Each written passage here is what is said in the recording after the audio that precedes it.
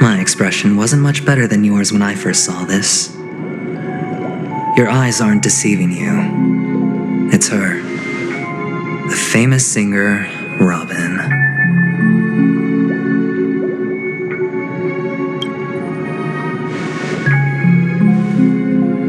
Well, first of all, can I just say that this had nothing to do with me? I'm just an unlucky bystander here. The family can testify for me. If you don't believe me, just ask anyone in the Bloodhound family. They hate me and they hate the IPC, so they'd never lie. This is not where the crime happened. What I showed you was a memory. The most basic light cone manifesting tech, authorized by the Garden of Recollection and owned by the IPC. Did you really think the Galaxy Rangers were outsiders this whole time? Penacony has made a solemn commitment to protect the safety of anyone inside a family dream. Any person in distress will be forcibly awakened and safely returned to reality. What gives them the confidence to make such conclusive statements? Because behind this promise is the harmony. The family's Dreamweavers link up their minds together to construct an unbreakable defensive line. Breaking through this line of defense to create death in the dreamscape. Not even a memo keeper could do that without the family's permission. Who could have done it, friend? The only one is her. The girl who calls herself a Galaxy Ranger. An imposter. An unsought guest. An emanator who hides her true identity. Ifrit's death was a foregone conclusion. And Robin?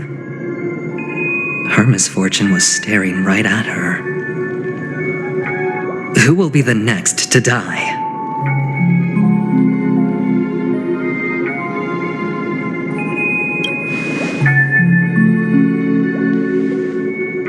It's fine.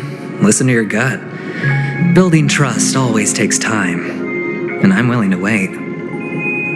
I just hope you realize that wherever that legacy is concerned, covert plans are already underway throughout Penacony. Everyone's got their own agenda. Careful you don't get stuck on the wrong side. If I were you, I'd keep my distance from Acheron. After all, any schemes out in the open are always going to be better than a monster in the shadows, right? Who's to say there isn't an even deeper conspiracy lurking beneath the surface? Memo Keeper, I think our little deal is finished. Aventurine is telling the truth. This memory is a real one, and there's no sign of any distortion grafting on. Well, the IPC is not the Garden, and there are real limits to what they can actually do. But you know all this. Friend, let's not beat around the bush here. The thing is, I want to reach out personally to team up with the Astral Express. I told you I'm just not interested in scrambling for the legacy. I just came to Penacony for work. I'm here to retrieve some lost property for the IPC, if you catch my drift. I'm talking ownership of this frontier prison. This has all become a bad debt thanks to the cancer of all worlds. The IPC has tried sitting down for negotiations time and again, but the family wouldn't even take our calls. You have no idea how difficult these people are to deal with. Put it this way, they've hushed up the existence of death before, so they can definitely cover up any news about Robin's death. It'll just quietly float off like a bubble and pop. Nobody ever being the wiser. That's not fair, right? So then, friend, I need your help.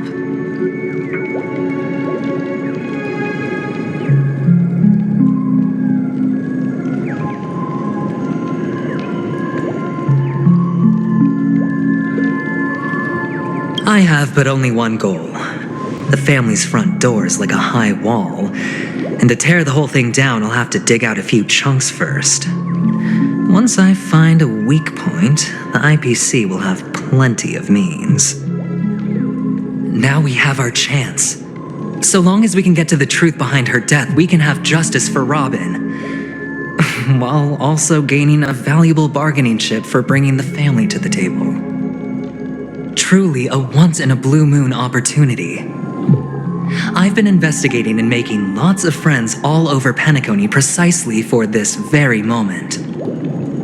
This tragic news would be extremely bad for the family, so they'll be doing everything they can to stop it leaking, especially to the IPC.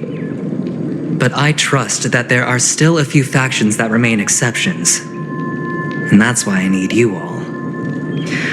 The reputation of the Astral Express precedes you, and the Harmony will give you the fairest of appraisals. You get to find out really what happened and seek justice, and I get to put it toward completing my mission for the IPC. It's what you call a win-win situation.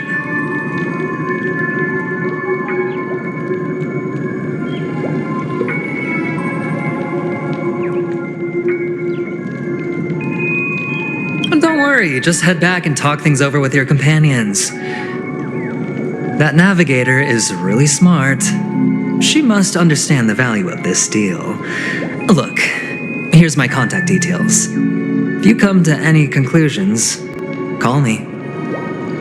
Oh, and take this. A thorough investigation can always use a little more funding. Don't mention it. So long, friend. I really am looking forward to uncovering the truth about death with everyone.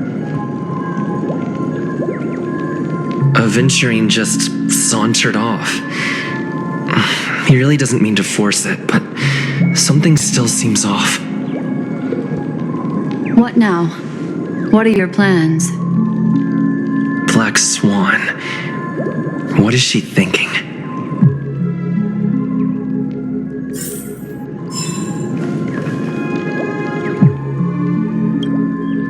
On the surface, this doesn't look like a bad deal for you.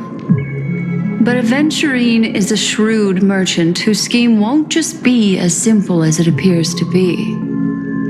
He doesn't know about Miss Firefly yet, but judging by your reaction, he may have noticed something going on and deliberately shifted topics to the truth of death to try and pull you in line with his way of thinking.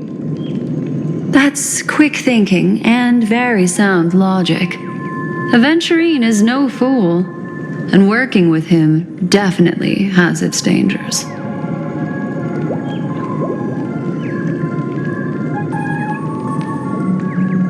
That is something I agree on. Anyway, be careful out there. There's more than one way to blaze a trail. In a dark forest beset by wolves, ensuring your own escape to safety should be your primary concern. As for the other questions,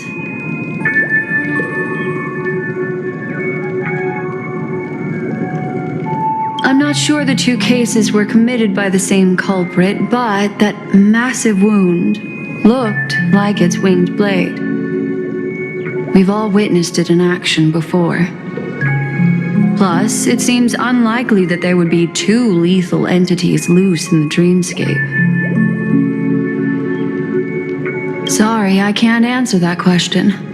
That ranger is shrouded in mystery. I'm afraid no one is capable of providing an answer.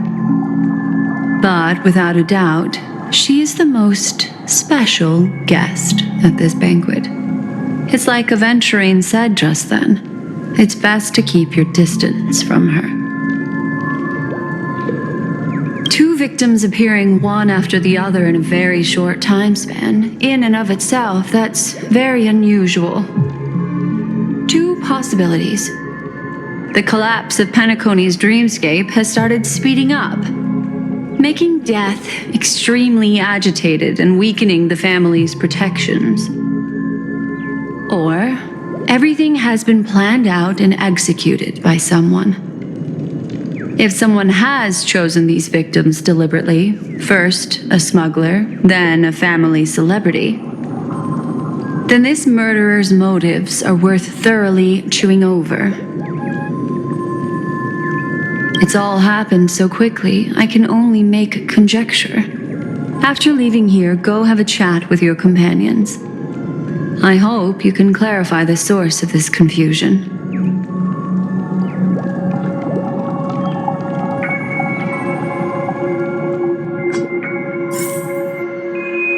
Come, this way. It's a short walk. Don't get lost.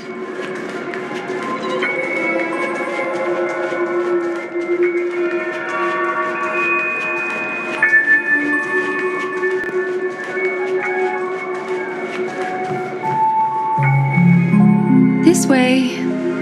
This is where we part ways. All of this is like a nightmare. Unfortunately, the remembrance doesn't lie. What we just saw is the reality that happened, and it won't fade from our minds just because we wake up. But follow your heart and don't be afraid. We all walk through this world casting shadows of different lengths, and ultimately, all we leave behind are precious memories. Hold on just a sec.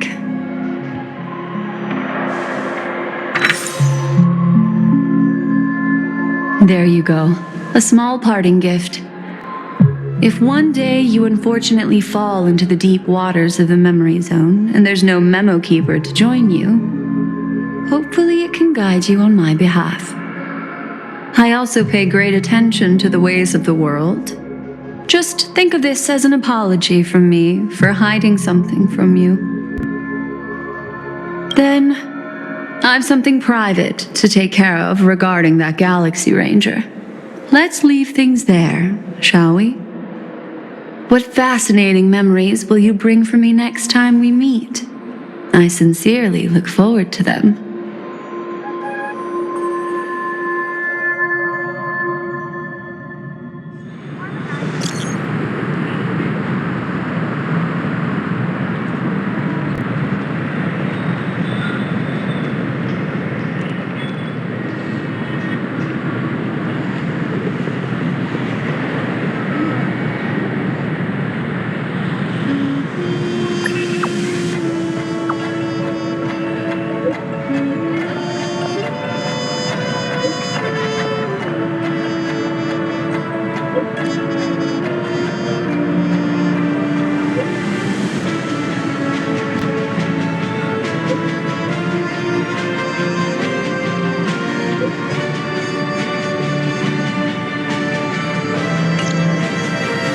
Family rep. Is he...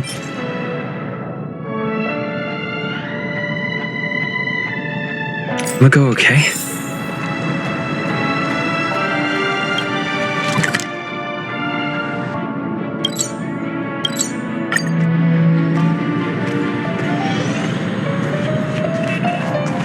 So much has happened.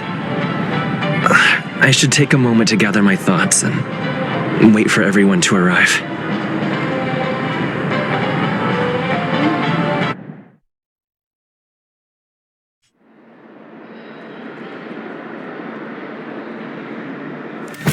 Better unsheath that blade now, Ranger. Do you still dream, Hunter? Of those slain by your hand?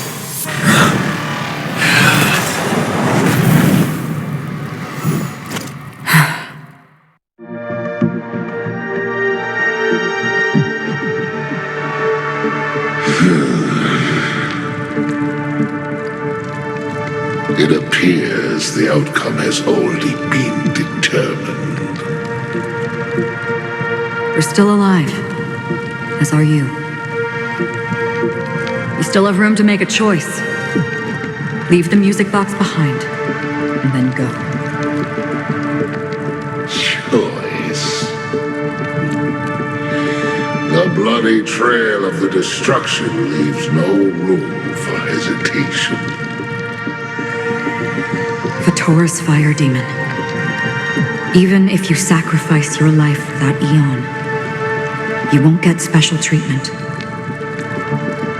Ranger, you tread the narrow path of the hunt. You could never understand. We come from the fire and are born bathed in fire. We spread, burn, and destroy until all the kindling has burned out and we leave only ashes on the ground. Burning forms the entire life of a fire demon, from the beginning to the end. We are born to die just to put into practice a profile of another universal truth. All things are created for the destruction. Your companions don't seem to think so. They fight for your chance at survival. They are my children, and just as I was, they are flames that have yet to burn white hot. They're still young, and I don't blame them. But my flames are faint, and time is running out. Can you see the planet of festivities in the distance? I plan to bring purgatory with me there, and before that, I must surpass you. Why? Because on the path they have forged, you have traveled farther than I have. Emanator.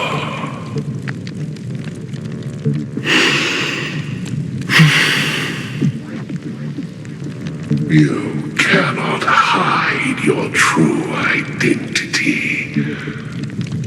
Draw that sword, for we shall indeed remain here, bound to fight a decisive battle to the death, for I choose this.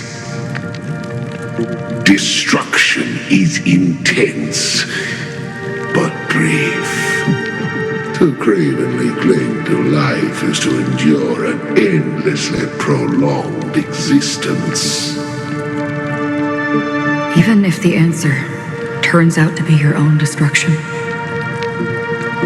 What is important is not the answer, but that it exists, just as you exist. Everything exists to be destroyed. Emanators are no different. Just as even sweet dreams may be born of the void, the so-called impossible is merely something that has yet to happen.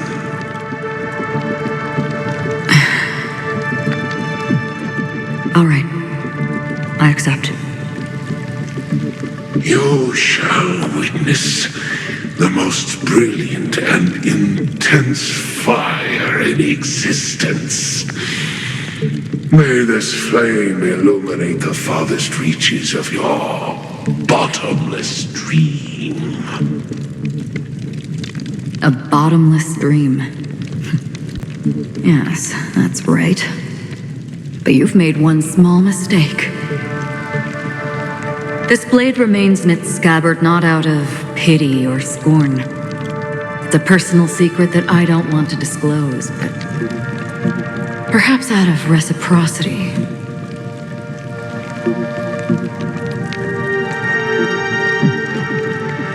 I'll reveal the truth to you. The hunt is not the path I truly follow.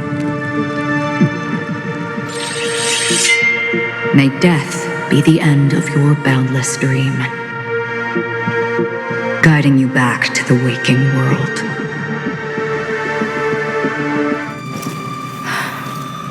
I still see them in my dreams.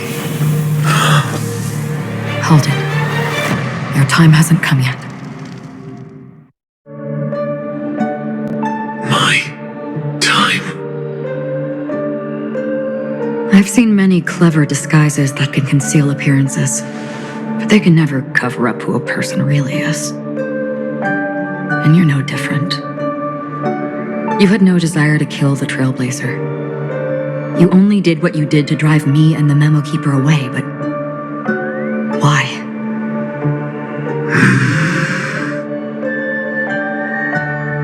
Did Destiny's slave make you do it? You know, Elio. I thought this is just the kind of thing that'd get written into your script. My script has always been brief. Other than that, anything beyond that is unnecessary. He knows my nature. There is but a single destiny from which no one can escape. And until then, I hold the privilege of choice. However, you appear to be ignorant of this, so it's time for me to inquire. Who exactly are you? Not your enemy, perhaps. That's not what I asked. I don't deserve your curiosity. Loners wandering the cosmos always have their secrets. Take me. I'm wanted by the IPC, so it's little wonder that I know something about the Stellaron hunters. That's all. Maybe I can help. What I tend to forget things. Which is why, rather than memories, I'm accustomed to using my emotions to capture what I normally wouldn't otherwise. So, I know who is inside that cold armor. How about it? Ready to take off that armor and sit down for a talk? It's not yet time. I don't need help, but I can give you a suggestion that would make things better for you and me. If your goal is the Watchmaker's legacy, then go look into the family. Not only are they covering up the existence of death, but they're burying the past and the truth about what happens inside the dreamscape. Already on it. And the Astral Express is no enemy of yours. I know that. I just never expected to hear you say it. What's next then? The Trailblazer's been taken by Black Swan. Will you go look for him? No need for that. No harm in mentioning that Elio's only given me one instruction. Get all of the Astral Express to track down the Grand Legacy. I tried settling this in an easier and more direct way, but as you can see, here I am, confronting you. I failed. Can't ever go against the script.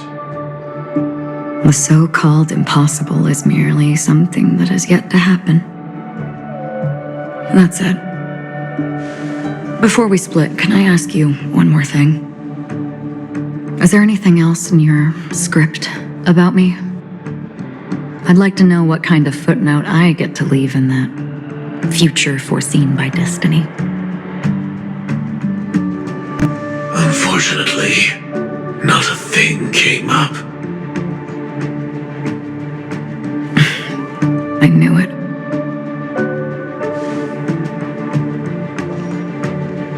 Hang on.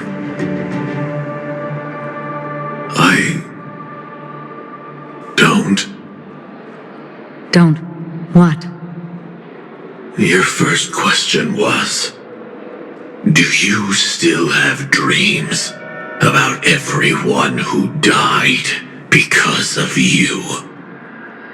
I don't. Never have. I was born without the ability to dream. I I live for this cold, harsh reality. For a little light, and to burn, to keep on burning, until I turn to ash. So, I really envy you.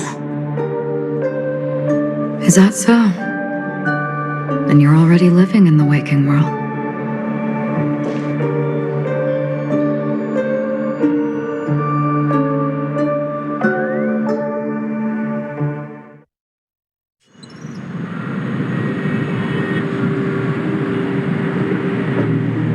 We heard about Miss Firefly from Black Swan, but we never expected Miss Robin to... I'm sorry that I couldn't be with you then. Reality cruises on in serenity, while undercurrents bubble up from the dreamscape. Just like that memo keeper said. Stay strong, everyone. We can still do what we can for them. Starting with finding the murderer. Let's recap everything then. The Trailblazer just reminded me of something.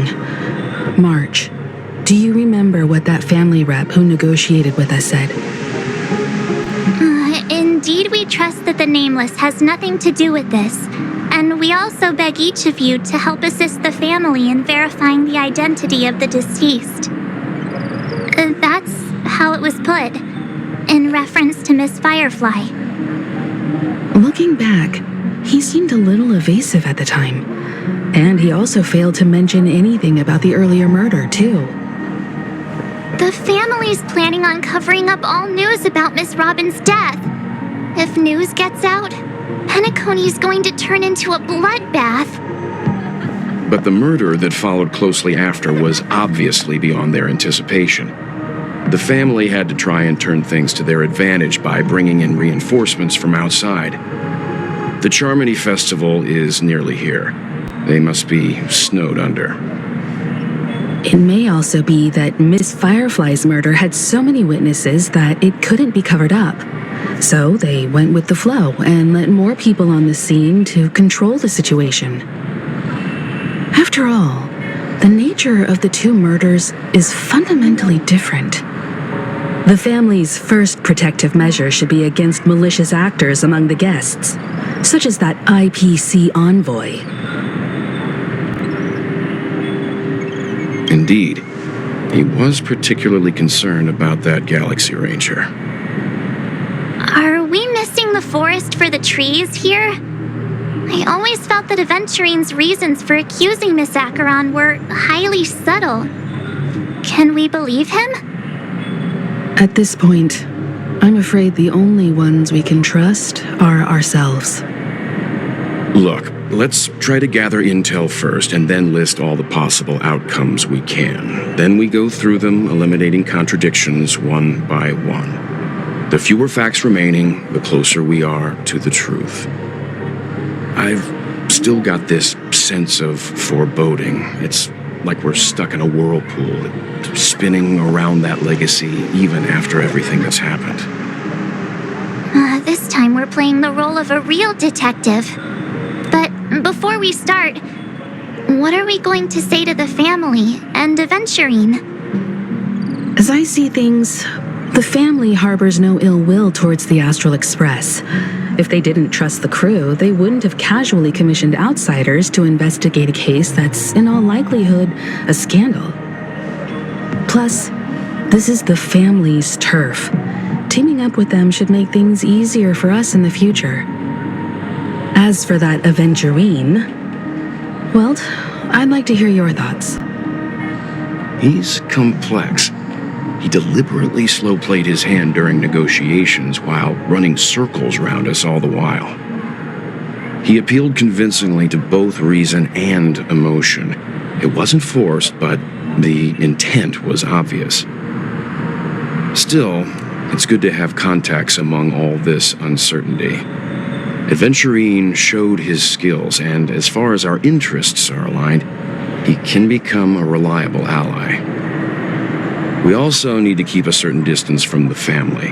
Never let them get too close. Teaming up with the IPC helps balance that out. If either side makes a move, we have the option to pull out. So you suggest accepting Aventurine's proposal to team up? Yes. It's risky, but we can only wait until both sides have played their cards before making any further judgments. I get why, but there's a whole lot of bad guys and girls around here, and I'm worried about getting stabbed in the back. He's been bullied a few times now, and I can't stand it anymore.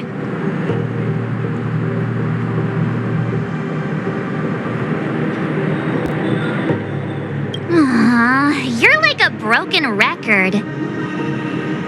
Forget about it. Just let me keep an eye on him.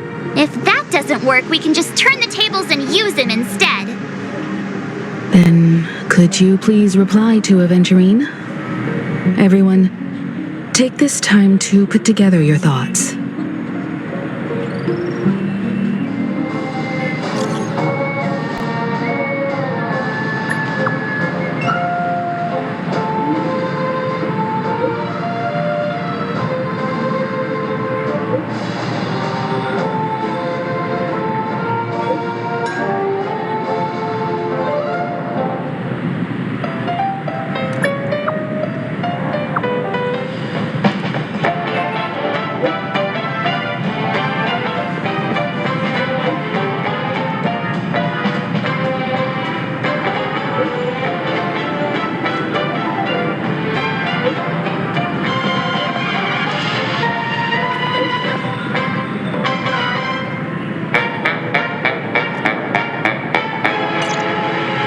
Looks like Aventurine is happy with this outcome.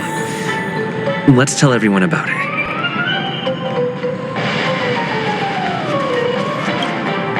Aventurine's goal is to try and recapture Penacony for IPC. To do this, he'll have to bring down the family in its entirety to create a big enough chance. The existence of death will be covered up by the family. So how does he plan on taking them down? It's gotta be something important enough that everyone will notice. But it also can't be anything too out in the open. An attack on the hotel guests? Unlikely.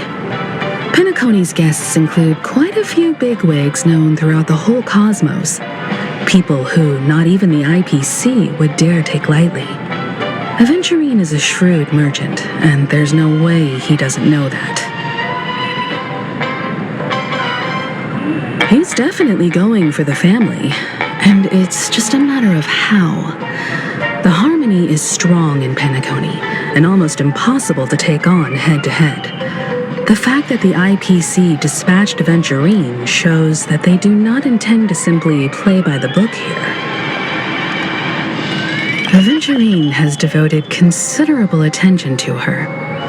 But this Galaxy Ranger, we know hardly anything about her and can't rush to any conclusions. I was also considering this possibility, especially because he respects you so much and has sought you out before a few times. Perhaps he's also unsure of your intentions and is probing you. I'm just speculating. In any case, we have to be careful when handling Aventurine. He's skilled at reading people and discerning the right moment to strike. Also, he's clearly a born gambler if he's willing to go all in to win.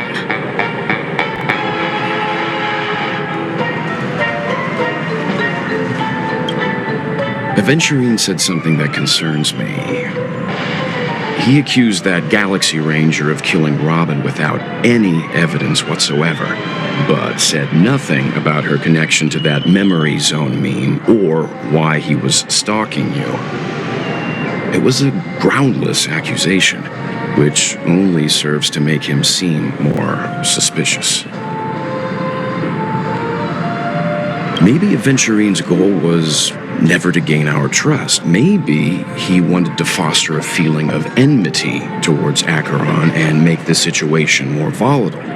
2 birds, 1 stone. However, I asked Don Hung back on the Express to confirm that story about the Annihilation Gang and the lost messages. It wasn't something that Aventurine made up out of thin air. You've met her many times now. What's your impression of Miss Acheron?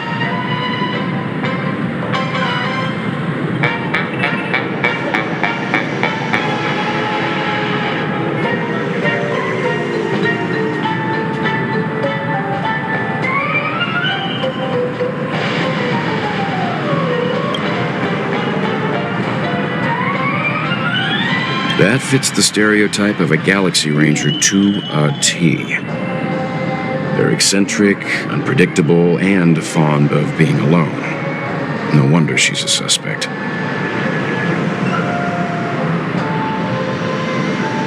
I really love Clocky. Checked off the list.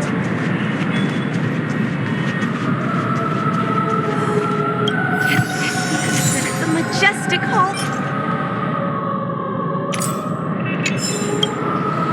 I hope it's not too soon to bring it up, but I feel like Miss Robin isn't actually dead, but that she's still alive and well. Somewhere. That everything's just some horrible prank. Because aren't we supposed to be inside a dream? How could someone die in a beautiful dreamscape like this? Shouldn't only good things happen here? Whenever I see the Grand Theater, I just can't stop all these thoughts from flooding my head.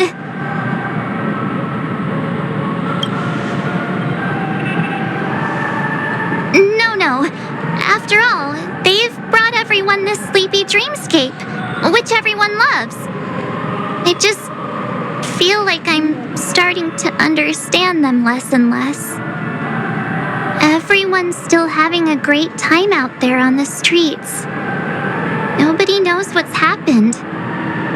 It's all so unreal. As if Firefly, Miss Robin, and us were all outsiders from another world.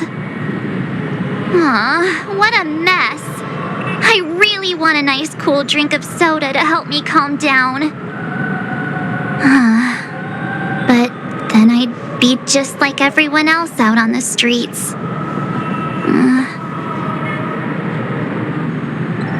Looks like Aventurine doesn't need anything else. Let's turn our attention to the family's assignment for now. Himiko, what do you think? Among our current clues, the 2 murders that he witnessed are the most directly connected. I suggest starting here. One thing I'm curious about is, if a person dies in a dream, what happens to them in real life? Seeing as we're at the family's behest, why not pop back out to reality and verify Miss Firefly's situation back at the hotel? Perhaps we could also make a few inquiries about her while out there. How about we split off into 2 groups? There are still some things worth focusing on inside the dreamscape. I'll investigate those, and we can link up again later. Worth focusing on? Oh. No problem.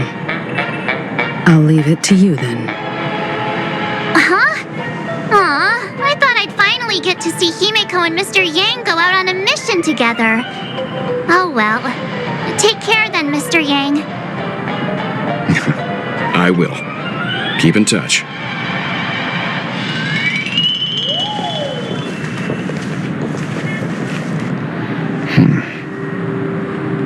Honored guest, could you come out for a second?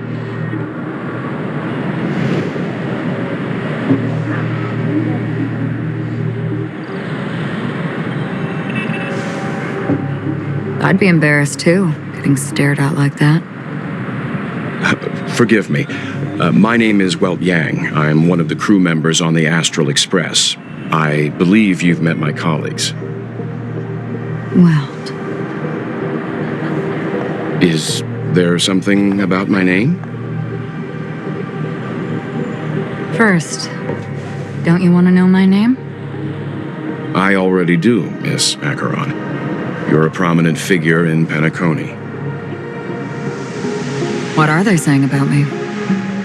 Some claim that you're the real culprit behind these murders, that the Annihilation Gang's tragic fate at the banquet was a result of your blade, and that you're now attempting to unleash another bloodbath on Penacony. The Annihilation Gang. Ifrit of Everflame Mansion. Tragic fate. That Duke turned his dying body to flames and sacrificed his life as a martyr. He was a determined and heroic pathstrider. Not even a villain should be disparaged like this. And what's more, there were plenty of suspects invited. Do they really think that a blade is more dangerous than that black hole you're wielding? Keen intuition. Not even the family managed to point out the truth behind this cane. So you must surely know, Miss Acheron, that peering into a black hole is not a wise move. As a potential threat, your knowledge of us has reached uncomfortable depths. Reveal your true identity and intentions. Otherwise, brace yourself for gravitational disintegration. That shouldn't be necessary. But if it makes the Nameless feel less defensive, I'll be happy to abide. Believe it or not, Galaxy Ranger, Acheron, those are the names I go by to this very day. My trip to Penacony is solely to fulfill an old, final request. I'm here for the Watchmaker's legacy. And that's it. I think I've been honest enough. Still unwilling to reveal your true identity? It's not that I don't want to. It's just that I can't. I've come so far, and I can't sum up all of that in just a few words. Everyone has their own unspeakable past, secrets that they don't want to be revealed. And I won't be asking any more questions, such as why the Astral Express is roaming around the cosmos with a Stellaron on board. Is he okay? That memo keeper didn't do anything, right? He's fine. Let's stick with the topic. Gaining my trust all depends on how much you're willing to reveal. I've run around many different Penacony dreamscapes just to try and find that legacy. And during this period, I came into contact with quite a few guests. In the process, I gradually came to realize the secret of Penacony may be closely related to the Trailblaze. That's why I've come to ask for your help. I don't have enough proof yet, but I'd like to speculate something. The source of all tragedy lies within the family. If you could trust me, we could find the proof to support this claim together. Mr. Yang, I think you've come to the same conclusion, haven't you? Let's leave it at that. For now, I'll choose to believe that you bear no hostility.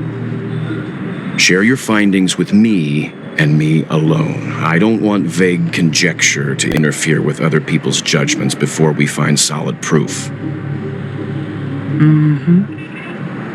By the way, would you like something to drink? Before we go, how about 2 cups of Wake the Heck Up? No, 4 cups. Because the conversation coming up will last forever.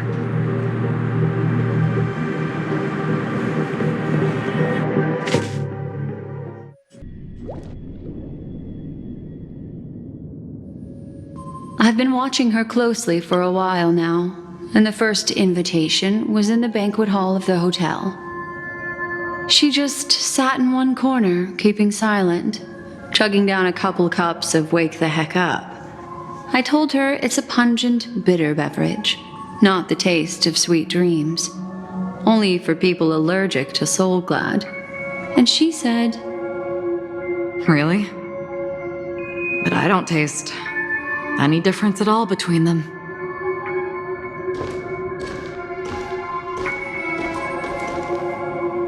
the guest rooms are charmingly minimalist. An aesthetic you share, Miss Acheron. It's a cinch, this music box.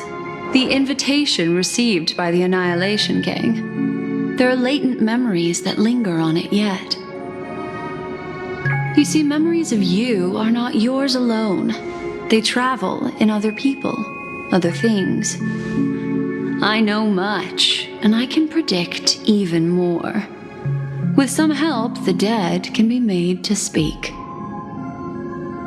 The Annihilation Gang, that band of desperados who all disappeared after meeting you. What exactly happened to them? Well, let me reveal all.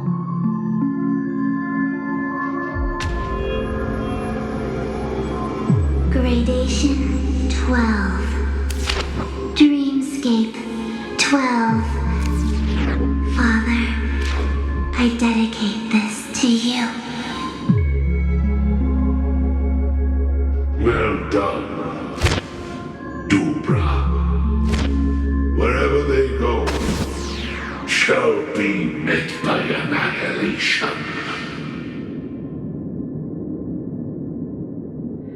There it is. It's hazy, but it's Ifrit's voice. The other one is probably his progeny. This is the residual memory from when the invitation was first delivered. They were abruptly interrupted. Then, what happened next is... They sought refuge in a land of sleep, merely wishing for undisturbed rest, away from the storms. Children of the flame, this marks your rite of passage. She won't be necessary. I alone am enough.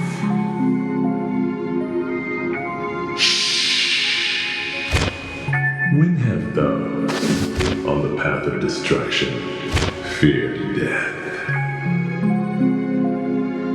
The Everflame Mansion has set out on a journey. Those poor people, they have no idea what lies in wait ahead of them. Memory recovery is going well, but slowly. She'll be here soon, and time is short. There's nobody else here, so there's no need to be delicate. In fact, I think I'd better go all out.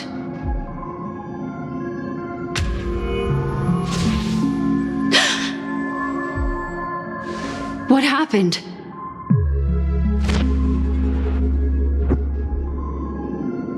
The memory after that is blank. How is that possible? This music box fell into Acheron's hands, and she brought it to Penacony. That's a fact. And that's how it should have gone. But along the way...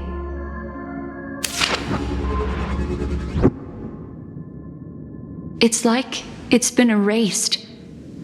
Who's done this?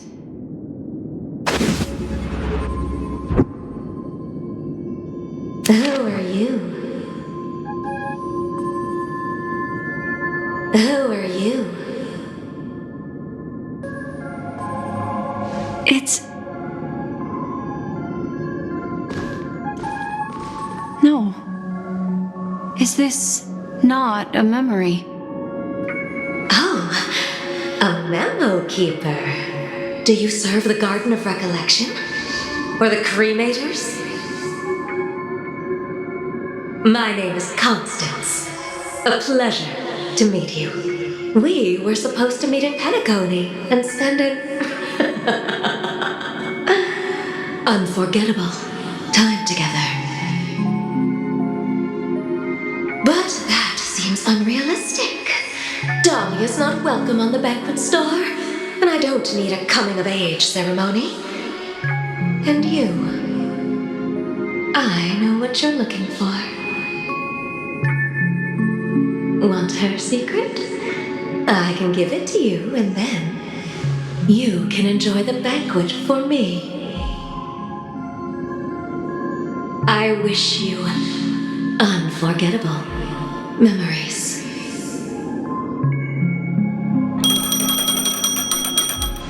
Oh. A phone. Wanna listen in?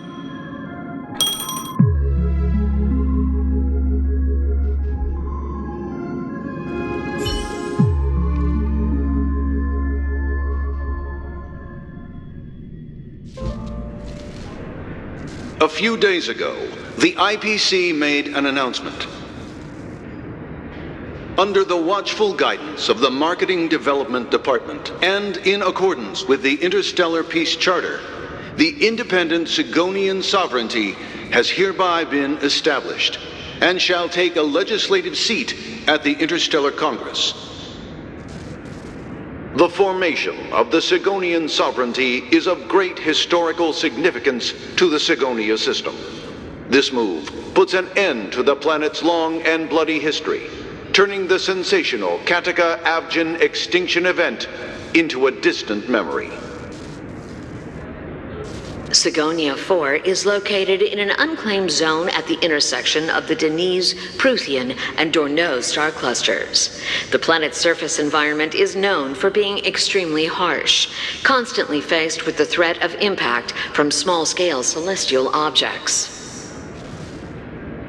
This is why very few intelligent species have made this planet their home, dividing themselves into several tribes to eke out nomad lifestyles as they struggle to survive the arid desert wilderness. They have developed their own folk beliefs that are independent of the Eon belief system. Sigonia. Sigonia. Ravenous eye of the storm, spurned by all the gods. Land of rock, but not water. Lightning, but not rain. Blood, but not tears. You beat us with your falling stars. You lash us with wind and storm. You chew us up with the cracked earth.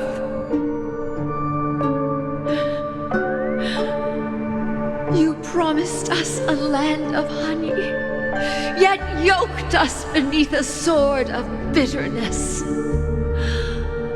Oh, Gaiathra Triclops, if thou can hear me, please open up thy 3 eyes and gaze upon this child. When you took his father, my child was still sleeping in my belly.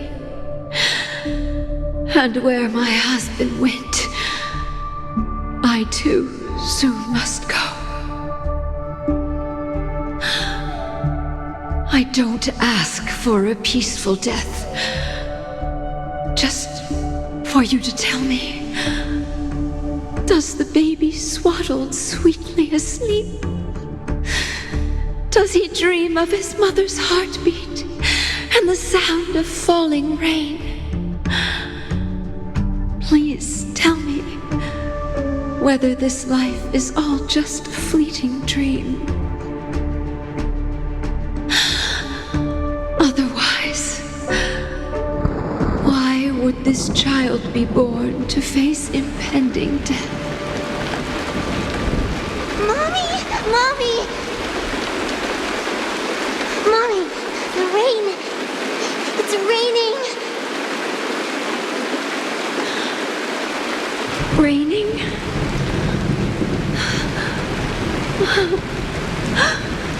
Raining!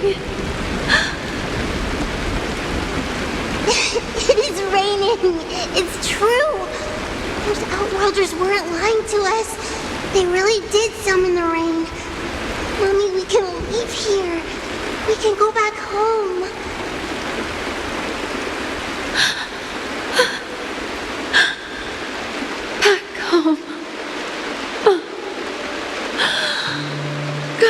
favorite Triclops. You came. Do you hear that? Thank you. Thank you.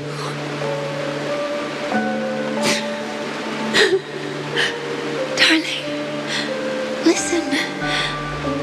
This is the sound of rain. On the day you were born, the sky also sent down a gift like this from Gayatra.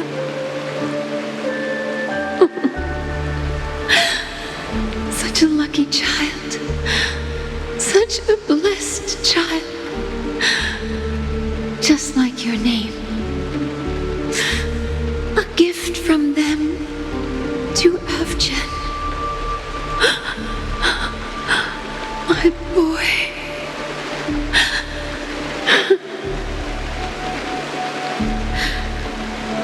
May the goddess Gayatra close her eyes 3 times. Keep your blood eternally pulsing. Let your journey be forever peaceful. And your schemes forever concealed.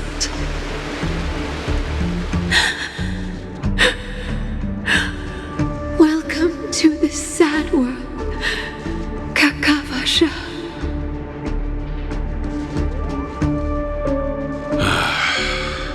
Time to wake up, gambler.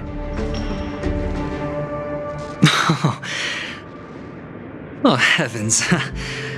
I must have drunk too much Soul Glad. Didn't expect you to be back so soon. How is it? Find anything? Just as you guessed. Nobody outside knows about Robin's death. There aren't even baseless conspiracy theories. They're still streaming the rehearsal for her ceremony, using a stand-in, I guess. They must be dreaming. Of course. Who could imagine that death would actually descend upon the idyllic dream created by the family? Let alone that the victim would be the female lead of the Charmony Festival. To be honest with you, I didn't believe it. I even tested it a few times myself, until I discovered that I couldn't actually die. Whenever there's any danger, I'm forced awake by the dream pool, and it's all as if everything were just a nightmare. That's why I'm convinced that there are a few big secrets lurking behind the scenes. Then you must have heard about the Memory Zone meme. When I graciously deigned to establish connections with the Oak family on your behalf, they were quite in a pitiful state of disarray. Besides Robin, there was another body. I don't know the exact details, just that it was a stowaway. 2 murder cases? I told you something seemed off about the Nameless. He must have come across the other one. This murderer is a psycho. But I have to admit, the case should be easy to crack. We can leverage the family's malfeasance and let the IPC use this as a reason to intervene. It's just that their trickery runs deeper than I thought. Robin's stand-in was all ready to go. These 2 murders are definitely getting hushed up. What should we do? Let me think. It's too rare an opportunity to miss out on, so I gotta be careful. Incredible, gambler. Have you already exhausted your limited repertoire of tricks so soon? There are plenty of chips, but it'd be best to choose carefully. The most straightforward has to be Robin. Remember? That masked fool once told me to find a mute as a friend. Robin is what she calls the mute. She has lost her voice, and while most people can't pick up on it, you and I cannot mistake that sound. Not produced by any voice box, but rather by the resonance of the harmony. If that girl hadn't gone hoarse from singing practice, there'd only be one possibility. Something was up with the family. Or Robin herself. To get to the bottom of this, I tried every way I could to meet her. But she died. Right before my very eyes. A complete and utter loss. Incidentally, it seems to have resulted in your rather undignified arrival on the interrogation stand. There were eyewitnesses at the scene, and the family, in their graciousness, has tentatively accepted your alibi. However, for the foreseeable future, you shall, regrettably, find yourself under the vigilant watch of the hounds. Well, things aren't looking too optimistic, Doctor. I'm starting to break out in a cold sweat. Do you reckon there's still any chance of a comeback, given how things are? A probability? Yes, it exists, but it verges on the infinitesimal. To phrase it in a manner more befitting the vernacular of Penacony, you're dreaming. But if you simply can't control yourself and want to try your hand, then there just so happens to be a suitable candidate. That man wants to see you again. Who? Sunday. Is this a public hearing or a private trial? If it were the former, it would hardly befit my stature to stoop to the role of a mere messenger. Fine. Oh, that's great. It's all great. You see, the dead can't talk, but the living can. Ratio, I'm convinced now that there must be something wrong inside the family. Oh, just you wait and see. That man's sister has died. He can't sit on his hands. Well, without any further ado, let's set off. Lead the way. The show is about to begin. We're here. The Dewlight Pavilion is the Oak family's fortress and a place where heads of the families meet to discuss great plans for Penacony. Fortress? I like this metaphor. I dealt with the warlords of the Amanicus star system not long ago, and their synchronized orbital manor wasn't this heavily guarded. This mansion nominally belongs to Sunday, and is very befitting of its owner. Without his express invitation, the likes of ordinary guests would never grace these grounds in their lifetimes. Look around while you still have this moment of freedom. Hey, Doc, whose side are you on anyway? Who's to say I won't sell you out? We'll see. When we meet the authoritarian master of the Oak family, I'll pry an answer out of him. Follow me and I'll bring you to his parlor. Hold your tongue and let me deal with the members of the family.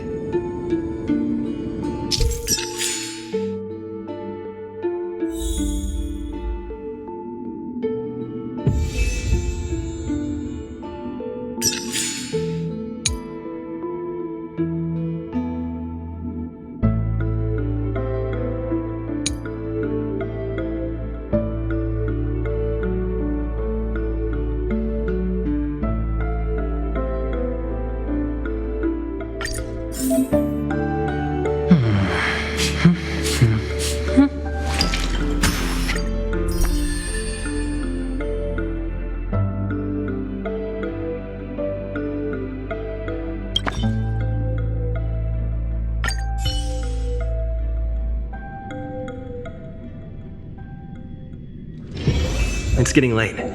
Where to now?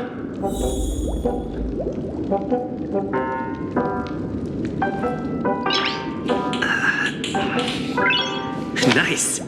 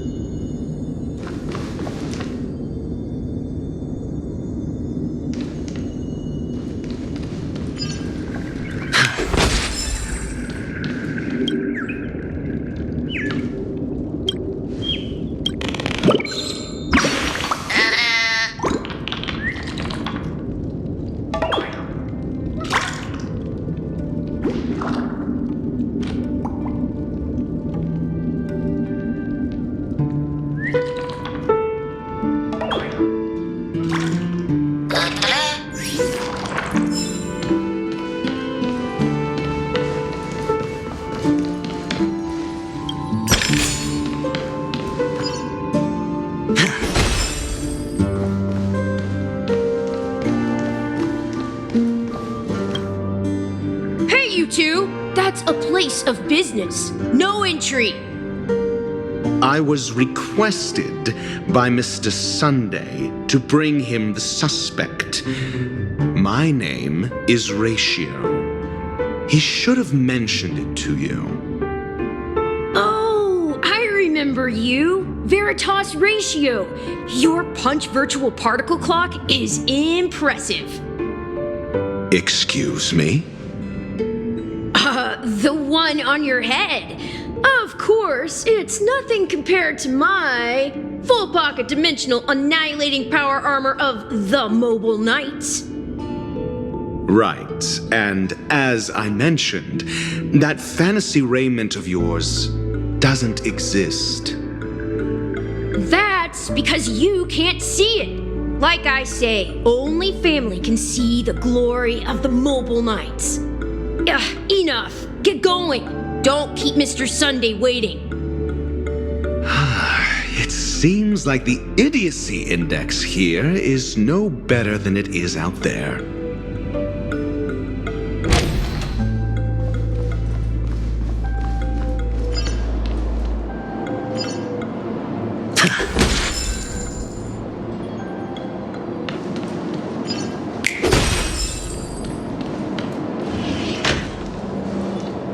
A dead end? The door is shut tight. Looks like we're on our own. I mean, there isn't a door. How did you get in before? For security reasons, the family built the administrative site deep in the dreamscape, with the mechanisms hidden in these nightingale statues. The direction of the statues can be controlled. On the previous occasion, an attendant named Kona had gone to the side room to verify something before setting the statues in the correct positions. Well, maybe we should do the same. Let's go and take a look. Of course, we can also use brute force.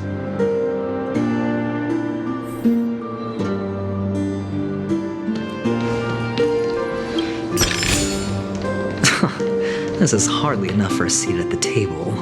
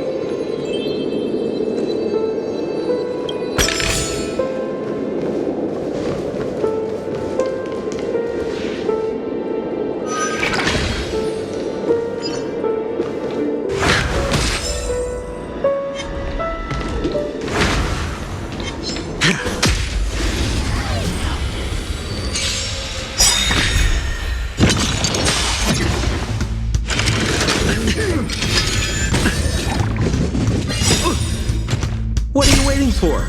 To betray my customers, I charge extra.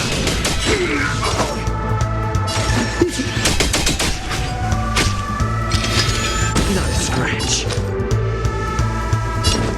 Spend freely. Time for a shot. I'm on guard. Lance ablaze. Lance! Forward!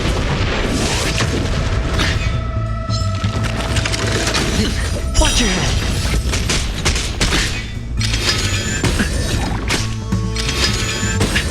I hit the mark. We're just having fun. Naughty child. Nap time. Ouch. Not a scratch. What are you waiting for? To betray my customers, I charge extra. Hedge your bets.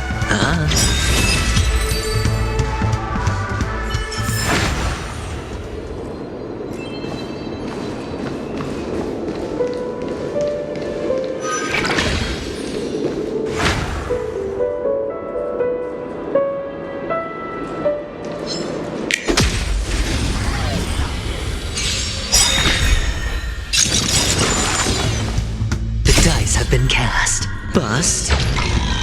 Or maybe I'll take it off.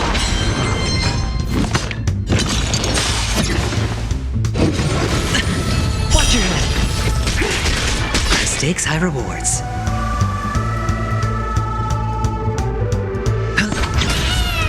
More business, eh? It's time.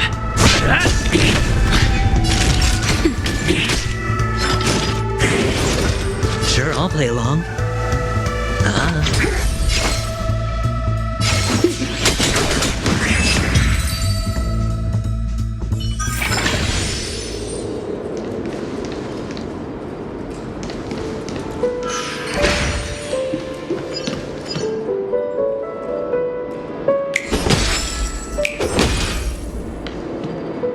Six nightingales facing in different directions. An obvious hint. But are these nightingales? They are. What's wrong? How can nightingales be so huge? They look more like torment eagles to me. There are no eagles in the five families, only nightingales. Why am I wasting time with you on this?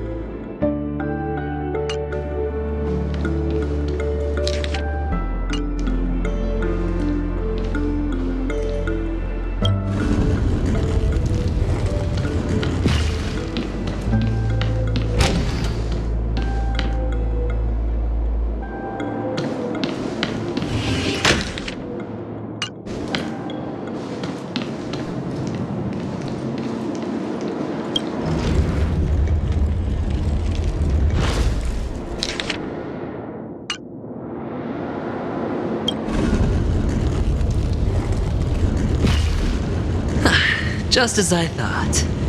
Here's the correct answer. A truly miraculous discovery. Perhaps I should offer you the chance to join the Genius Society. Really? Well, I thought you'd given up on that already. I was being sarcastic. Can't you tell?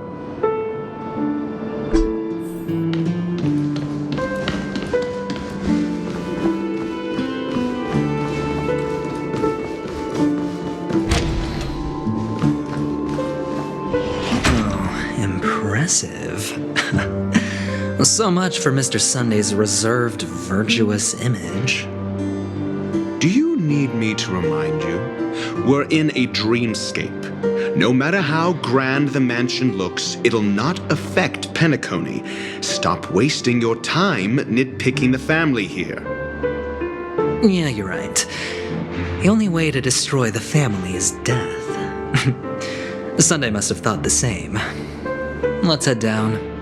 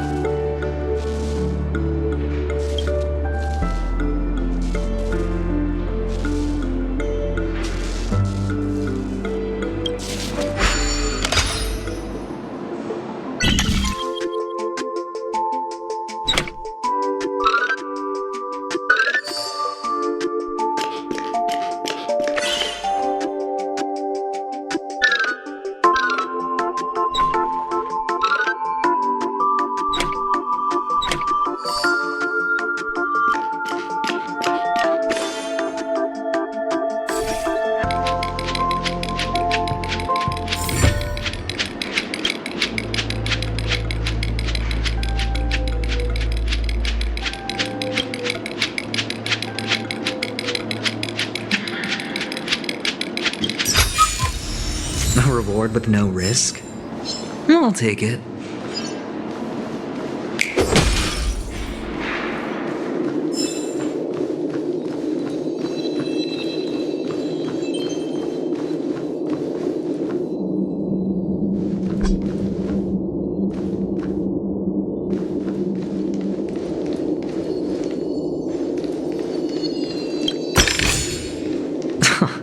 This is hardly enough for a seat at the table.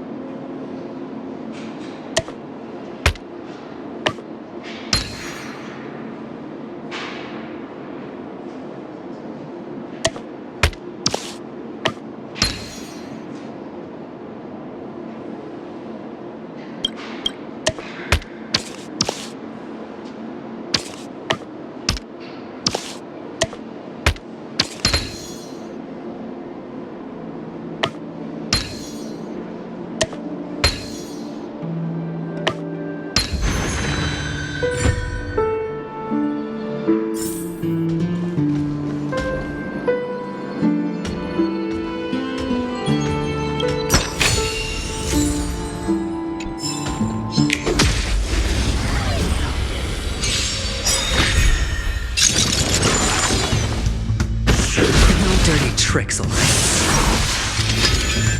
I'm okay.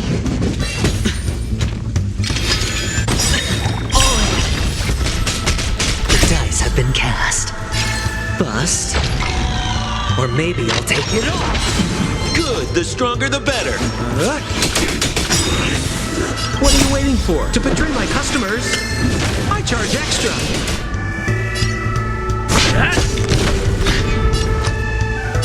Spend freely. We're just having fun.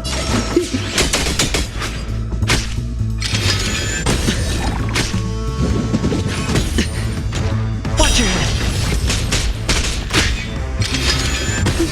I'm on guard.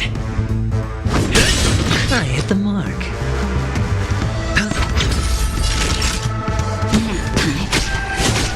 More business, eh?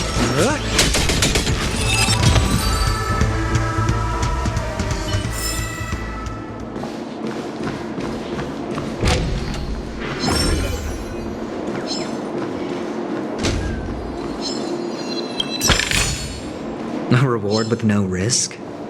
I'll take it.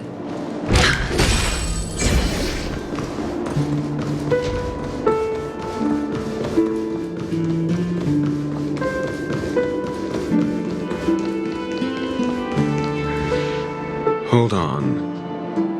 Huh? What's wrong? Are we heading the wrong way? No, but this door is locked. My friend? Did you really make an appointment with him? It's a trial. You got to prove your worth to Sunday before you can speak with him. If I'm not wrong, we need to find a way to open this door in the hall, or this place will be our prison. Oh, an escape room. My favorite. Get serious. I've no time for games. Let's head back. The hint is probably in that prominent sandpit. Wow. That's an enormous sandpit. I'd love to build a tall building for myself. Once I have enough savings.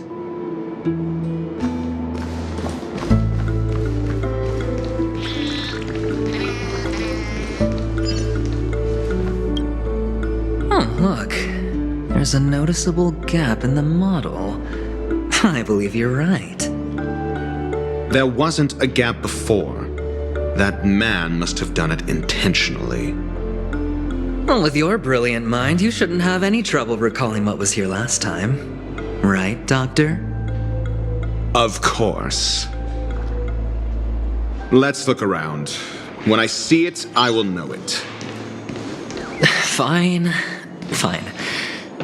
Why do I feel that we're pursuing a degree in burglary now?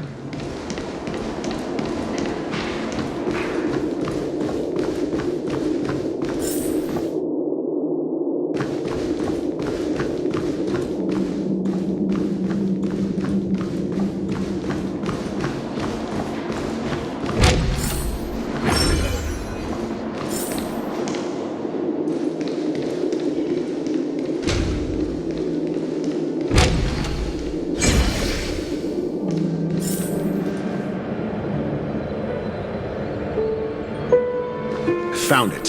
This is it.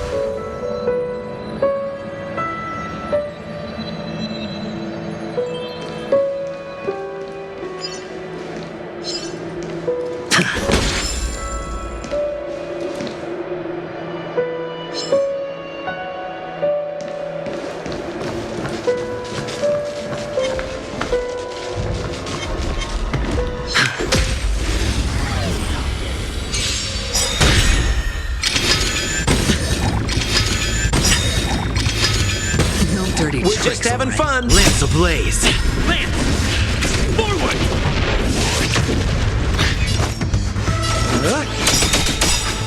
What are you waiting for? To betray my customers? I charge extra. Time for a shot. Nap time.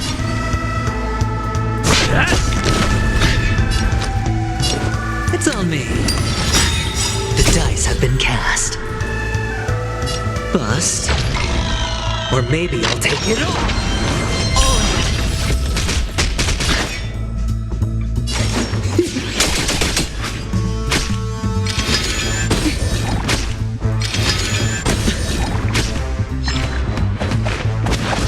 Not a scratch. Watch your head.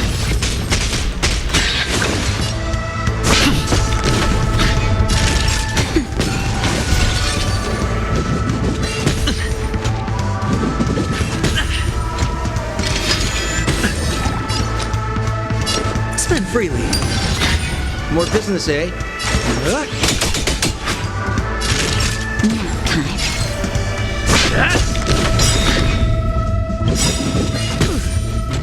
Lance ablaze.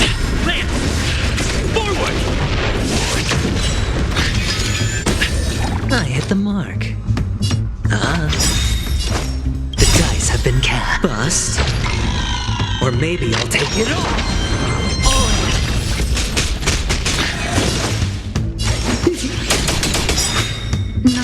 waiting for? To betray my customers? I charge extra.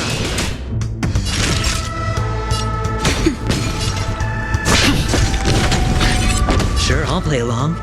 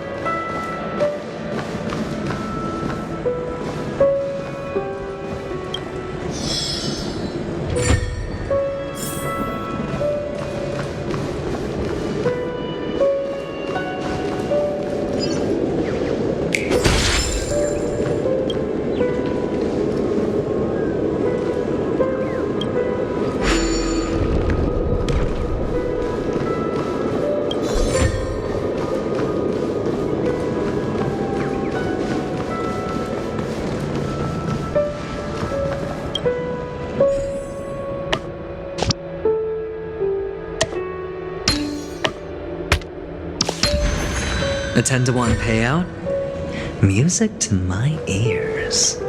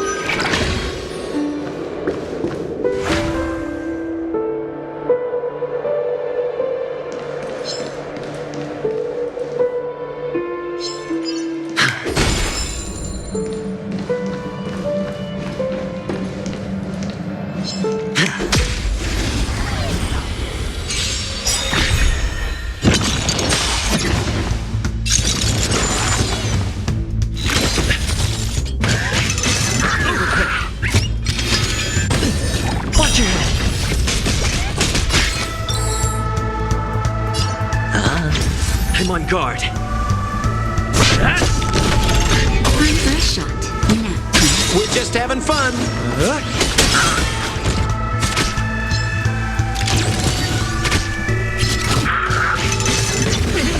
Watch the face. Hedge your bets. It's time.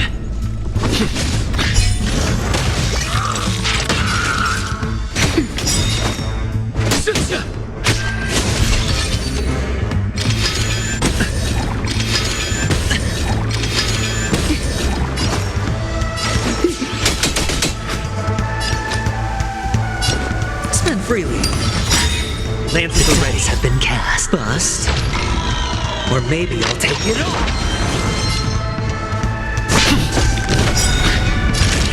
Nap time. Not a scratch. Watch your head. Lance ablaze. Lance! Forward!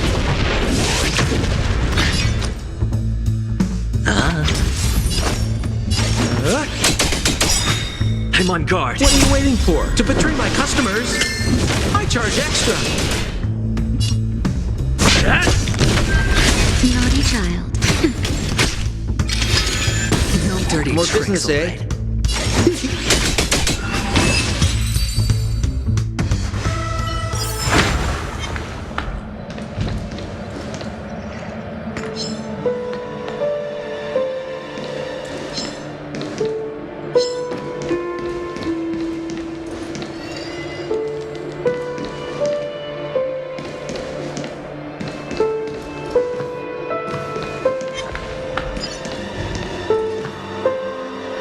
Feeling lucky.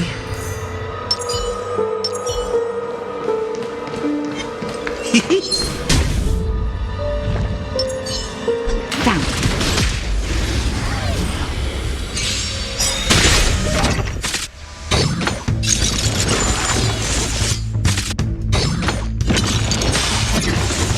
Sure, I'll play along. We're just having fun.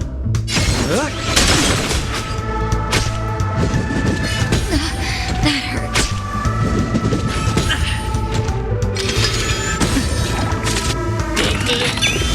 It's time.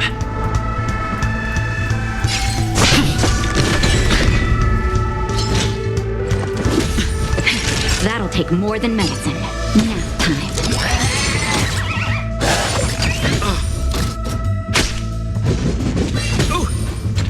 Watch your head.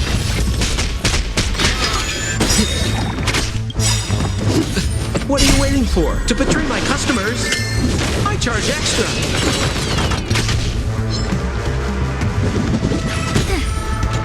I hit the mark. Spend freely. The dice have been cast. Bust. Or maybe I'll take it all.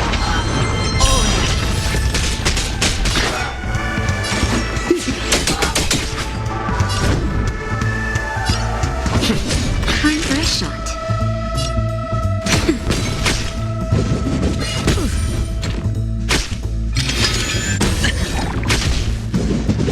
I'm okay.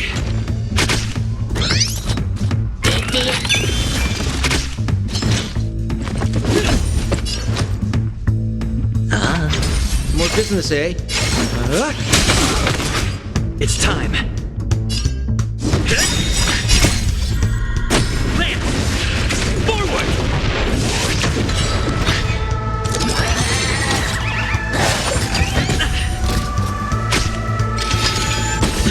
Watch your head.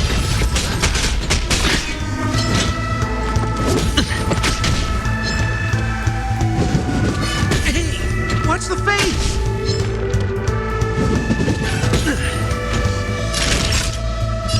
Nap time. We're just having fun. What are you waiting for? To betray my customers? I charge extra. I hit the mark. No dirty. The dice have been cast. Bust. Or maybe I'll take it all.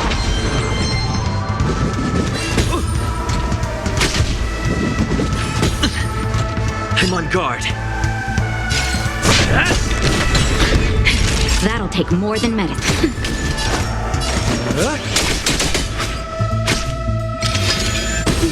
Watch your head. Hedge your bets.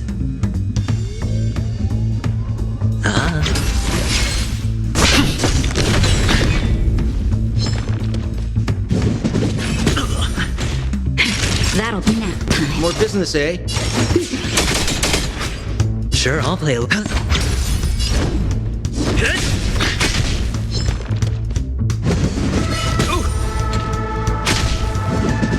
Hey! Watch the face!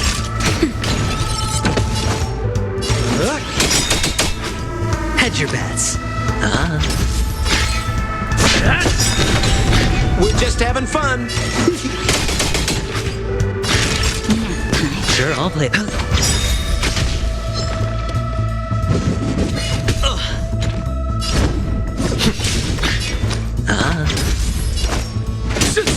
Naughty child. What are you waiting for? To betray my customers? I charge extra.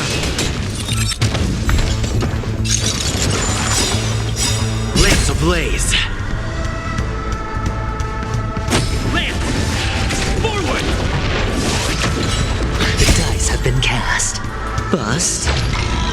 Or maybe I'll take it all.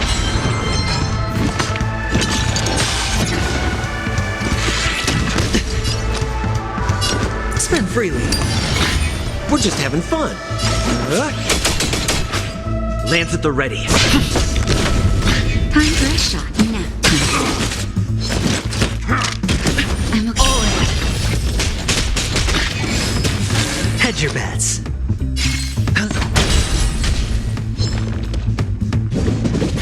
No dirty tricks, alright? We're just having fun. I'm on guard.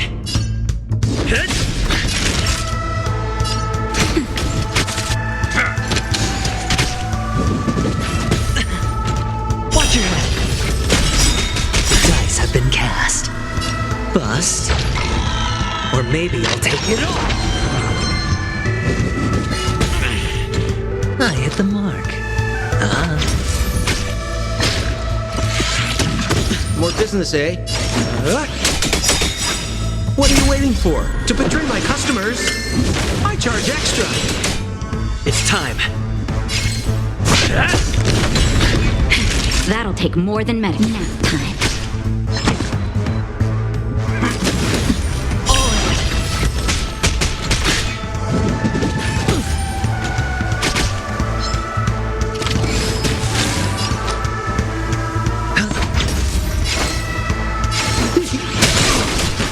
It's time. Lamps ablaze. Lamps! Forward! That'll take more than medicine.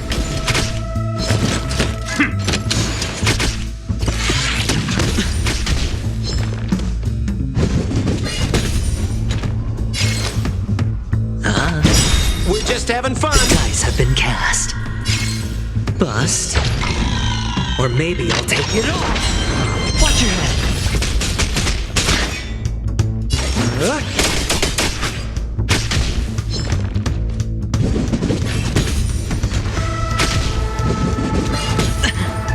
It's time. Naughty child. Nap time. Not a scratch. Spend freely. We're just having fun. I'm okay.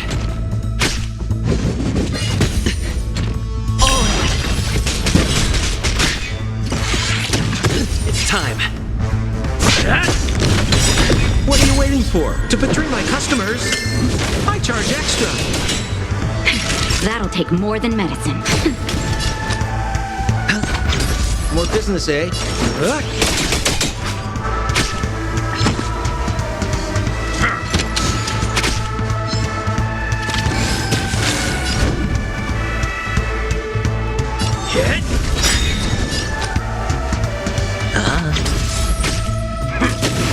I'm okay.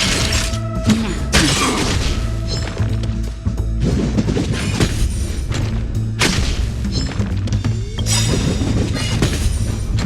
Lamps ablaze. Lamps! Forward! We're just having fun.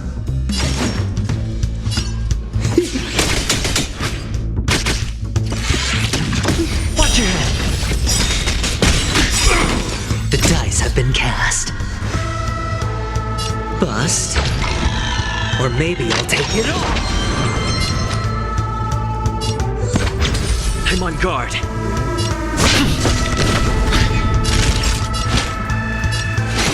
We're just having fun. What are you waiting for? To betray my customers? I charge extra. Sure, I'll play along. No dirty tricks.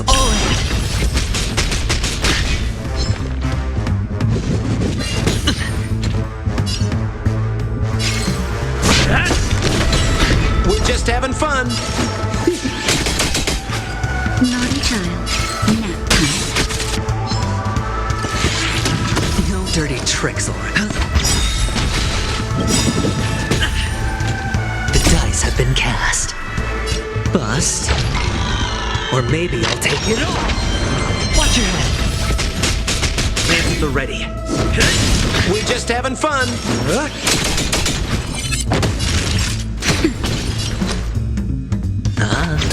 I'm on guard. More business, eh? What are you waiting for? To betray my customers, I charge extra.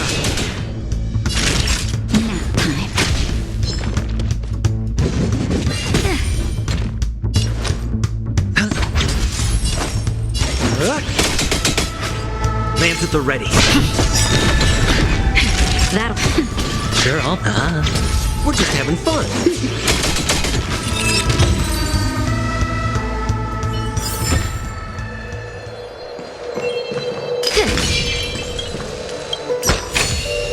If there's medicine, it'll come in handy.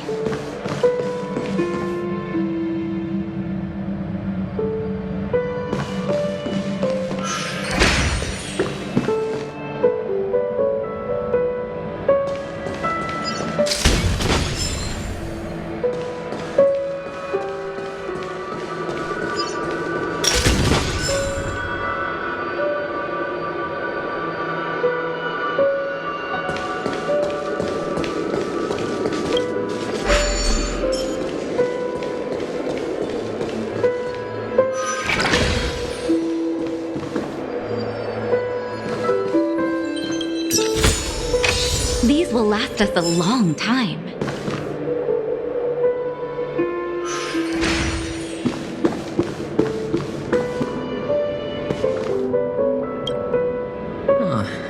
And the nameplate reads Gulliver's Arch.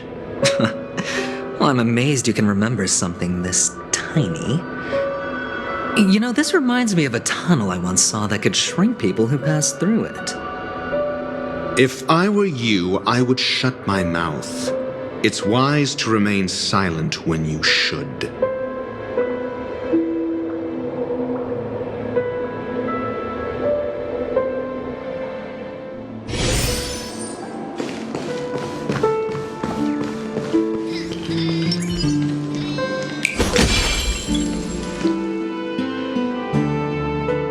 Oh, this reminds me of one of those building toys.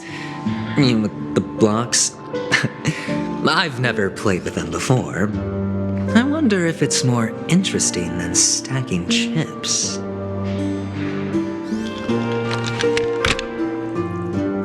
Oh, look. The gap is closed. And it fits perfectly. So, what's next?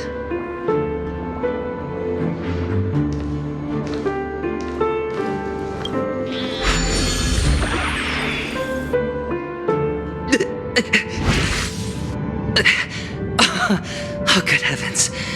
Did I shrink? Am I still in a dream? Indeed. Oh, Doctor, you're huge. It's me! Down here! In the sand pit! Oh, actually, I think we could make this work for us. Just find a way to slip me into Sunday's collar, and I'll infiltrate the family just like that.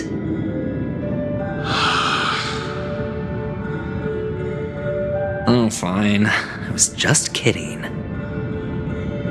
Let's find a way to open the door.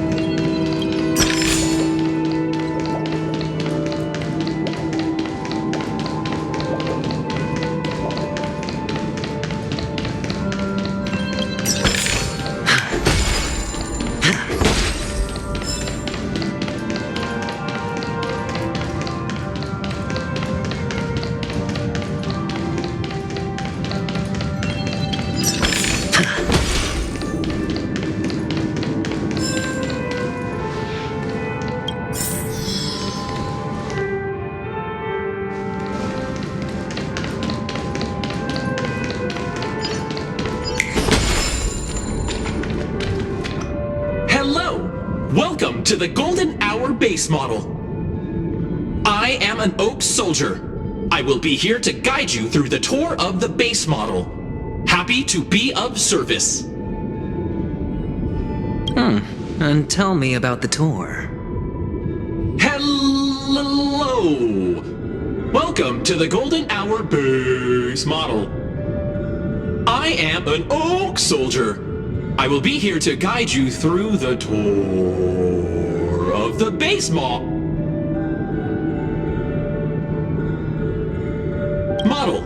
Happy to be of service. Generating guide. Please wait patient.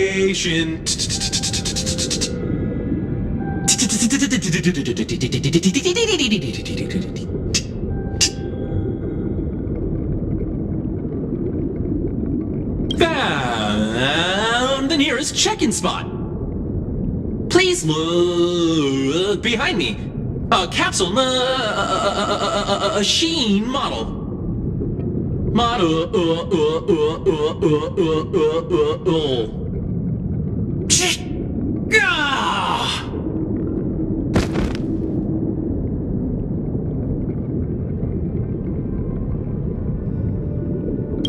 What's up with that?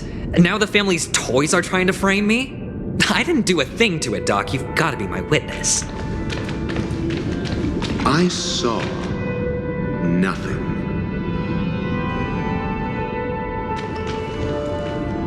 Oh, capsule machine. There's no mechanism on the floor. Could there be one at the top? Doctor, do me a favor.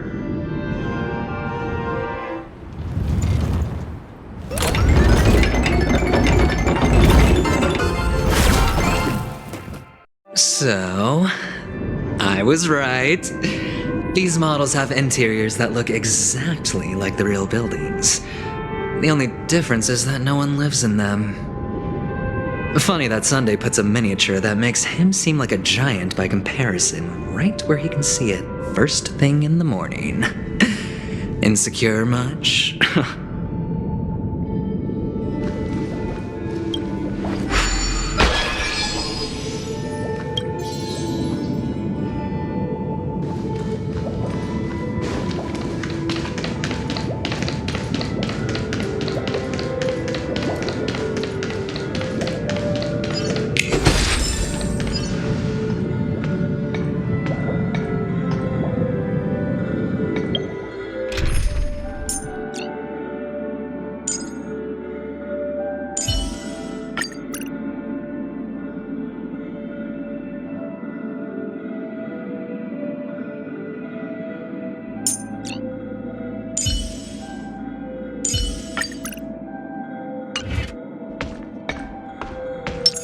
Sounding.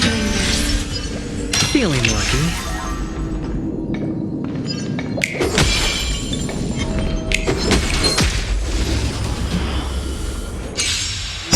Existence is unity.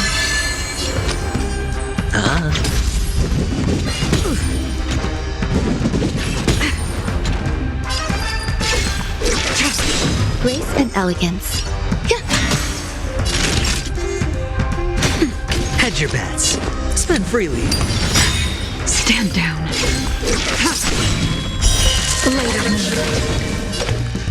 Every petal in life's all will be swept away by the wind.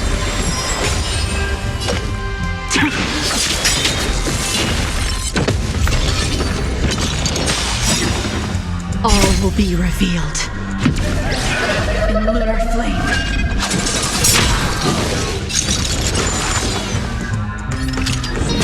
Sure, I'll play along.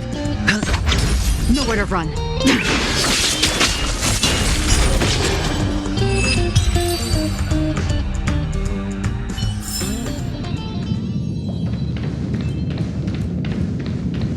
Oh, one of the fragments flew upstairs. I'll need to use the pinball machine to flick myself up there. But it's tough.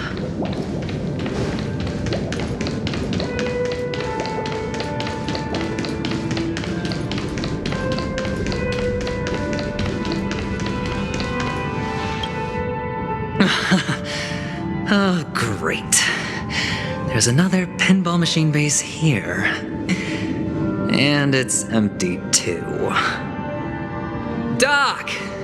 I'll need your brain power again. There's no need to yell, I can hear you. The pinball machine must be hidden somewhere in the hall, like the arch. Wait here, and I'll be back in a minute.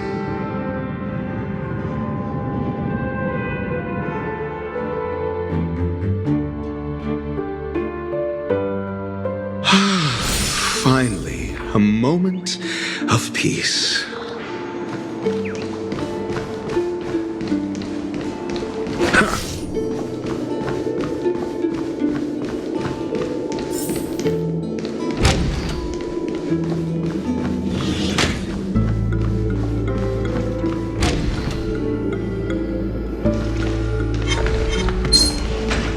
For the fear of the mediocre.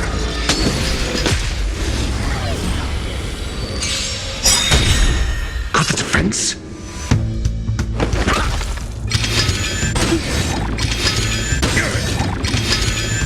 I'm okay. Lance ablaze!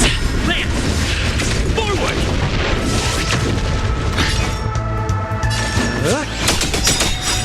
What are you waiting for? To betray my customers? I charge extra.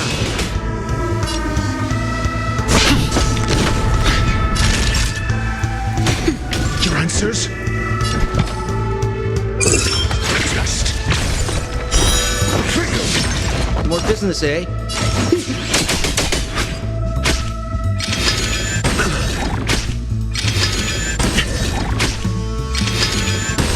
I'm on guard. I'm asking questions. Answer me. 0 points. SAS per Kibbe. Knowledge, the measure of truth and falsehood. Just We're just having fun.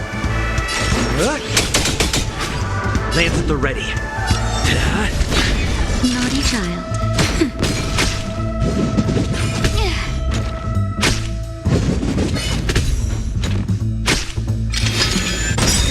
Lance ablaze. Lance! Forward!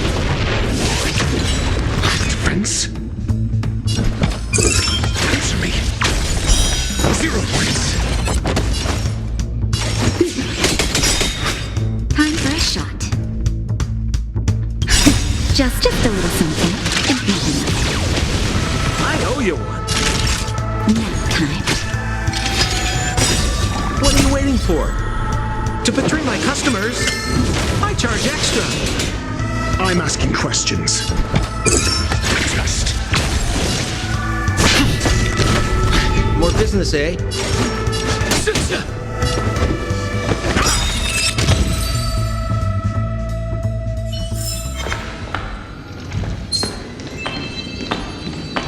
for the fear of the mediocre.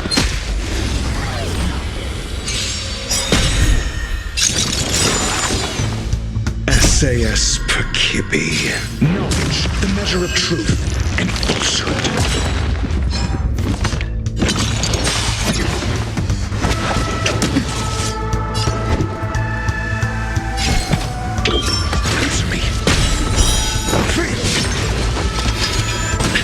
We're just having fun.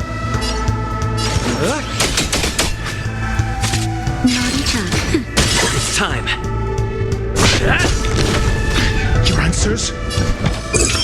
Just 0 points.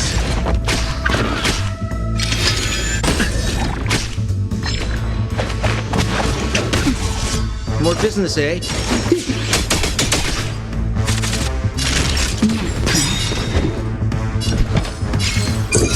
Answer me. It's time. I'm asking questions.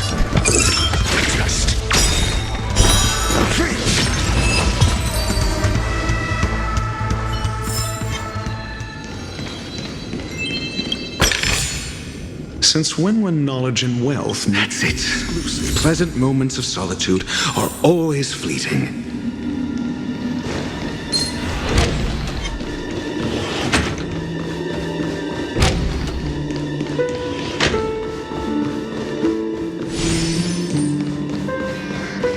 Oh, you're back. Just place it here. Thank you.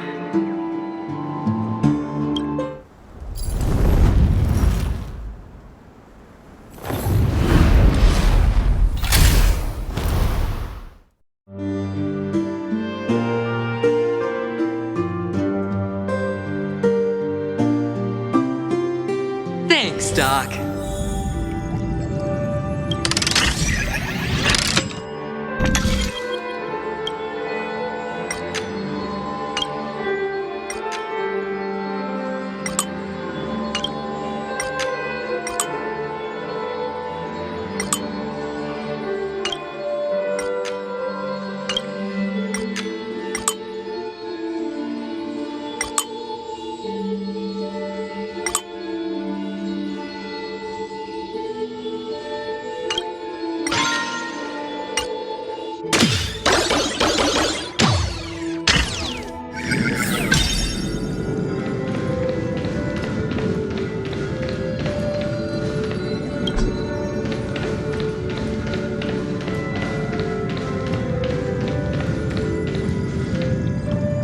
Horatio, you should come in here and take a look. The view here is breathtaking. Honestly, you could easily squash me with just a pinch. If that is your wish, I will do so without a moment's hesitation.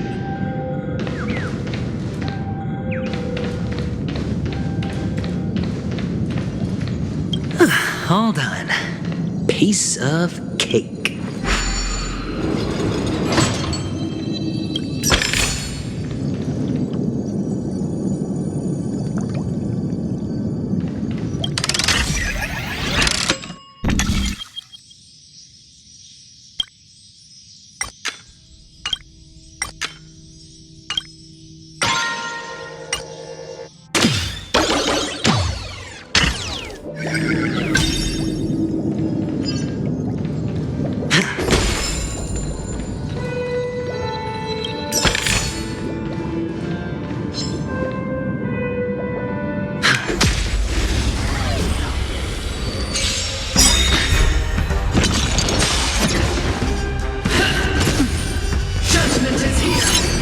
Stakes, high rewards.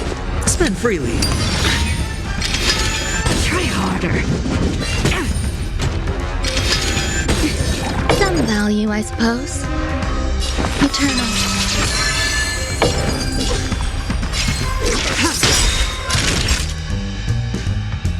All will be revealed.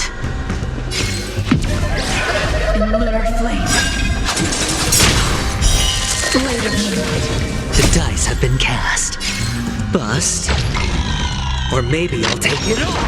Blessing my way. All of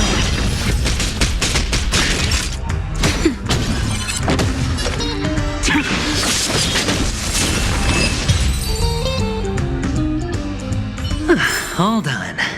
Piece of cake.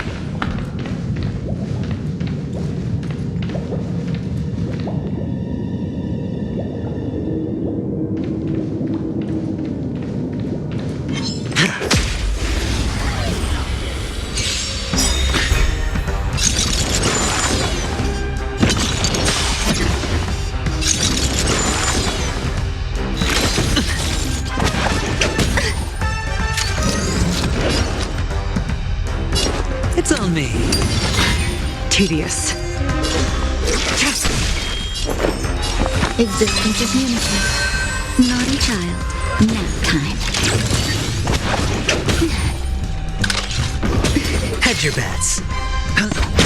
Unworthy. Later moonlight.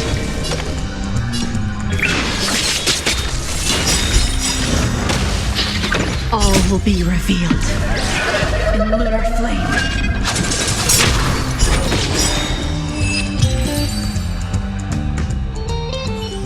All done.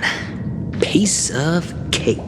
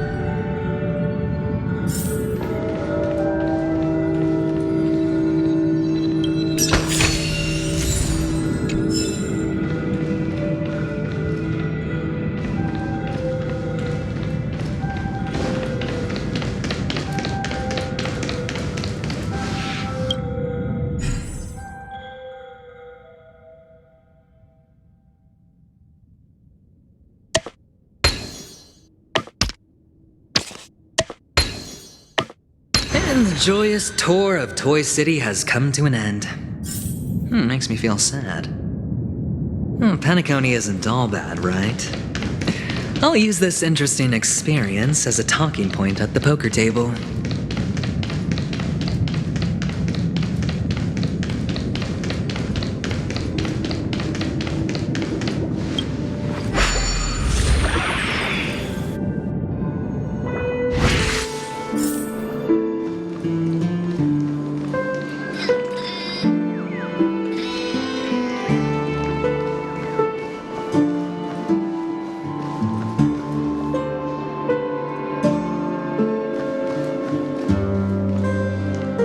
It's a pity you made it out of the sandpit alive. Sunday is just beyond this door. From my limited understanding, he's not someone easily handled. Are you prepared? Yeah. Only I believe he's the one who should be prepared to face me. Tell me about your plan. I don't have a plan. I'll just play it by ear. There are only two kinds of bargaining chips when dealing with people: benefit or fear. Looks like sincerity isn't in your dictionary. Am I not sincere enough? There's no need to emphasize it. We've got to make good use of death. That man's sister is dead. He won't be able to turn a blind eye, and that's fear. And I'll help him find the murderer. He can't do it due to his status and position, but I can. And that's benefit. On what basis do you believe he's incapable, necessitating the delegation to someone from a rival faction, the IPC? Simple. Because that murderer could very well be a traitor hiding inside the family. Do you mean the Galaxy Ranger whom you accused previously? That was just an excuse, good doctor. There's something wrong with that woman, and we need someone who can keep her in check. It's better to minimize the variables outside our control while we execute our plans. Moreover, I need to know her identity, if I'm lucky. She could be an important pawn, and it's good to have more helpful friends when dealing with this matter.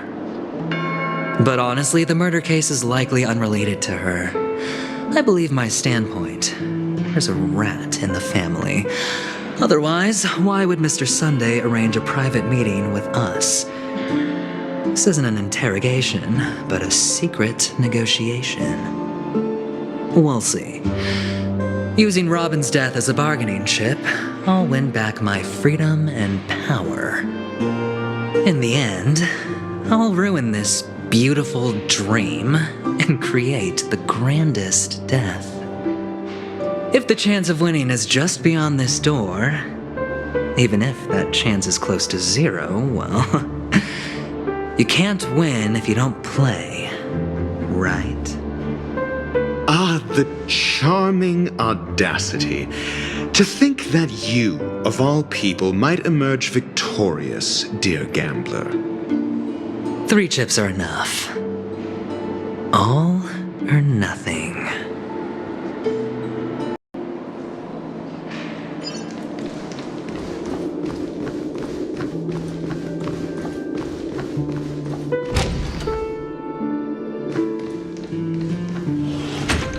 It seems my puzzles are too effortless for you, IPC Ambassador. I appreciate your words. And I see you put a lot of effort into welcoming me, Mr. Sunday. However, this is no way to greet a guest. Well, this isn't an invitation, but a summoning. Before we speak, I need to test your character. I imagine this knowledgeable doctor friend of yours has been of great help, yes? Certainly. You ought to know this better than I do. He's already faithfully fulfilled his duties, hasn't he? Yes, the doctor has assured me of your noble character. He considers you, like himself, a virtuous person who can be trusted by the family. I have come to know you very well as a person, Mr. Aventurine. You're diligent, generous, and willing to cooperate. The fact that you succeeded in overcoming many obstacles just to meet me gave me the reason to believe in your wisdom and courage. But there's one thing I must ask you. That is, you've used your wisdom at the wrong place to meet the wrong person and put yourself in a situation where you shouldn't be, witnessing a tragedy that shouldn't have happened. Oh, you don't look too well. Am I making you anxious? If not, then it means I'm on your side. If I wasn't mistaken, you'd just made a serious accusation against the family. No, you weren't mistaken. For depravity is creeping in around you. There's no need for us to be evasive. Let's talk about your sister. Your sister's talent is unrivaled in the world of show business. As you know, her voice has been out of tune since she returned to Penacony. What's more disheartening, she can't sing anymore. Who could be responsible for this? Many suspect the culprit is among the outsiders, but I know you hold a different opinion. Now your noble status has become a shackle, preventing you from apprehending the murderer and avenging your sister's death. You're feeling anxious because you're out on a limb. But don't worry, I'm on your side. I'm immensely honored by your concern for me, Mr. Aventurine. Since you're so selfless and generous, I believe you wouldn't ask for anything in return, would you? Well, naturally, you wouldn't incur any loss from this. I just want to reclaim what is mine.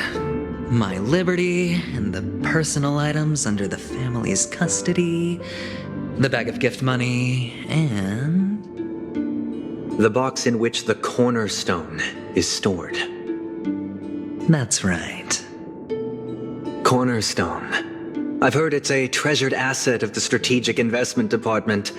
A sacred stone that seals the preservation emanator, granting significant power, and every liquidation specialist holds one. For an object so precious, it probably comes at an even higher price than other forms of recompense. Well, I'm sure you're aware of the high level of risk I'll be undertaking to bring the truth to light. Mr. Aventurine, when you're out and about, do you always make adjustments to your appearance? Your tie should be on the center line. Your shirt must not protrude from your vest. Your trouser creases should be perfectly straight and always aligned with the tips of your shoes. Of course. But I don't, because it's not appropriate to do so in public. You should make sure everything is presentable and in order before leaving the house. I'm not the kind that takes risks. The cornerstone must be in the custody of the family. No room for negotiation? Please, don't let me turn you down twice. Sure. The gift money is good enough. I suppose you wouldn't mind that. After all, a merchant can't function without a bargaining chip. You compromised quicker than I thought. Unfortunately, it's a gambler that needs a bargaining chip, not a merchant. I can give you your gift money, but before that, I want you to tell me.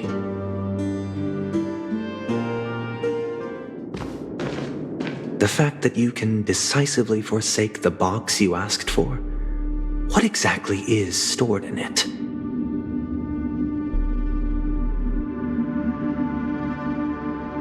Oh, triple-faced soul, please sear his tongue and palms with a hot iron, so that he will not be able to fabricate lies and make false vows. What have you done? Under the light of the harmony, all wickedness is revealed. I implore them to shed their light, and I'll ask you questions on their behalf. Next, you have 113 seconds to prove your innocence and gain my trust. And if I refuse to answer? You can try, and we'll see if the harmony rejects you. Question: do you own a cornerstone? Yes. What a simple answer. You, too, understand that idle chatter leads only to poverty. Did you hand over the cornerstone to the family when you entered Penacony? Yes. Does the cornerstone you handed over to the family belong to you? Yes.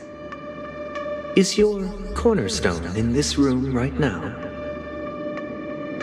Yes. Is your memory free from any kind of tampering or deletion, encompassing but not restricted to the techniques of the Garden of Recollection?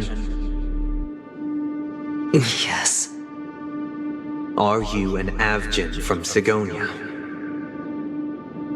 Yes. You even know about that?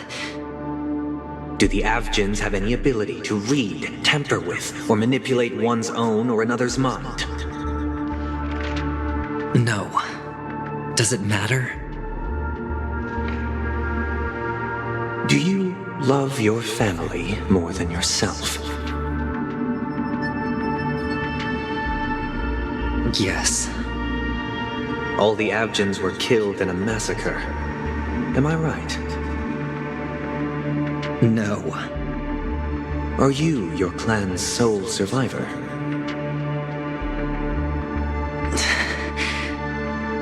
Perhaps. Do you hate and wish to destroy this world with your own hands?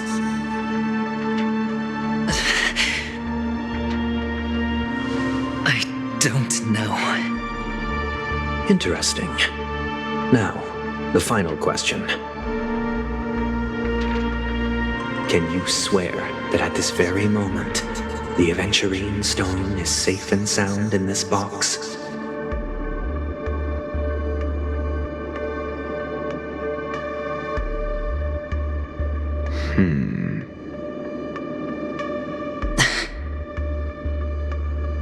Of course. Looks like we can get an answer. Open it, Mr. Aventurine. It's your last chance to defend your honor.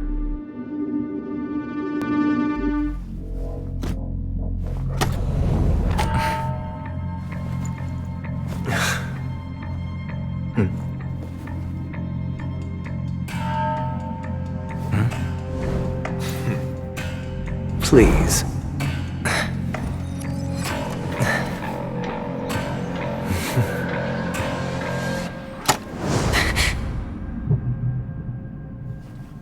Are these what you're looking for?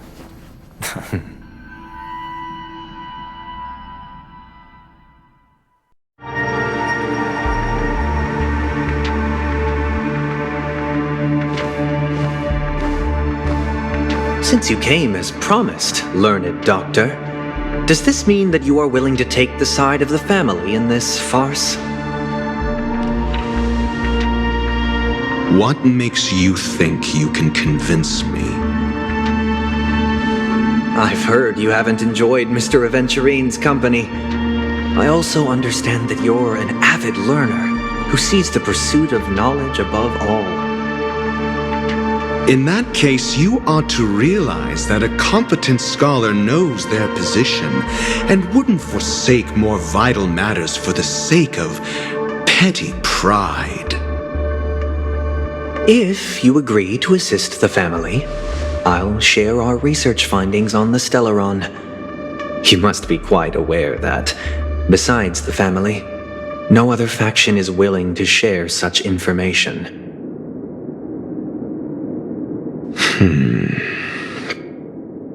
Cut to the chase. What do you need from me? I need Mr. Aventurine's comprehensive plan. Haven't you confiscated his cornerstone? You can't expect a featherless bird to take flight.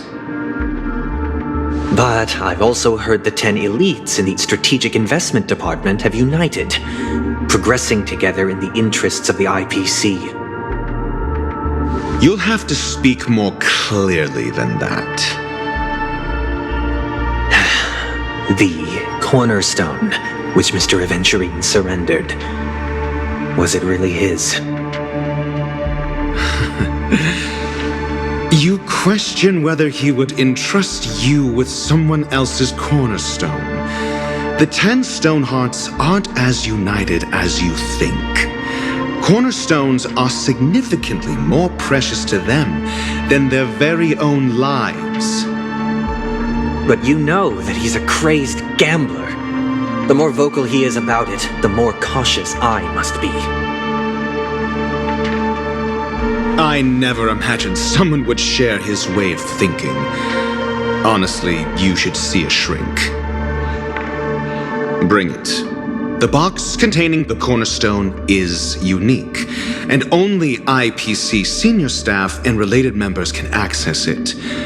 But I happen to be among them.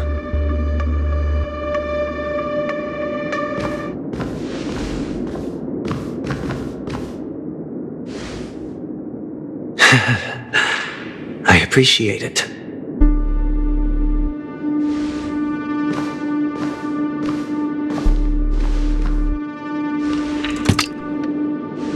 Unfortunately, your guess is correct.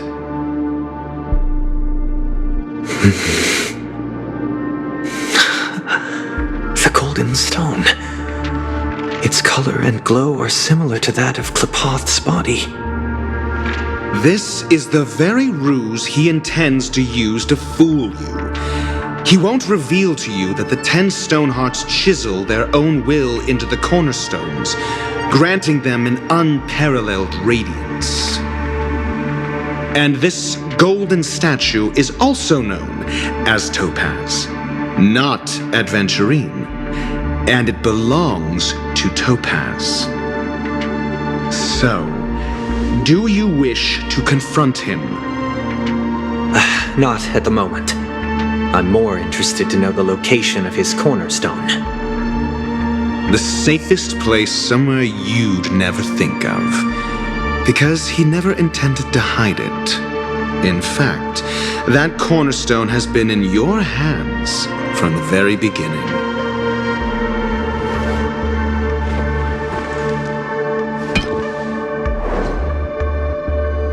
I see. This bag. Mixing a cornerstone, more precious than life itself, with a bunch of worthless jewels, disguised as a gift of money waiting to be confiscated, is indeed in line with Mr. Aventurine's style. Then he makes up some trivial excuse, downplaying the matter, and requests the gift money. This is a gamble, one he's all too familiar with, betting on your single misstep, leading to a total loss. Learned doctor, I am grateful for your help. The family will surely reward a righteous person like you. As for the villain, I hope he retreats in humiliation. It was all thanks to your friend with a keen eye that I could add a blot of utter failure to your storied career. Ratio, you wretch. Finally shown your true colors, huh? Oh, and just to remind you, you currently only have 17 system hours left to live. Treasure your remaining time, and savor the delectable aftertaste of defeat. You might as well explain yourself a little more clearly. What I performed on you just now was the Harmony's consecration. You were to show allegiance beneath the illumination of their grace. Yet you acted willfully, uttering nothing but falsehoods, transforming the consecration into a trial. I genuinely see no reason to absolve you from it. Is this what the Harmony represents? Is it built upon constraint and coercion? You misunderstand, Mr. Aventurine. Punishment is meant for the irreverent, but I have seen your resilient spirit, and thus I offer you the possibility of a new beginning. Throughout these 17 system hours, you will be unable to escape the dreamscape or contact any of your companions. You only have 2 paths before you, and it all depends on whether you can complete my test within the time limit. Should you succeed, you will be able to coalesce into the Harmony and be with your family. If you fail, you will suffer the wrath of the eternal Centurion and fall into an abyss of doom. Sounds like I'm gonna end up the same either way. I indeed do need a servant to help me uncover the evil hidden in the family from an external perspective. I will purge the evil from the inside and bring the real culprits to justice within 17 system hours. When the time comes, compare your findings with mine.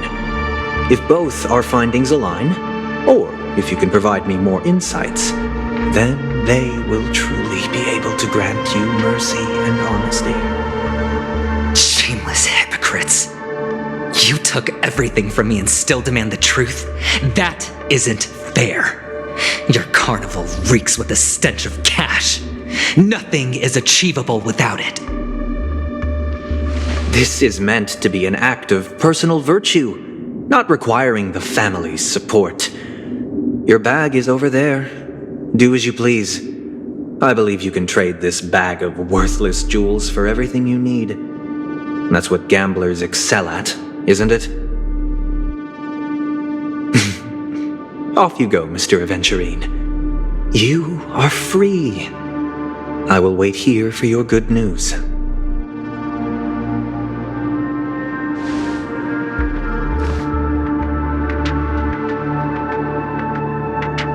This meeting isn't an interrogation or a negotiation. It's an outright execution. Why would I do that, Mr. Aventurine? I'm just wondering what a passerby who stumbled upon a scene of a murder could have found out. That's all. By the way, before you go, I have a personal question. What is it now?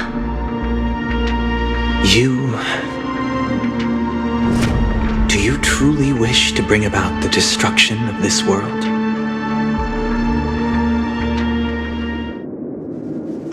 Kakavasha! Where did you go? Oh, are you injured? I got it back, sister. You went to look for them? That's too dangerous. It's just a necklace. It's neither food nor water. We can survive without it. But I can't live without you, little brother. Promise me not to look for those catechins again, okay? Sister, don't be afraid. The catechins are fools, but I'm smart. I played a game with them, and I won. Won? What happened exactly? Tell me. I made a bet with them. The two birds in the desert and me. Who will die first? I won. They suspected me of cheating, but I didn't. I won fair and square. Of course you'd win. You've always been a lucky child. Gaiathra Triclops must be watching over you. But that's no reason to push your luck by going up against those bloodthirsty, cruel catechins. Have you forgotten how Mom and Dad...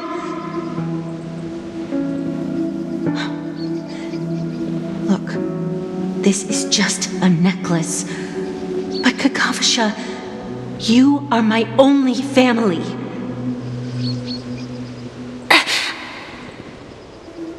I'm sorry, sister. I thought you'd be happy. Because Mom left you this necklace. There'll be no next time. It is important, but not as important as you, my dearest brother. I don't blame you, but you must remember what Mom said. Pain and poverty are the trials of Gaiathra Triclops. She has also granted us a chance, and that's your good luck, Kakavasha. Your good luck is the most precious wealth we, all Avgin, have. You're a child blessed by Gaiathra Triclops and can lead the clan to happiness. So always remember to protect yourself and never resent the pain and poverty you're going through. All right?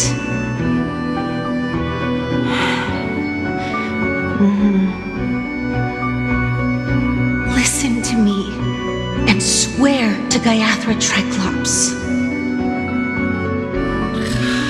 Okay. We'll swear to Gaiathra Triclops to protect this wealth. But sister, if Gaiathra Triclops was really watching over us, then why did she not protect Dad when he was swept away by the quicksand? After all, Dad went to the Catechins' land only to prepare for Gaiathra Triclops' offerings. And where was Gaiathra Triclops when Mom was shivering in our arms? Mom was still pleading for Gaiathra Triclops' forgiveness under her breath until the moment she closed her eyes. Sister, everyone praises me for being smart, but I don't get it. If every rain pour was Gaiathra Triclops' forgiveness and grace, then how bad were our sins? So much so that we were born in this world of death?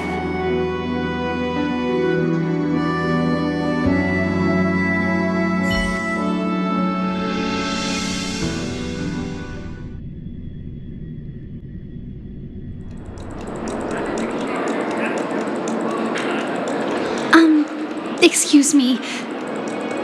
I can't seem to find any information on this artist in the Iris family archives.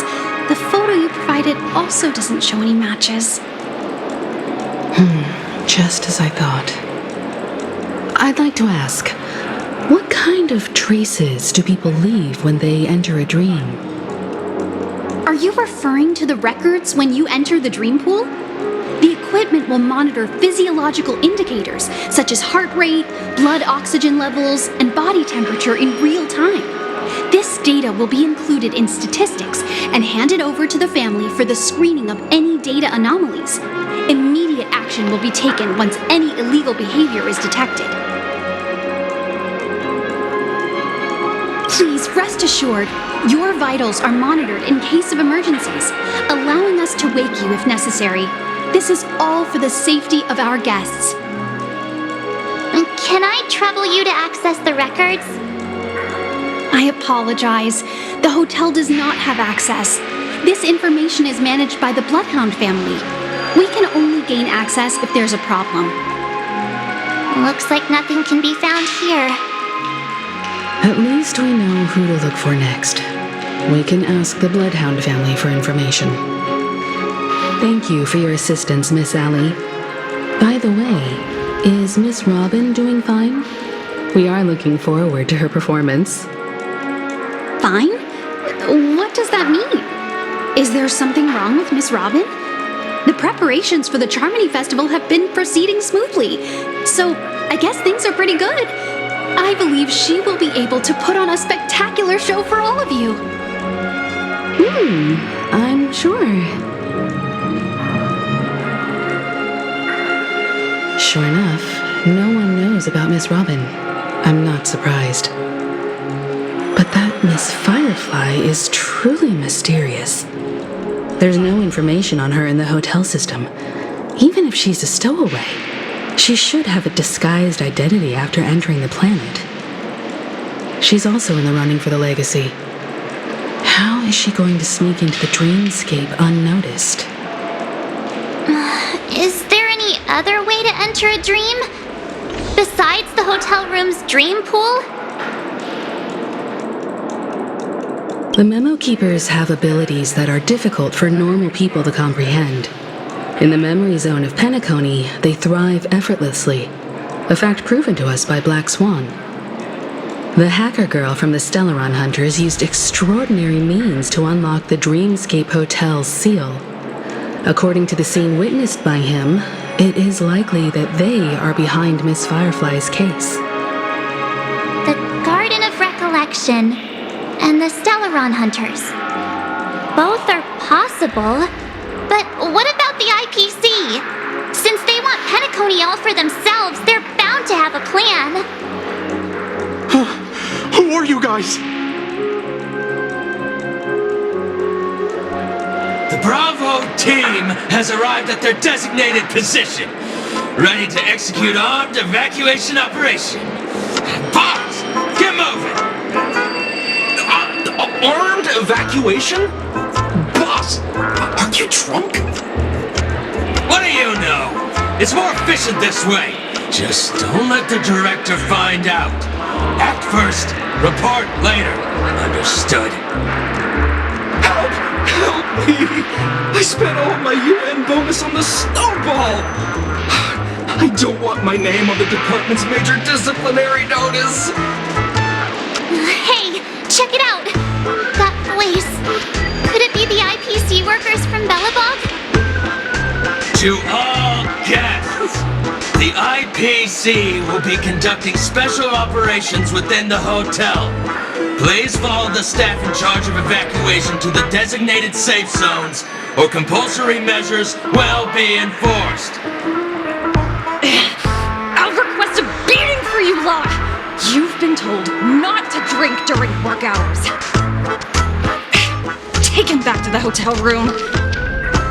I'll organize a meeting later to properly go over how this incident report should be written.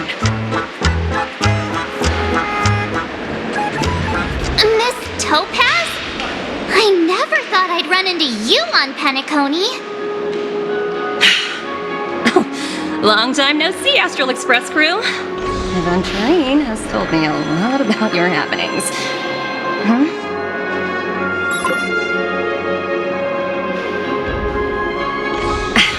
It's fine. Do as they ask and try to avoid any conflicts with the family. Report to me before taking any action. Yes, all right.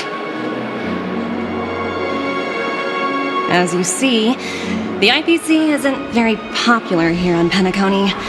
Cordiality from the family is a mere facade. The former frontier prison has turned around and cuffed its shackles on the IPC staff now. Only Aventurine, who carries an invitation, is allowed to attend the banquet. An entourage like us, we can only sit around in the reality hotel, unauthorized to even enter dreams. No wonder Aventurine's scrambling to partner up with someone. The IPC can't back him up in the dreamscape. His situation isn't optimistic, I hear. You're all helping to investigate some dirt on the family, are you not? Let me know if you need anything outside the dreamscape. The IPC always treats its partners well. Thank you, Miss Topaz. We're on our way to the Hounds to verify some intel. Perhaps you've had dealings with them? Yep. They're tailing us right now. Why not go and talk to them? It'll take the spotlight off me. Being constantly stared at is really uncomfortable.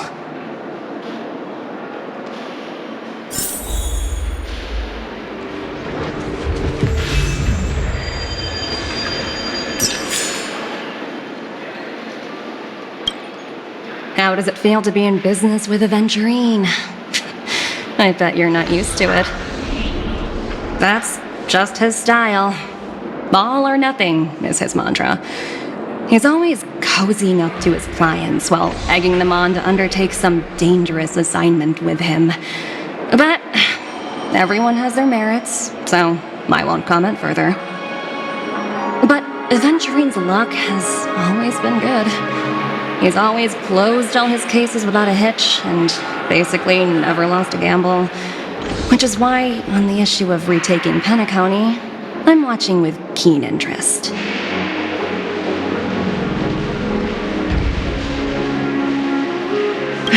Of course. It's business after all. What's important is where you're seated at the table. As for the two cases, apologies, but I don't have much info on them either. All I can do is ask you to keep digging for more details.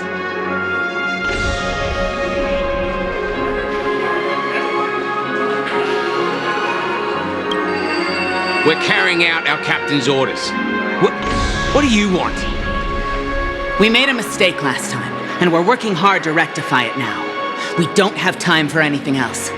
Surveilling the IPC executive Topaz, ensuring that she stays put at the Reverie Hotel during her time on Penacony. We've got the right one this time. So that's it. They were the pair who were after Firefly at the time.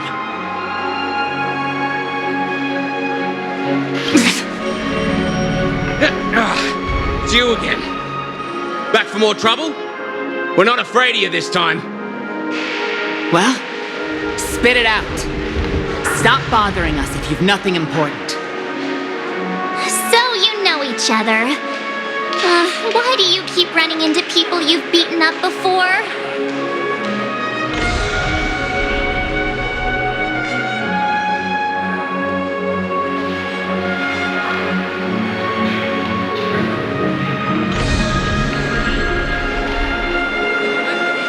That's right. We're investigating a murder for the family.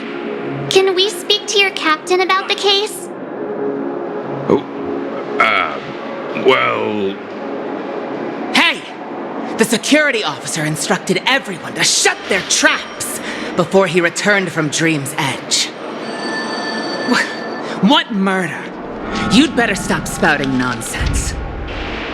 Yeah, that's right. We have nothing to report. Please leave. Looks like they're not going to cooperate, but they did at least tell us that the captain is at Dream's Edge. Why don't we just look for the security officer then? It's probably Gallagher. The one he mentioned, right?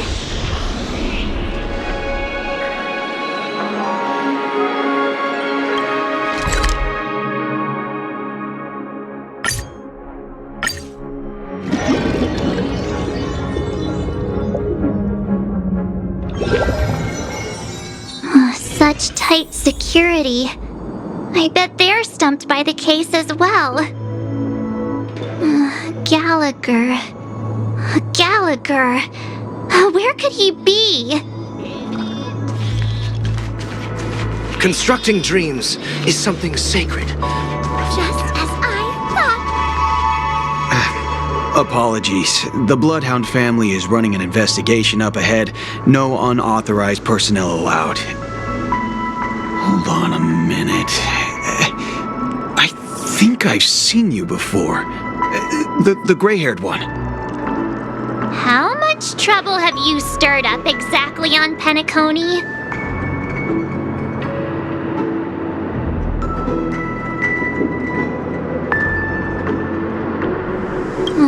You think you look alike? Wait, are you for real? Not possible. It was you the last time, yelling about some clockwork friendship while beating me up with that silver-haired girl.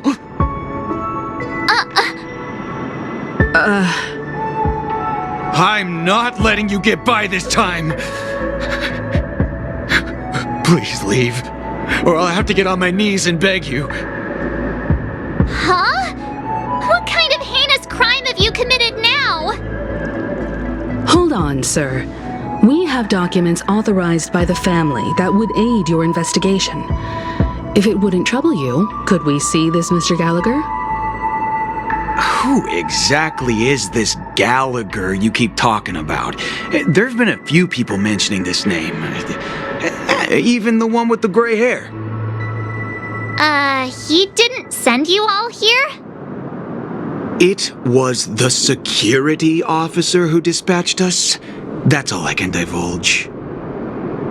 He'll do. He's the one we've been looking for.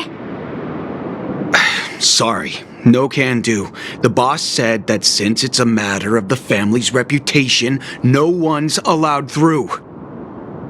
Everyone, please leave. There's really no need for us to make things difficult for each other, right? We're really sorry for troubling you. Let's think of another way. Another way. That's it! Didn't they say something about that? What was it? Clockwork? That got this guy to change his mind? Can you perform it again? That, clocky magic. Please?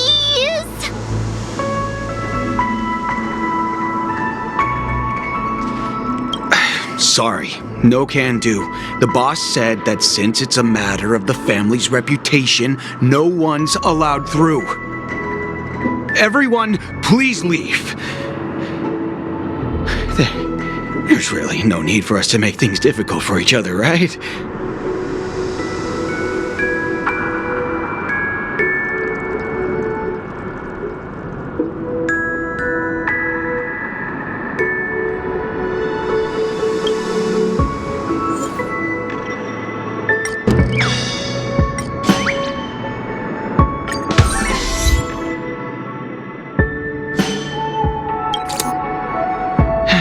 Let me see what time it is now.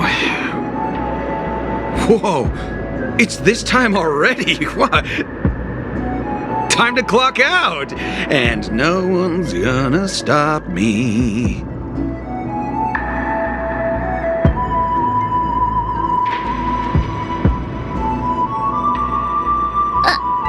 What?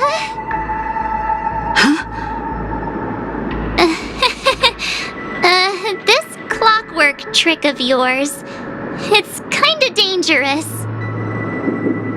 At least he won't be getting in our way again. Let's go find that Gallagher and ask him the intricacies of the case. I was wondering what all the commotion was. Huh.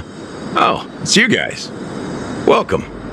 Since you made it here, what can I do for you? Hello, Mr. Gallagher, sir. Judging from your tone, it sounds like you were expecting us. Miss Himiko, you're too polite. There's no need to call me sir. Mr. Gallagher, you even know my name. Of course I do. You folks are from the legendary Astral Express and honorable guests of the Watchmaker. I had an encounter with this gentleman in the Golden Hour. I remember that little silver-haired girl was there too. I'm sorry for what happened to that kid. This is also the reason why we've come to visit you, Mr. Gallagher. The Express can't just overlook the death of that child. So we've decided to help the family get to the bottom of it, in the hopes of getting justice for her. The Nameless involved with the family. What an unpredictable twist of fate. Why? What's wrong with the family? It's nothing. On Penacony, everyone loves the family. No matter how much one resists the beautiful dream, when the time comes, they too will find it hard to let go. Who wants to leave a warm nest? Just idiots, little kids, and inebriated fools. Mr. Gallagher seems to be getting at something. You got it wrong. I'm not. You want to discuss the case? Sure, come with me. This is not a good place to talk. Let's go elsewhere.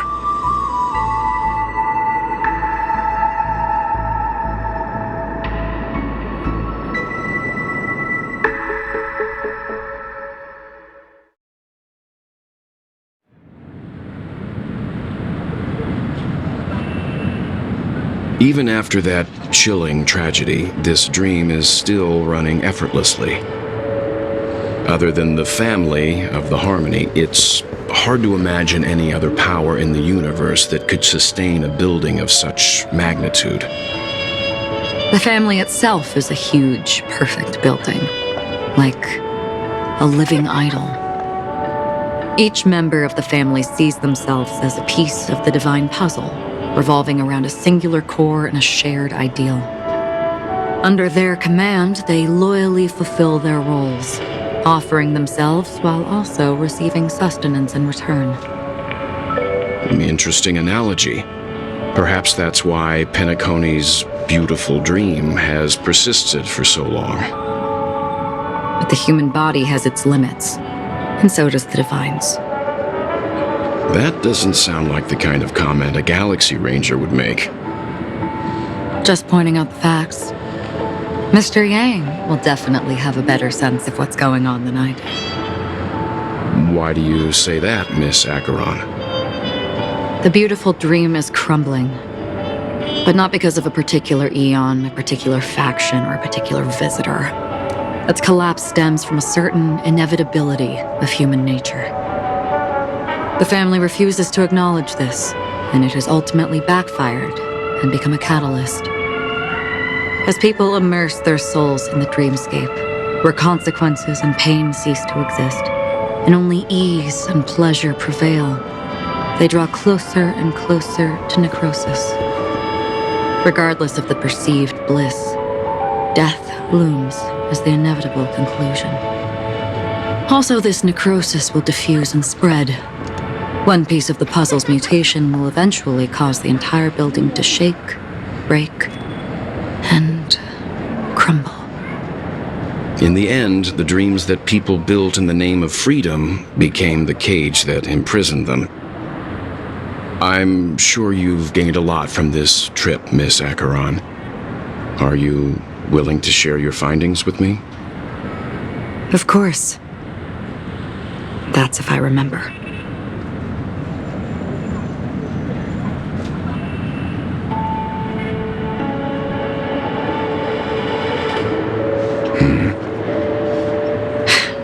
Don't mind me. It's just a habit. Owing to events in the past, I've become easily forgetful. It's only when this sword is unsheathed that those hazy memories start to become clearer. Take your time. That should do it. I vividly remember everything that occurred on Penacony. Ask away. The moment of daybreak. I've heard that's where the Dawn Factory, which processes the foundation of the dreamscape, is located. Behind the dreamscape's song and dance stand many imagination factories. Workers create all kinds of whimsical works day in and day out in their dreams. Then they return to reality and sleep on a narrow bed in a room. A far cry from luxury. They say it will suffice. Experiencing the bizarre and motley dreamscape is the best reward. There I encountered a young woman who had just come of age, the perfect time to indulge in beautiful dreams. Her greatest wish was to one day move to the golden hour and see the magnificent garments she had woven with her own hands. For certain reasons, her wish was difficult to fulfill. But I managed to bring her a garment.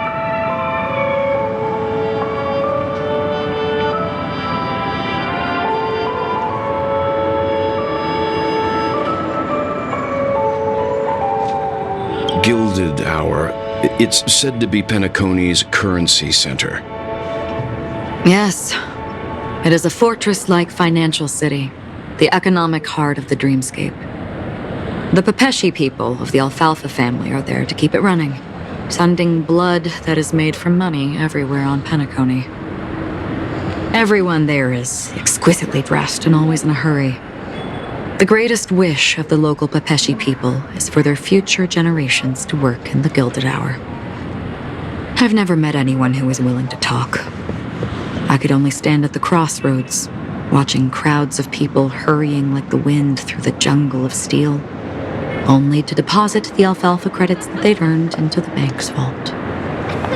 I don't know if they would open the vault door, but before I left, I witnessed a well-dressed Pepeshi person plummet from the sky, while those around him continued on their way, unfazed. I hear the Blue Hour is very romantic.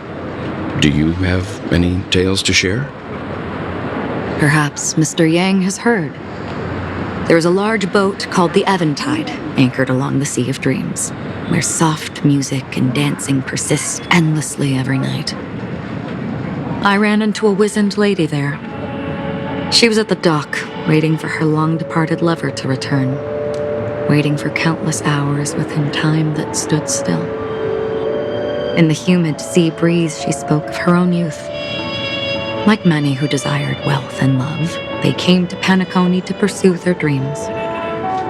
Alas, her lover's consciousness was lost in the dark depths of the Sea of Dreams. Finally, she suggested we continue our conversation on a boat in the shallows. I agreed and boarded the boat with her. But she never said anything. Her eyes absent-mindedly gazing at the horizon for what seemed like forever. Finally, we retreated to the beach. The dreamscape of chic, luxury, and consumerism, the moment of dusk. My companions have been there too. Then you all must have seen those who are attempting to realize their dreams. Or have realized them. Scattering money as if it were dust and betting it on all or nothing. Everything has a price, and everything can be bought or sold. Even dreams themselves. I saw an Intellitron there, who was preparing to auction himself. When someone wins a bid under stipulated periods and rules, he would do the buyer's every bidding, becoming that person's very possession.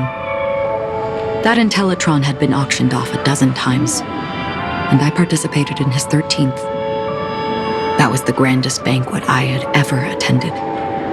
But never again did anyone cast another glance at him. This time around, there were no successful bids for him. This is what I've seen and heard along the way.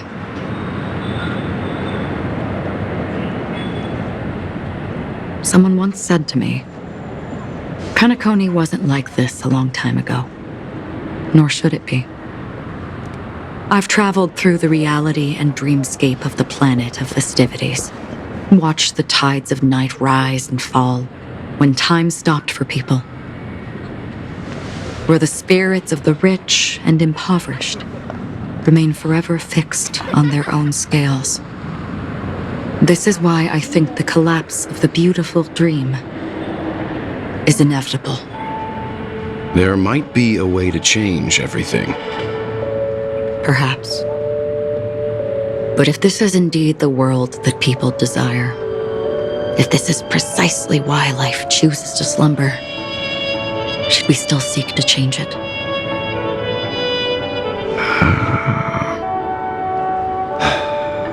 Miss Acheron, now it's my turn to share a story with you.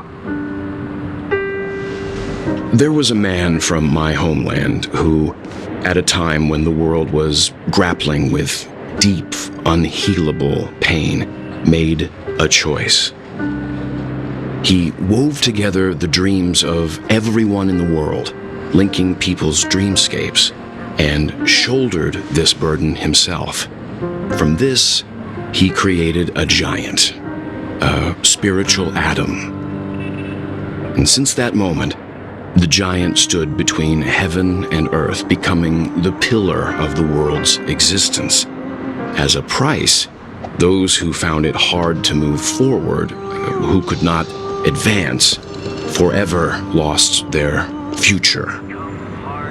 They slumbered in a dream, devoid of disaster and pain, living out their days peacefully in the man's created utopia. And it is because of the wishes of those people who wished not to awaken that this spiritual atom became unbreakable. And yet, you stand here right now, which also means that man failed. Because people must always move towards the future. Even if human weaknesses make them pause when they truly cannot move forward, humanity will eventually seek a way to save itself. And that man, he was never a failure. Like everyone in that world, he etched the possibilities of human nature into his heart. He was the sun chaser of legend, soaring towards the sky and embracing his final victory with his fall. He ascended to heights uncharted, only to come face to face with the sun, a place not visited by anyone before. His wings would melt because of it, only for him to fall into the sea. And after that, countless others would surpass him, soaring to even greater heights. A fitting metaphor for the Nameless's trailblazing spirit. Thank you, Mr. Yang. I know what you wish to confirm. The universe has innumerable similar, yet different worlds. In these worlds, there are innumerable people who look alike, yet don't. I, too, have embarked on journeys, encountering old friends with familiar faces on different worlds, witnessing their destinies follow paths similar to mine. So I will tell you, even if not completely similar, the story you just told, it overlaps with my past. And within that abyssal dream, I ended that man's life. Alone.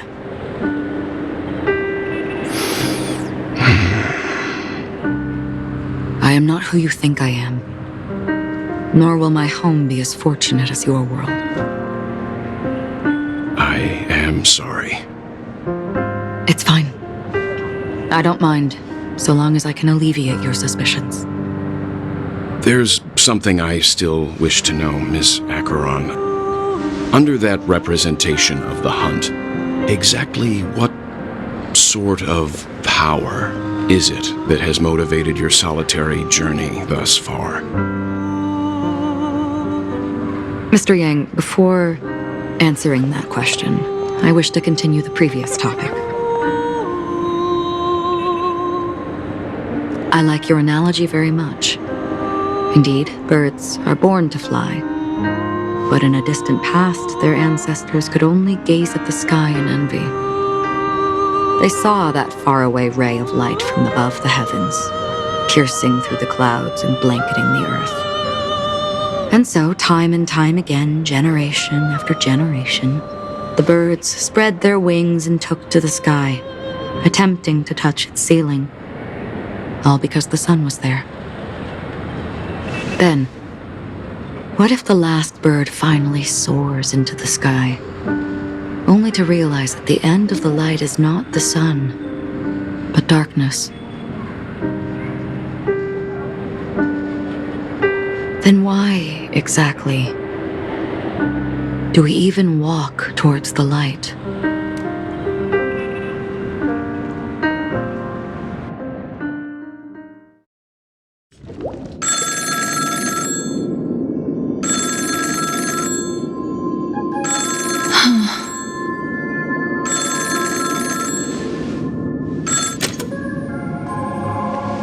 Long time no see.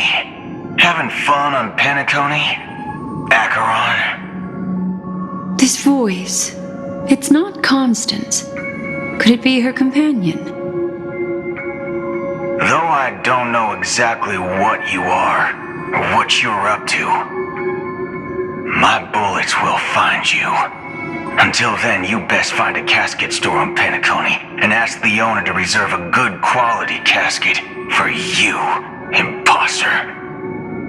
Imposter? I see. She gave my whereabouts to someone who's tracking Acheron too.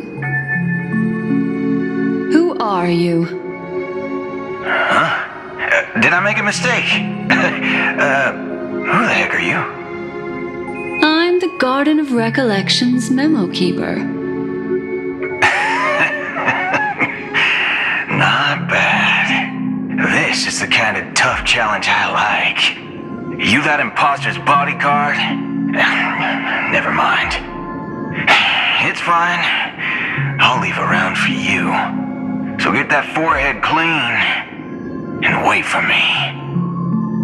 I don't know what you're talking about, but you know Acheron, the Galaxy Ranger, yes?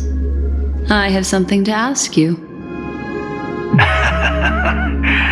Are you asking me to write your will? Sure. Go ahead. Not quite. I only want to ask, how exactly did she become a Galaxy Ranger? She's clearly not a path strider of the hunt, but you are, aren't you? Tell me, what's Acheron's deal? Sure. Heck, never thought I'd come across an ally. What a stroke of luck. Well, I'll be on Penacony soon. Memo keeper, go buy a bottle of his Donna's White Oak and warm it up, and I'll raise a glass to you. That lady's passed. Well, nobody knows. But if all you want is a simple answer, sure, you best get a chair and take a seat. That woman, named Acheron, is an emanator who should not exist.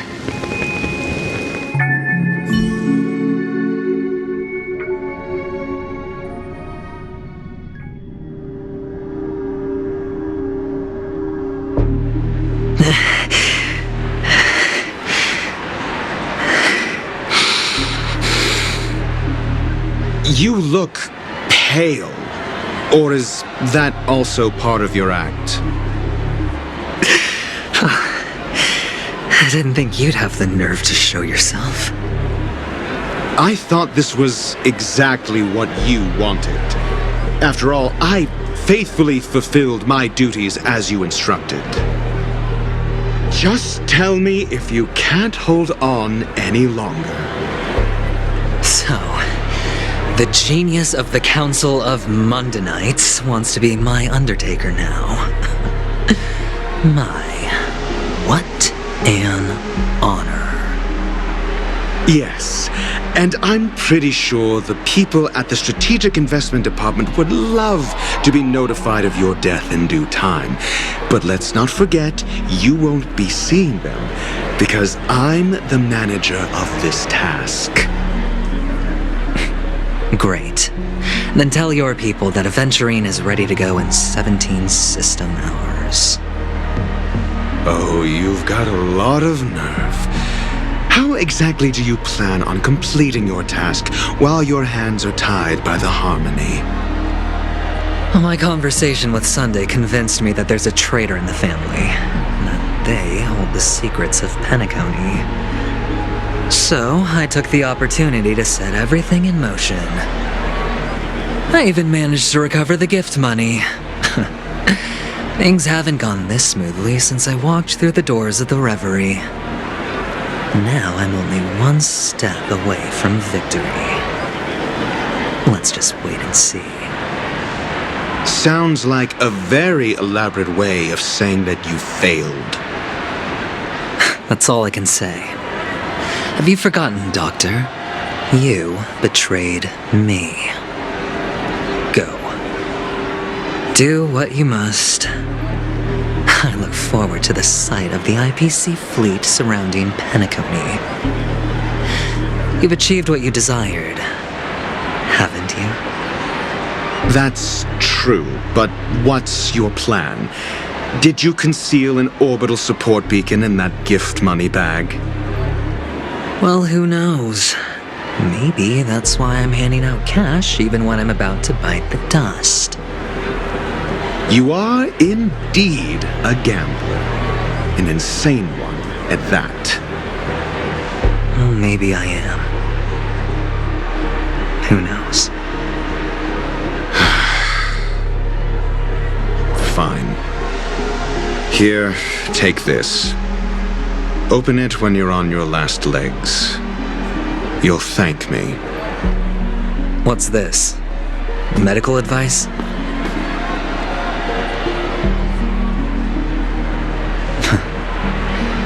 You catch on pretty fast, Doctor.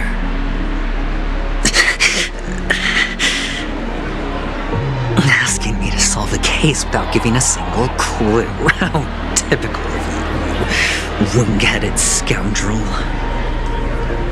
But the way you're all on edge about that stowaway, it's just as I guessed it would be. As for now, let the rain of wealth from the IPC fall evenly on everyone.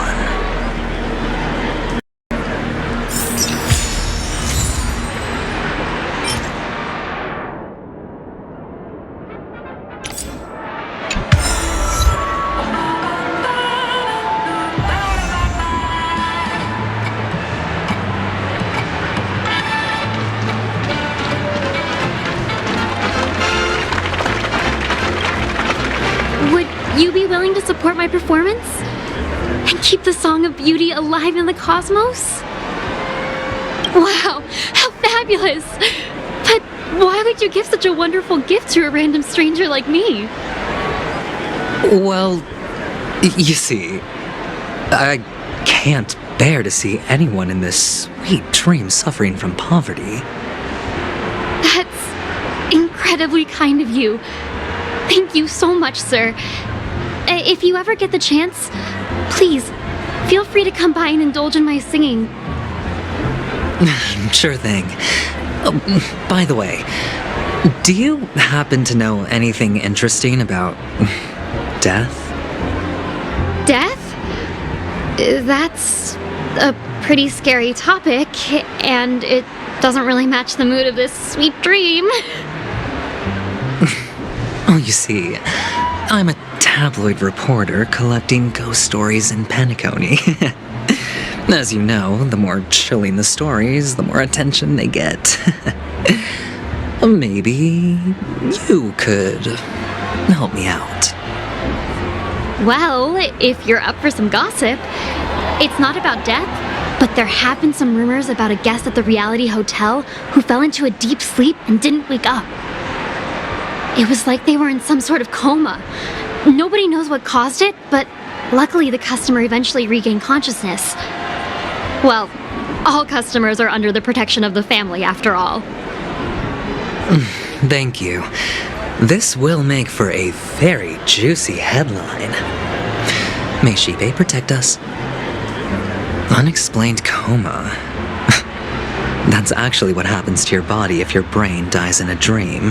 But unfortunately, the customer ended up waking up in the end.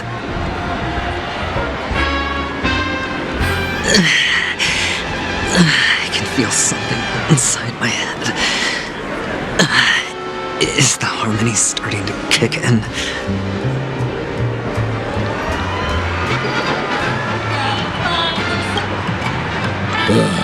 The world has truly lost its way.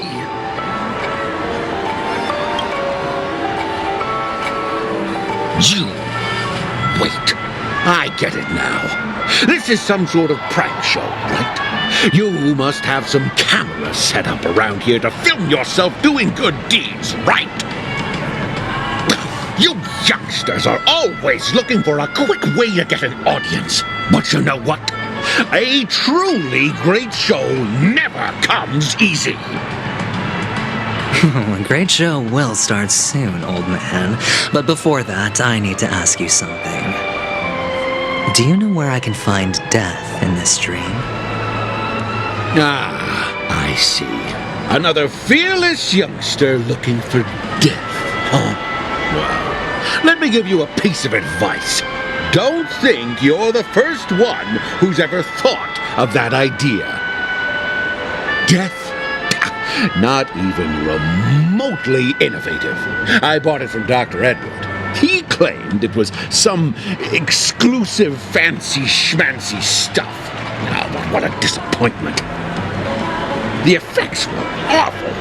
First, some monster covered in eyes stabs you in the gut, and then all you see are blurry glimpses of buildings and lights. The sky was spinning so fast it almost made me puke.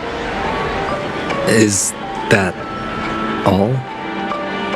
Yeah, what else can you expect? Don't put too much stock in the Penacony movie industry. They even call this junk groundbreaking art. Can you believe it? What a joke. Well, I'll leave you be then. I hope you have a wonderful day. A monster covered in eyes. It sounds like the Memory Zone meme. But buildings and lights... I don't think those have anything to do with death. Now, that whole dream bubble was probably created using rumors and gossip.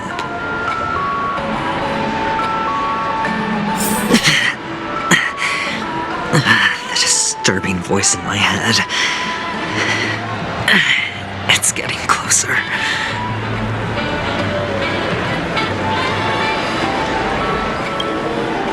A sip of liquor. A blissful reprieve. To drown 1,000 sorrows. Let worries leave. I know I have what it takes to become a poet. Oh? You're giving these gems to me? Didn't expect to meet such a generous soul in this place. Or are you just pitying me? Well, it really doesn't matter. As long as I have Soul Glad, that's enough. This is just a dream after all. You really shouldn't drink so much Soul Glad, my friend. It's not good for your health. Oh. Maybe I really should quit. But not before meeting the Devil of Soul Glad. The Devil of Soul Glad? Care to elaborate? Yeah. It's a seahorse with a long neck. They say it loves to appear to drunk people, especially the ones who are passed out on the side of the road. How funny. Yeah, very funny indeed. Thank you.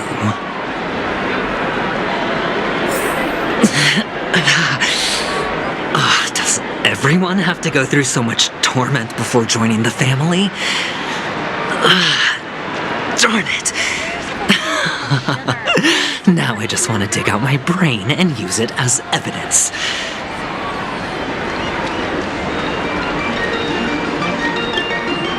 Take care, my friend. If you ever find yourself in danger, remember that the hounds are always ready to help.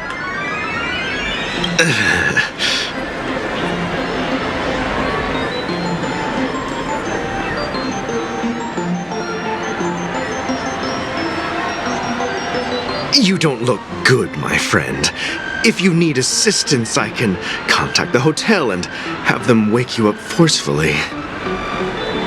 That won't be necessary. I have some business to attend to. But thank you all the same.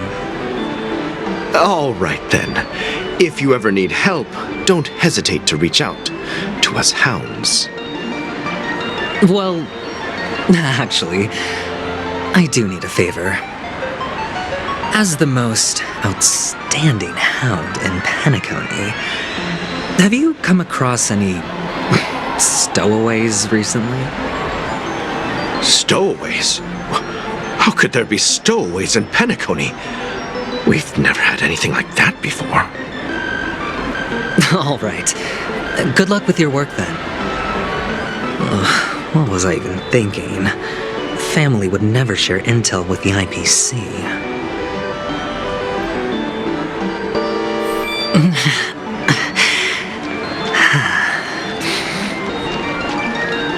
The one. It has to be. You want to talk to me? Sure, but nothing too sensitive, okay? Huh. Wealthy people have fancy ways to enjoy this dream. But to be honest, I've never seen anyone who gives out money to others like you. So, are you trying to be the prince from the tale, handing out his gold leaf garment and melting his lead heart in the fire? I'm flattered. I'm no prince, and I just thought these gems would help you speak. So, as an investigative reporter, maybe you've heard something about death? Another curious soul. I see. Well, that was actually the topic I was most into when I entered the industry. But my boss shut it down. How did your boss talk you out of it? Well, she simply said, covering baseless urban legends like that would make us look like some third-rate tabloid. I thought about it, and she had a point. Reporting on stuff like blowing out birthday candles and getting spooked by nightmare ghosts isn't exactly professional material. Guess she's got a point. Thank you for sharing.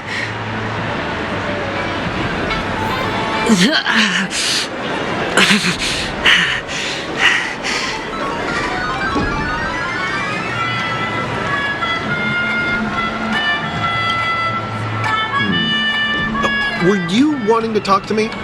Sorry, I thought you were checking out something behind me. Is this a gift? For me? Are you sure this isn't some kind of mistake? Yes, it's for you. Just take it. Is this for real? Someone is actually giving me a gift. Not for my parents, but for me. Thank you. Thank you so much.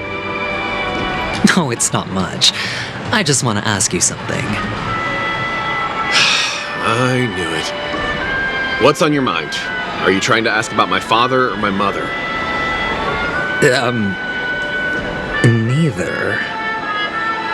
I just wanted to know if you've ever heard about death in the dreamscape. Oh, you sound just like my father. Always warning me about danger, even in dreams. He's an Intellitron, so his dream entry methods are different from us organics. Can't count on him to protect me if something does go haywire. Funny, right now I'm still under his protection. How ironic. Hey, stay positive. Gold will always shine one day, right? The Devil of Soulglad, Dangers in the Dream, and Nightmare Ghosts. Well, surely death is a popular topic in this sweet dream granted by the family. Well, I've collected a bunch of rumors, but no useful clues. The gems in my bag are running low. Well, let's see if my last lucky interviewee brings some surprises.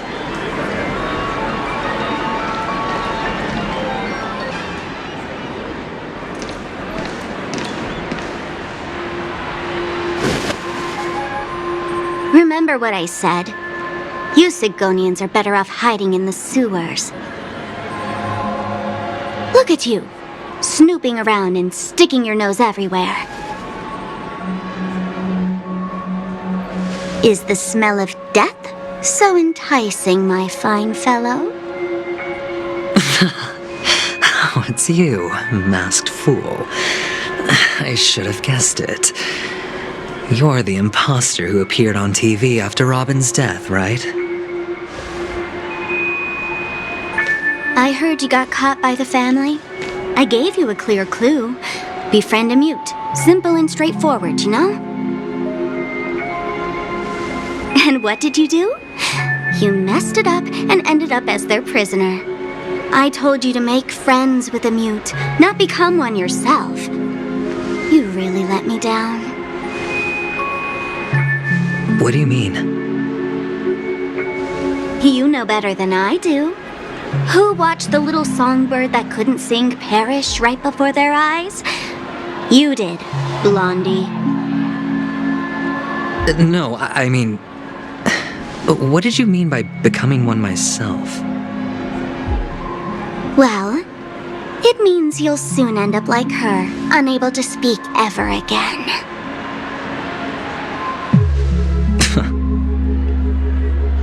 But it's a good thing if you ask me, because... Because I'm getting closer to the truth, right? Oh? Why else do you think I'm handing out cheap trinkets all over the streets, fool? All part of the act. Fool's bait. The more pathetic I seem, the more likely you'll come sniffing around. So, now that I've drawn you out, will you reward me with an answer for my efforts? Why should I help you? Don't you want to see Penacony descend into... chaos? Well, I can make that happen. I just need an answer to one question. Back then, when you asked me to find a mute, did you really mean Robin?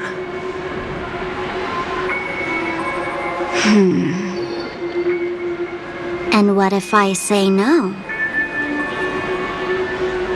Then I'll thank you. Oh, the word no has never sounded so pleasing. Well done. I admit I underestimated you, but what difference would it make? Let me tell you something. There were two mutes, but one is dead now, and the other, though he's still in Penacony, I'm afraid you'll never find him again.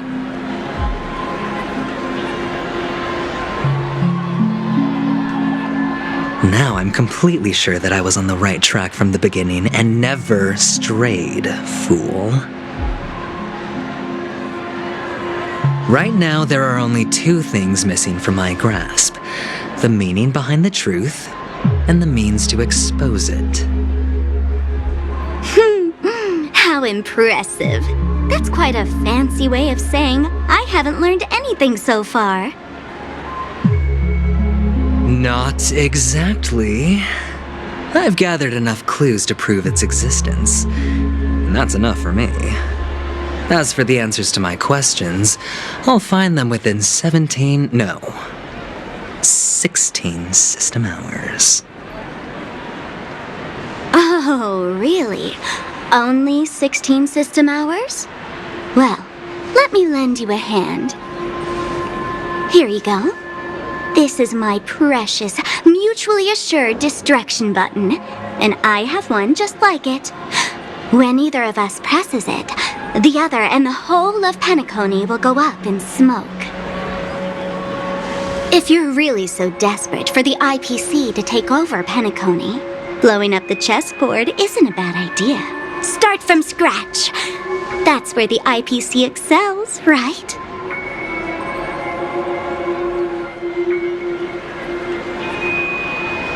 Just press the button when you're at your wit's end. And of course, feel free to reach out to me for my hospice care, too. Oh, a deadly button, huh? Well, I guess the family didn't take your threat seriously at all. Otherwise, how on earth did you manage to bring it in here? I have my own ways. That's all you need to know. Well, I'm afraid I'll have to decline your offer. Who knows if your little gadget will actually work. By the way, I have no plans to search for the other mute friend you speak of, but it's good to hear that he's still here in Penacony. I'll handle the rest myself. I'll orchestrate a grand finale for the downfall of the family. And at the climax, the walls will crumble, people will wake up, and those who couldn't speak will find their voices again. When that time comes, go ahead, press the button, light up the sky with a magnificent fireworks display for me. Catch you later, fool. You're still talking big, but sure, if that happens, I'll stay true to my word. Just don't let me down now, okay?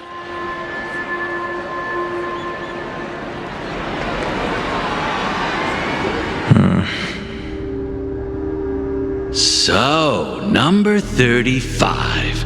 You're back. Like your new lucky charm? Can a commodity code really be considered a lucky charm? Silence! I didn't give you permission to speak, you Sigonian hound.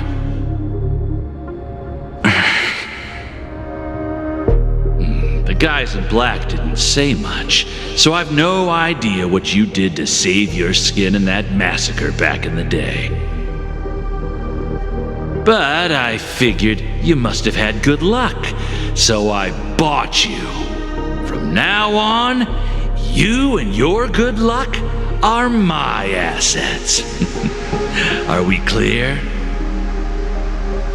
Your first task is simple. In addition to you, I've purchased 34 other slaves.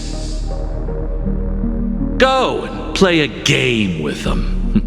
You came out alive after 2 days. It proves that you are the real deal. You're insane. Testing out if you're a good product. Aren't you worried that the money you spent on me will go to waste? I've got stacks on stacks, Blondie. The slave market is never short of self-righteous brats like you. But you look good, and that's why many customers are betting their fortunes on a scrawny brat like you. So go along now and don't let your master down.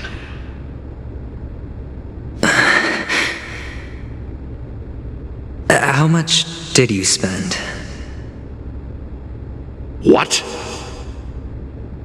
My price. How much did you pay for me? Huh. You really want to know? Well, it was 60 tanba. No more, no less. I'll take my chances. 30 tanba. If I come back alive, you'll give me 30 tanba. Deal? Are you trying to strike a bet with me? Oh, you've got some guts. Yeah, sorry, but that won't do. Don't forget your place, slave. You're not qualified to be at the table. You're just a chip. A life thrown away in someone else's hands.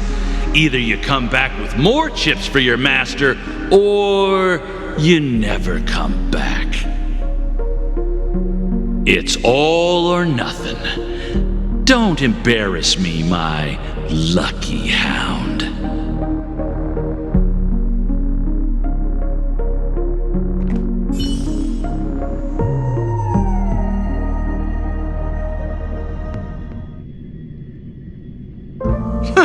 What brings you here, Gallagher? Some friends from the old days. Do you have a moment to spare, Siobhan? Oh, I have the whole day to spare. Ladies and gentlemen, welcome to Dream Jolt Hostelry. This bar offers a wide variety of drinks, but we draw the line at Soul Glad. Why settle for ordinary when you can experience extraordinary? We're dedicated to serving up nothing but pure joy and laughter. What would you like to drink? I'll whip it up for you. Oh, look! A lady as cool as Serval! Who's Serval? Will you, introduce me to her? Huh? Oops! She's heard us. Just spare them, my esteemed bartender. I'll take over the bar today. I'm getting up there in age, and I need some practice before I forget the skills that used to put food on my table. Where did you stash the ingredients? They're all under the counter. Since our guests have traveled from afar, shouldn't you whip up some special drinks?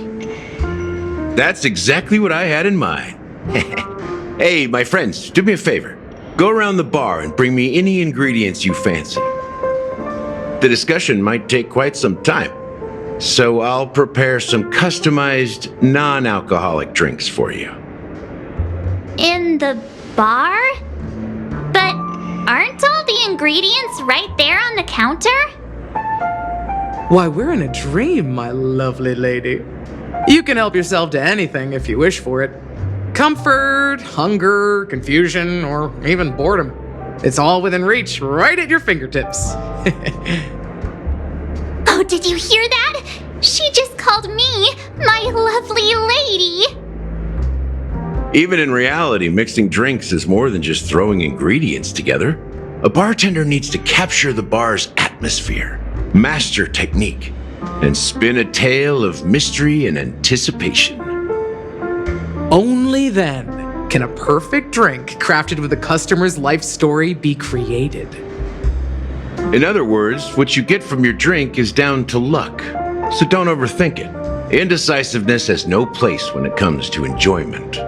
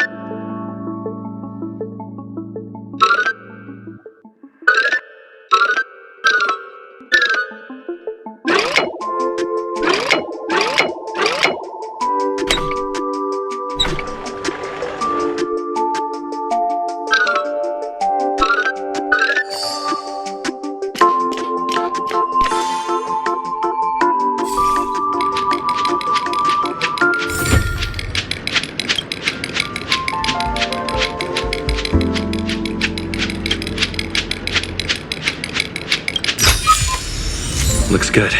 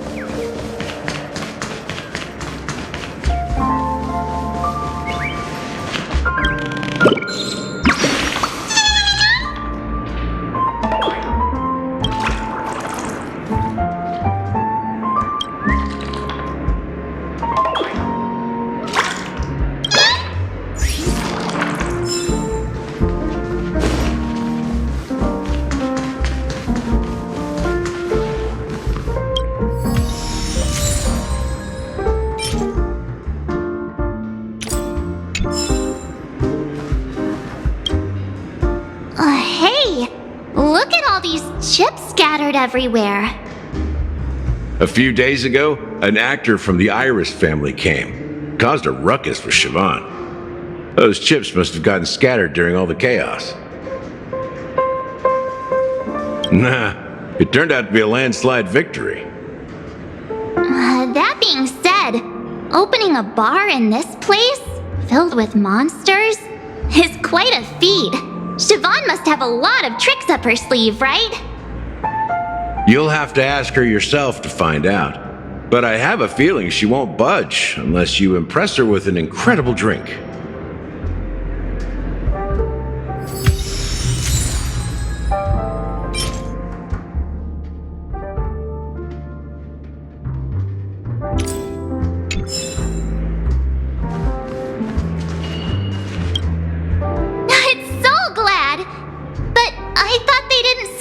Glad at the bar. Let's give it a shake. Nice, it's still fizzy and has a long shelf life.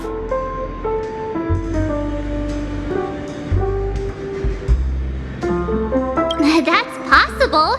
You see Soul Glad everywhere these days, so it wouldn't be a surprise if someone brought a bottle here. Why don't they sell Soul Glad in this bar? Did something happen? It's all about the bartender's pride. It wouldn't make sense for customers to come here and order drinks they can find anywhere else. That's the mindset I use when I brew my coffee. You're right, Himeko. That's quite a stash. Not sure if it's enough. Stay out of my way. I'm looking for Siobhan. Huh? What's all the commotion about?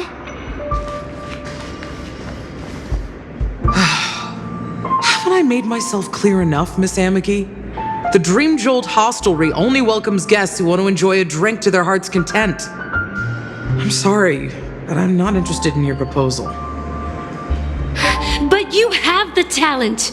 You'll attract a huge audience. You're destined for the Iris stage, not for this rundown shack. Come with me. We'll become the talk of Penacony, a shining light into every corner of the dreamscape. Please, Siobhan, I really need you. As you see, I'm entertaining my guests. Don't make me repeat myself. Fine. If you don't come along, I'll just sit here and not go anywhere else. Give me a sparkling drink. Sweet. With extra ice. Just one moment. What's her deal? We can't discuss the case with other people hanging around the bar. Hey, can you do that clockwork trick of yours again? Time is running out. We need to hurry. Yeah, I'm counting on you.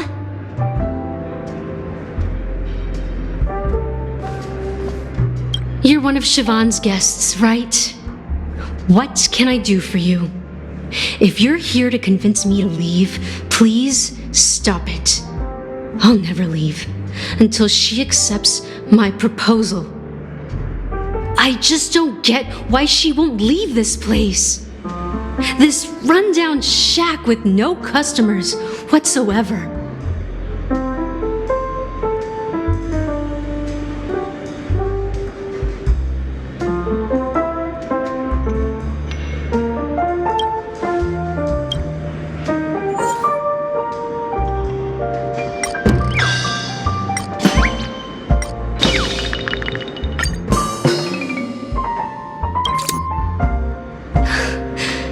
It's ridiculous, right? Our paths were never meant to cross, yet I'm still holding on to her. I'm too timid and shy, longing to shine but afraid of stepping into the spotlight. I need her guidance because I'll never be able to do anything alone. You don't know Siobhan's past, and you have no clue how radiant she used to be. Even among the talented Iris family, her skill was unmatched. I know she probably thinks I'm just trying to ride her fame to get ahead. But all I want is for her to reclaim her place.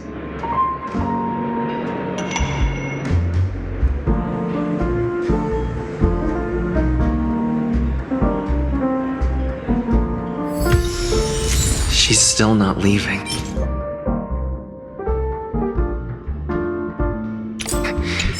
Maybe I'll have to try again. I just don't get why she won't leave this place.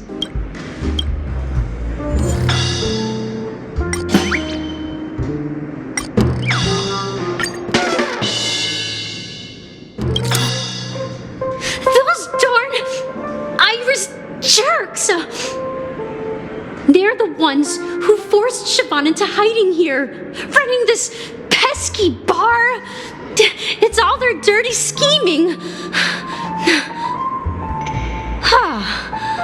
I get it now. She's not leaving because she doesn't want to run into them again. I can help clear the way for her. I can do her a favor. I'll go back and write a letter to the Dream Master exposing the crimes committed by the Iris family. Siobhan will definitely appreciate it. I just don't get why she won't.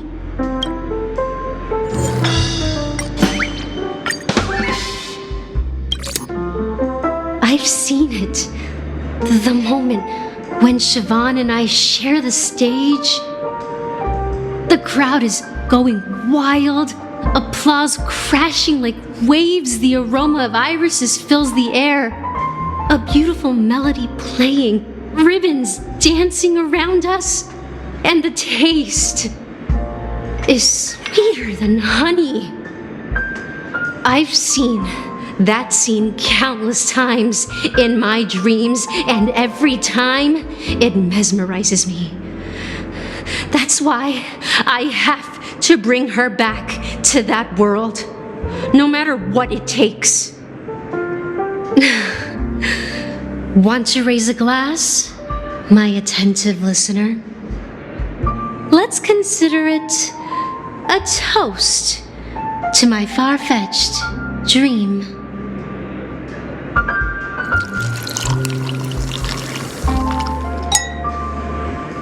Well, talking to you has got me feeling a bit down. My thoughts are swirling, making my mind clear and bringing tears to my eyes. Maybe I should find a place to reflect on what Siobhan truly means to me. Here's the payment for the drinks. Please, pass it on to her. I'm leaving now. Amaki has left? That's good for her. Radiant dreams may be enticing, but they're nothing more than dreams. Her drink is on the house. Please keep the money. When you're ready, go to Gallagher. I can tell he's itching to show off his skills.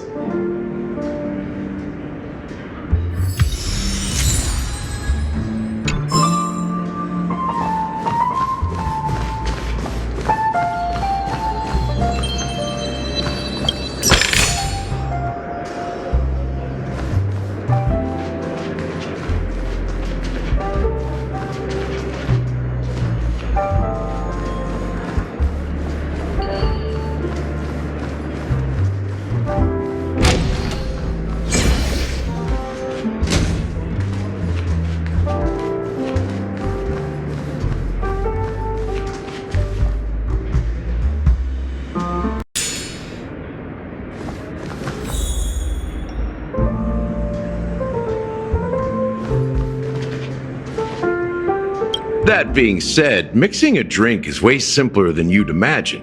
Just pick your favorite ingredients, toss them in a glass, mix it up, and it's done. So go ahead, explore the bar, and bring me any ingredients you prefer. Nice work.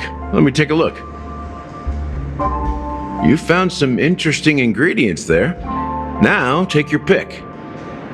Each drink has its own unique flavor, and the base ingredient sets the tone for the initial taste and the lingering aftertaste.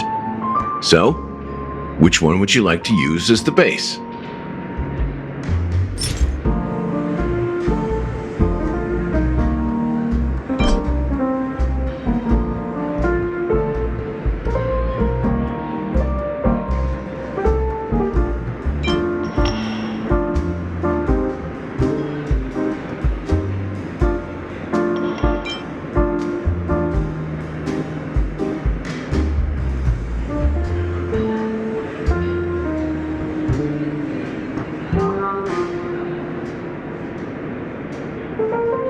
Sweeter than Susa juice and more bitter than dream syrup. Dream in a bottle. That's a metaphor for Penacony itself.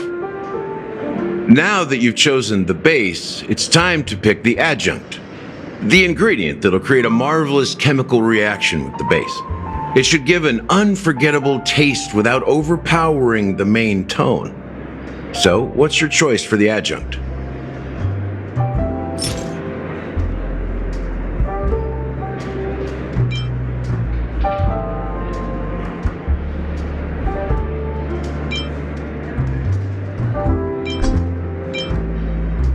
This is the most pungent adjunct we have, and my personal favorite. Before Mikhail left, the wrinkles at the corners of his eyes had deepened like knife cuts.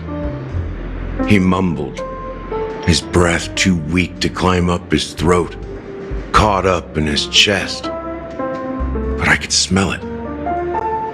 The lingering scent of Penacony itself on that night. Mikhail. Almost there. Let's pick a decoration. Which style do you prefer? Anything you need, I've got it.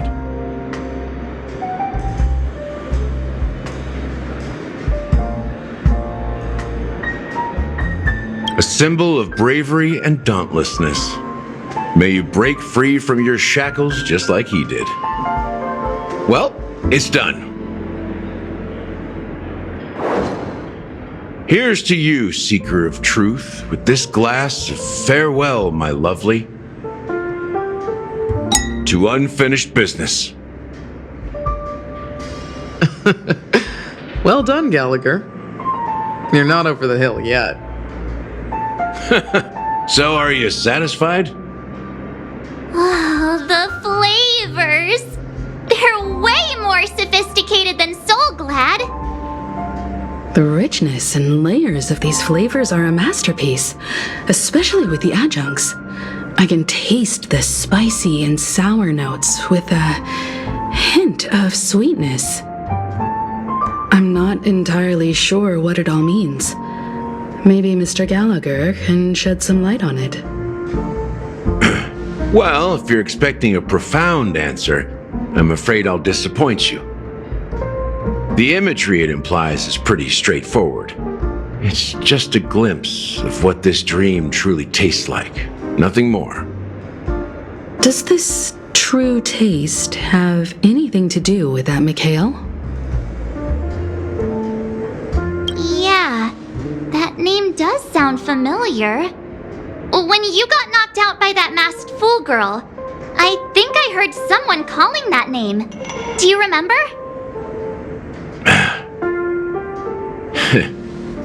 I was right about you.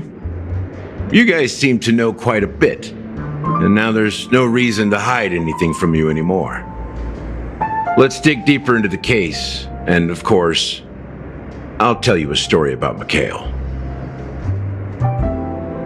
All right, let's start with what we know based on the clues the family has.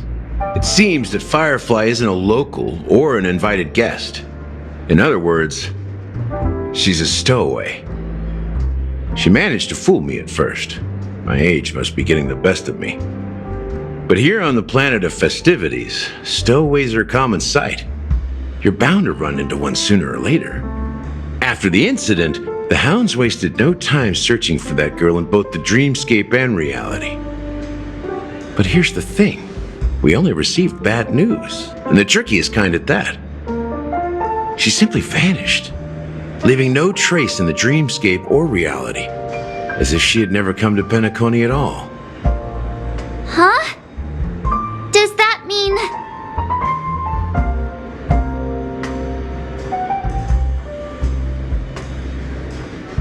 Different? Are you suggesting that girl wasn't actually killed? Come on, aren't you a witness in this case? Let me be frank. This case, actually, is unlike anything the Bloodhound family has dealt with before. Dealt with before? So, death does happen in Penacony, if I understand correctly. You've witnessed it, so there's no need to hide. Even the shiniest city has its dark side. We're all adults here. Surely I don't need to explain too much to you. Confronting the family based on that alone would be naive. Death may occur in sweet dreams. So what? Such events are highly unlikely and only affect a tiny number of people. If you really want to delve deeper into this case, you need to understand the true problem with the family. I guess it's time to tell the story of that Mikhail. You're very perceptive. The Astral Express has received that music box too, right? Do you know the secrets it holds? There's a message. Witness the impossible in the realm of dreams. Find the legacy of the Watchmaker, father of Penacony, and thus the answer to the question, why does life slumber? That's the exact wording. Hey, why are you laughing? Wait, did you write it? It's quite poetic. No, but I'm the officer in charge of this case. So how could I not know? I'm sure you must have noticed that this message didn't come from the family. You might have even guessed that the relationship between the family and the Watchmaker isn't as close as it seems. That's just our speculation. Actually, it's hard to believe that the father of Penacony and its actual managers are at odds. Now I can assure you that your speculation is absolutely correct. The family has considered the Watchmaker an enemy for a long time, but the hounds haven't been able to track him down, as he seems to be living only in the characters and stories he created. Let me ask you a question. Have you ever wondered why the family allowed the Watchmaker to send out such a ridiculous message to the outside world, inviting you here and causing chaos? So, you want to seize this opportunity to expose the Watchmaker? Well, now you understand why the Oak family authorized the Nameless to assist in the investigation, but kept you in the dark, right?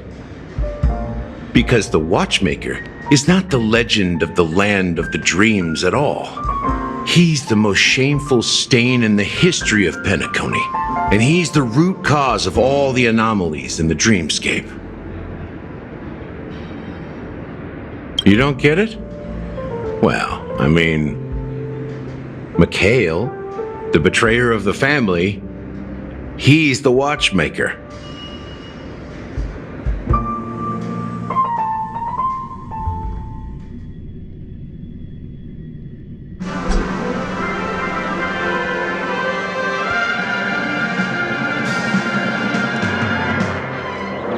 Here we are, Clock Studios Theme Park, the most popular entertainment center in Penacony.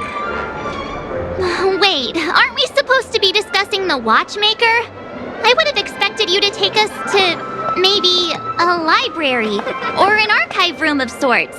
But an amusement park? The culture of a city reflects its history in the most authentic way. To you, it's a fun place. But to me, it's a prison for the planet's past. You know that Penacony used to be the IPC's prison planet, right? All the prisoners were brought here, helping the Garden of Recollection salvage the leaking memoria from the macrovoid. The prolonged exposure to high concentrations of memoria caused a unique phenomenon. The dreams of countless prisoners intersected and overlapped, and people started meeting each other in their dreams, living lives that were almost identical to reality. But everything has a price, and sweet dreams are no exception. In the end, the dream world was unable to alleviate the suffering of prisoners in reality. One of the prisoners broke free from the IPC shackles and fought for freedom. He is Hanu, the great leader of Dreamville, the great peacemaker, and the faithful companion of the underdogs.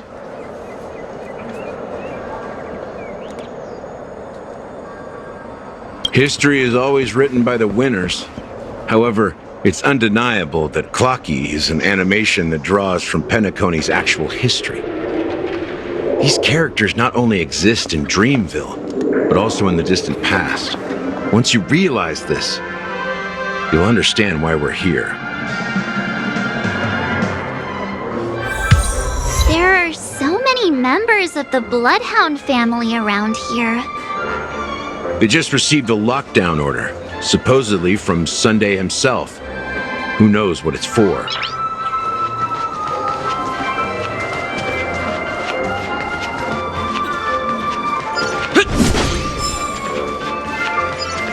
What's going on? Why can't anyone go in?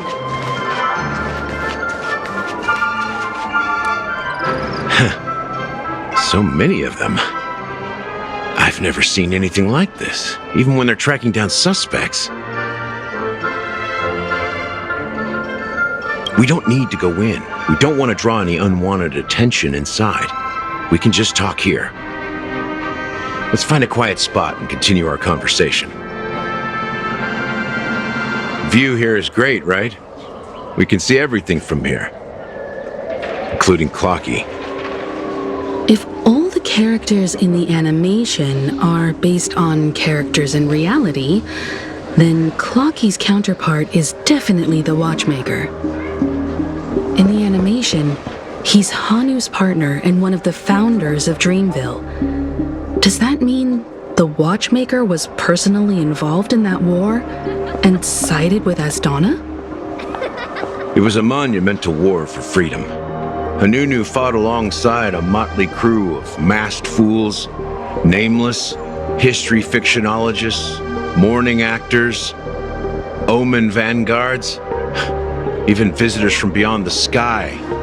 In the end, they emerged victorious. Among them was the person who would eventually be known as the Watchmaker. if you do the math, doesn't that mean the watchmaker was around for several centuries? I'm not sure, but Mikhail was already the watchmaker when I met him, so maybe he inherited the title. How old are you now, Mr. Officer? I'm 13. No way. Not even close. Anunu freed the frontier prison, but peace still eluded him. With limited resources, threats from the outside world, and internal conflicts between major prison districts, the future of Osdana was uncertain. It wasn't until the watchmaker approached the family with the idea of turning the prison into the planet of festivities that Penacony finally gained its name and glory. Thus, he became known as the Father of Penacony. But didn't you say the watchmaker betrayed the family? And you said you were his companion, so that means you... No, I'm not his companion, but rather one of his many children. But I am indeed a traitor. Not to the family, but to Mikhail. What did you do? I did nothing. And that's the worst betrayal of all. Just like you, I had close companions. We dedicated ourselves to Penacony, but the Oak family, they set us up. Mikhail was too old to protect his children anymore, so we left the family to find our own path. We were branded traitors of the Harmony, even though the true traitors were someone else. While they continue to praise the watchmaker's name in the world, behind closed doors, they condemn him on a pillar of shame. Nevertheless, we wanted to clear his name. We intended to find the real traitor, the one responsible for all this, and restore harmony to Penacony. But we failed. Too much time had passed, and the land of the dreams had become deeply corrupted. After countless fruitless pursuits, I gave up, like a lost dog. The family accepted me and made me an officer, supposedly as a form of forgiveness. But it was actually a punishment. Since then, I've been completely cut off from my partners and my past. As for Mikhail, I heard he died in obscurity, in a place where no one could find him. That's when I realized that the Penacony I once knew would never return. We're truly sorry for what happened. But this is not the end of the story, right? Apparently, someone has inherited the title of the Watchmaker and has been secretly working against the family all this time.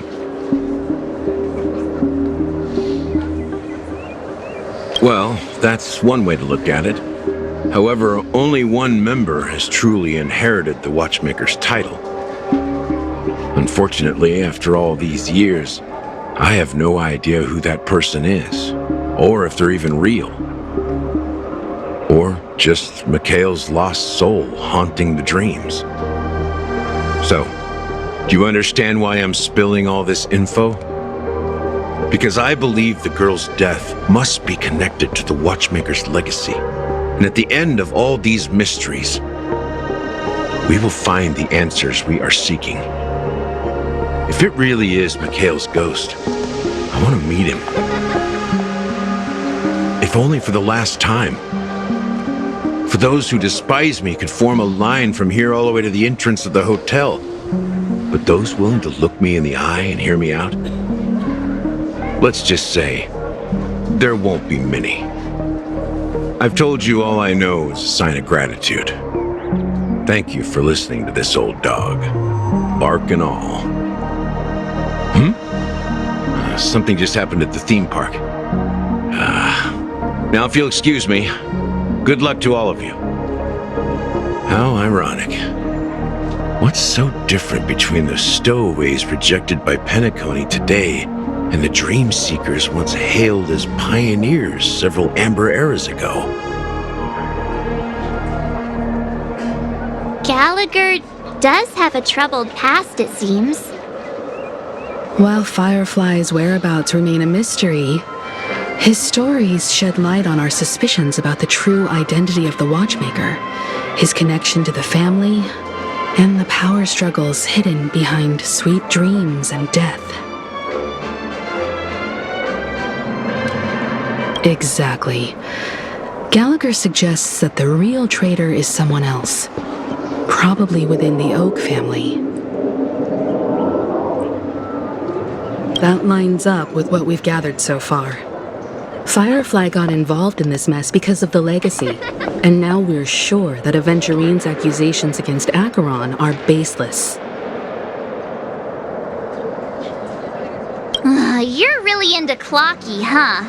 He's just a fictional character, not a real person.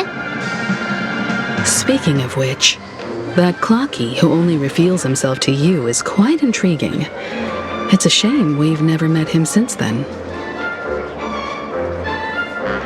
Now that we've confirmed a lot of our suspicions, let's take a moment to think about the clues we have.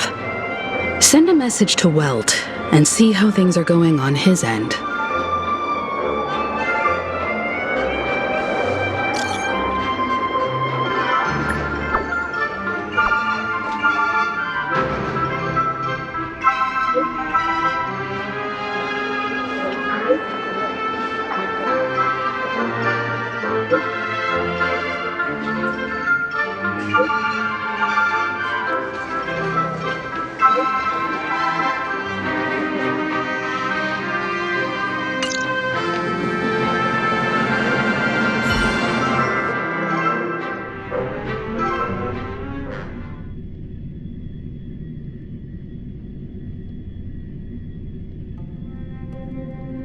Are your companions worried about you? They're just checking up on me. Let's get in and get out. Seems they've made some progress. Looks like we're about to enter the depths of Dewlight Pavilion. It's been a smooth ride. Almost too smooth for a heavily guarded mansion. Let's see if there's anyone waiting to greet us.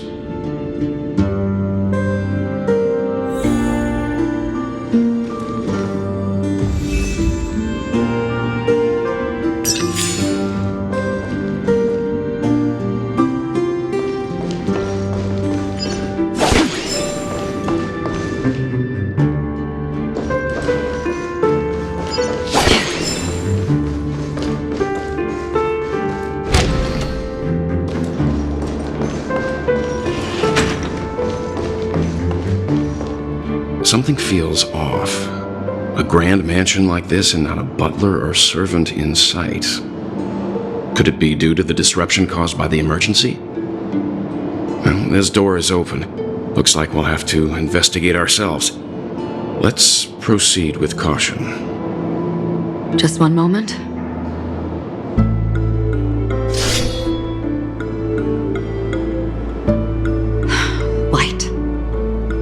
I've made myself less noticeable. The crew can explain their presence as authorized by the family, but I can't come up with any excuses for being here. I see. What an interesting technique.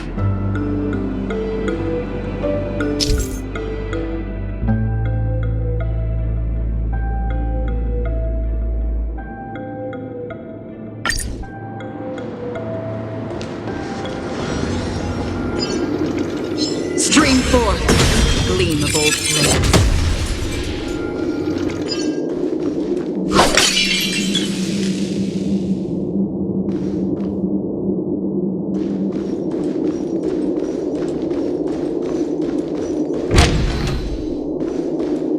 The model in the sand pit. It's the golden hour, isn't it? Maybe the heads of the family used that model for discussing important matters. And the footprints here are different from the rest. There are two sets of them. Looks like outsiders might have passed through here not long ago.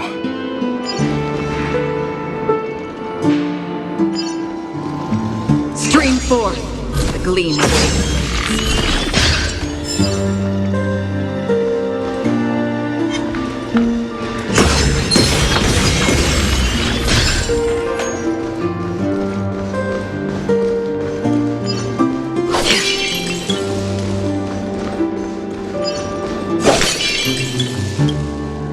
Can you identify the people who left these footprints? Well, there's a unique pattern here. Flamboyant, even. And judging by the size, I'd say these were men's shoes. If I'm right, it could be the IPC ambassador, Aventurine. Aventurine. What about the other set? It looks like they were walking side by side as opposed to one behind the other, so the second individual is likely equal in status to Aventurine. The IPC is eager to reclaim Penacony, so their presence here is not unexpected.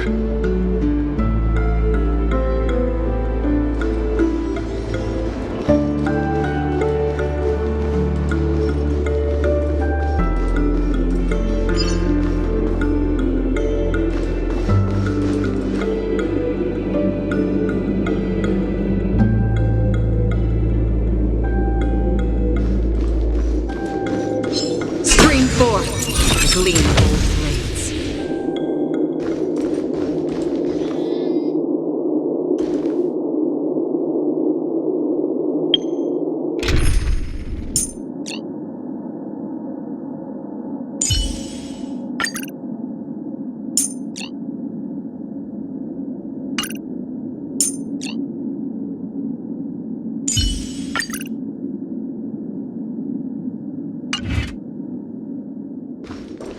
While there aren't any people in this mansion, they've set up quite a few mimetic guards to patrol this place.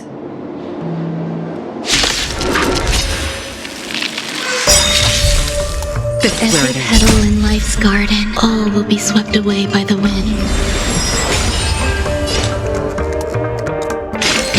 Still waters of oblivion.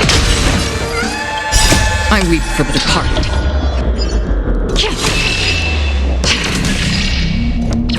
It too shall fall.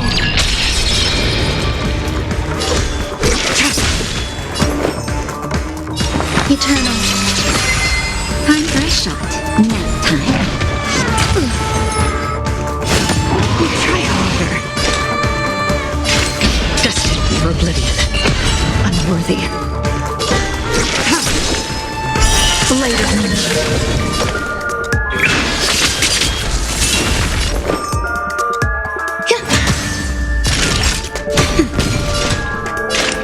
Still waters of oblivion. Nowhere to run. All will be revealed in lunar flame.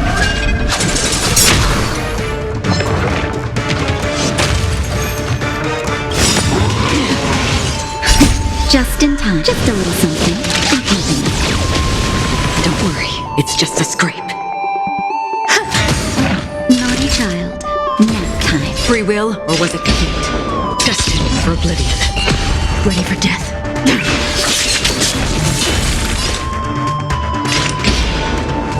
Still waters of oblivion. How familiar. Try harder. There's more to life. That's better. Save it for your own skin. I weep for the departed.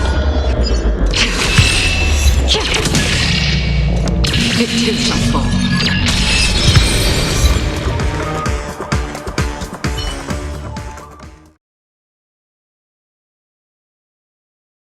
Look, it dropped something. A note. Looks like instructions from the butler for the other servants. Seems like the mansion's entire workforce were assigned other tasks before Robin's death. It must have been a big project to require that much manpower. The Charmony Festival, perhaps. But no matter what their main priorities are, there should always be someone left at the mansion, right? So you're saying someone deliberately cleared the place out? but I don't know why.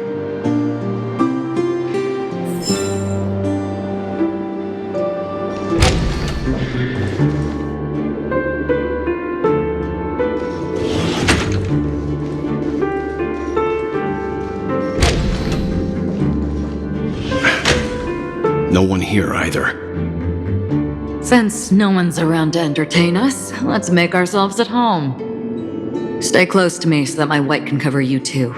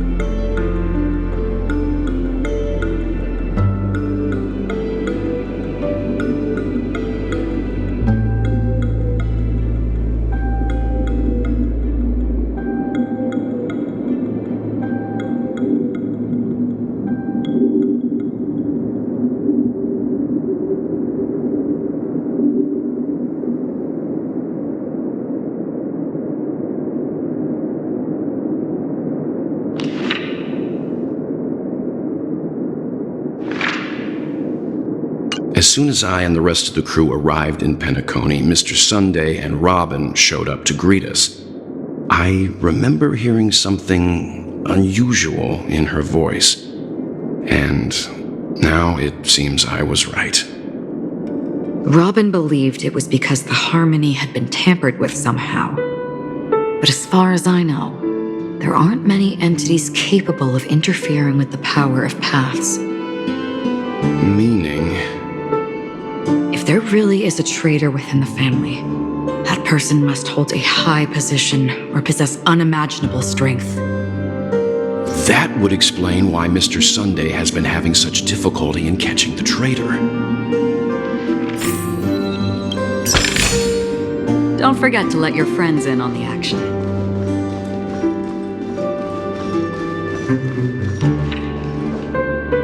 This light cone is securely guarded. It must hold some important memories. According to Robin's interview, despite having performed on so many grand stages, her favorite performance was a pretend show she put on with her brother when they were just kids. I wonder how their relationship is now. Growing up brings gains, but also losses. Yeah, time is a way of smoothing things out. The beautiful dreams of youth will eventually fade away.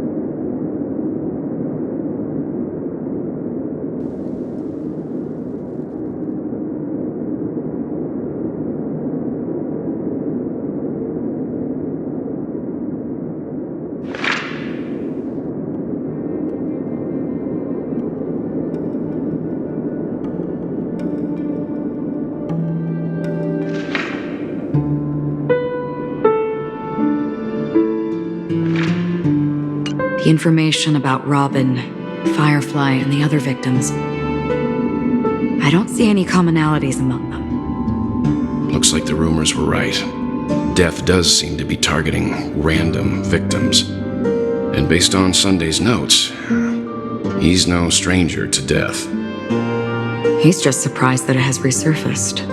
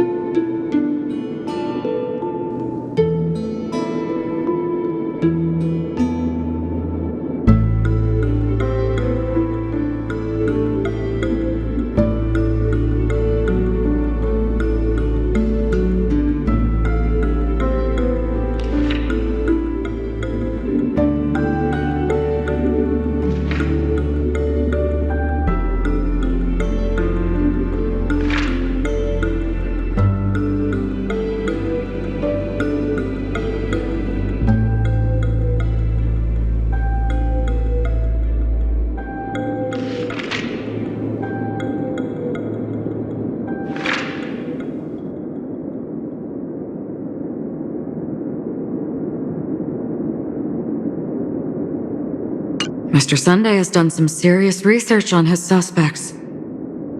This traitor must have been causing trouble for the family for a long time. They all seem to be insiders, but I haven't met any of them. Huh? Wait, these characteristics. What is it?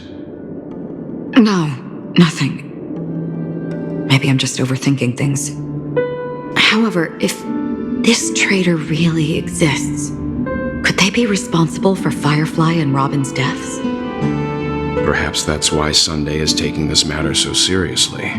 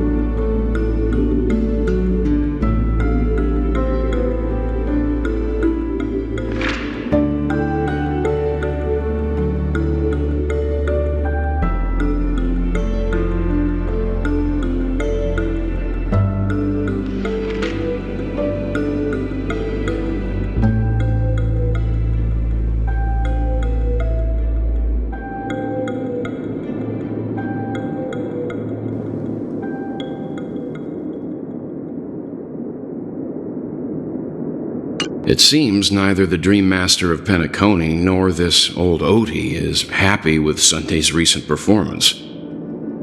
They don't seem to care much about death. Instead, they're more concerned about the Charmony Festival and the Watchmaker. Maybe the other family heads don't think death is a big deal. One thing's for sure, there's a lot of internal conflict within the family, and everybody has their own agenda. That's all for now. Nothing more noteworthy. Before coming here, I had all sorts of scenarios in my head about dealing with the family. I did not expect an empty mansion. Watch out! Someone's approaching. I don't think trespassing on forbidden areas is the way to be a guest, Mr. Yang. And... Acheron? The Galaxy Ranger? Our apologies, Mr. Sunday. Nobody came to greet us, so we entered without permission. I hope you can forgive us. But even if there's no one to greet you, you should wait for the host. Don't you agree? Even without the famous Galaxy Ranger. As far as I know, the crew has officially accepted the family's commission, so coming here will be unnecessary for you. On the contrary, that's exactly why we're here, to ask you about the case and gather more information. We don't want any loose ends. Well, since you've come with goodwill, I have no reason to show you the door. Rest assured, he hasn't figured out that we went through those documents. While the truth remains a mystery, I'm getting close to it. I assure you that the traitor will soon pay the price. Let's hope justice will prevail soon. I have a question for you, if you don't mind. How did the family come to the conclusion that the murderer was within the family? With all due respect, it's in the IPC's interest to wreak havoc before the Charmony Festival, and the family has every reason to suspect the IPC's involvement. Well, other family heads share the same suspicions as you, but in my opinion, the true murderer would never have drawn as much attention as that ambassador did. Not to mention, I personally shackled him a while ago. However, I'll give you a suggestion regarding your suspicions, Mr. Yang. You should be more cautious of Aventurine. While the wicked can't break through high walls, they can plunge their evil dagger into the heart of the righteous. He's a businessman, not some philanthropist. But right now, he's out there handing out his wealth on the streets. And he went to the Clock Studios theme park all by himself. Who knows what kind of scheme he's cooking up? While the family is dedicated to keeping our guests safe, it might be wise for you to stay alert. You never know what unexpected troubles could arise.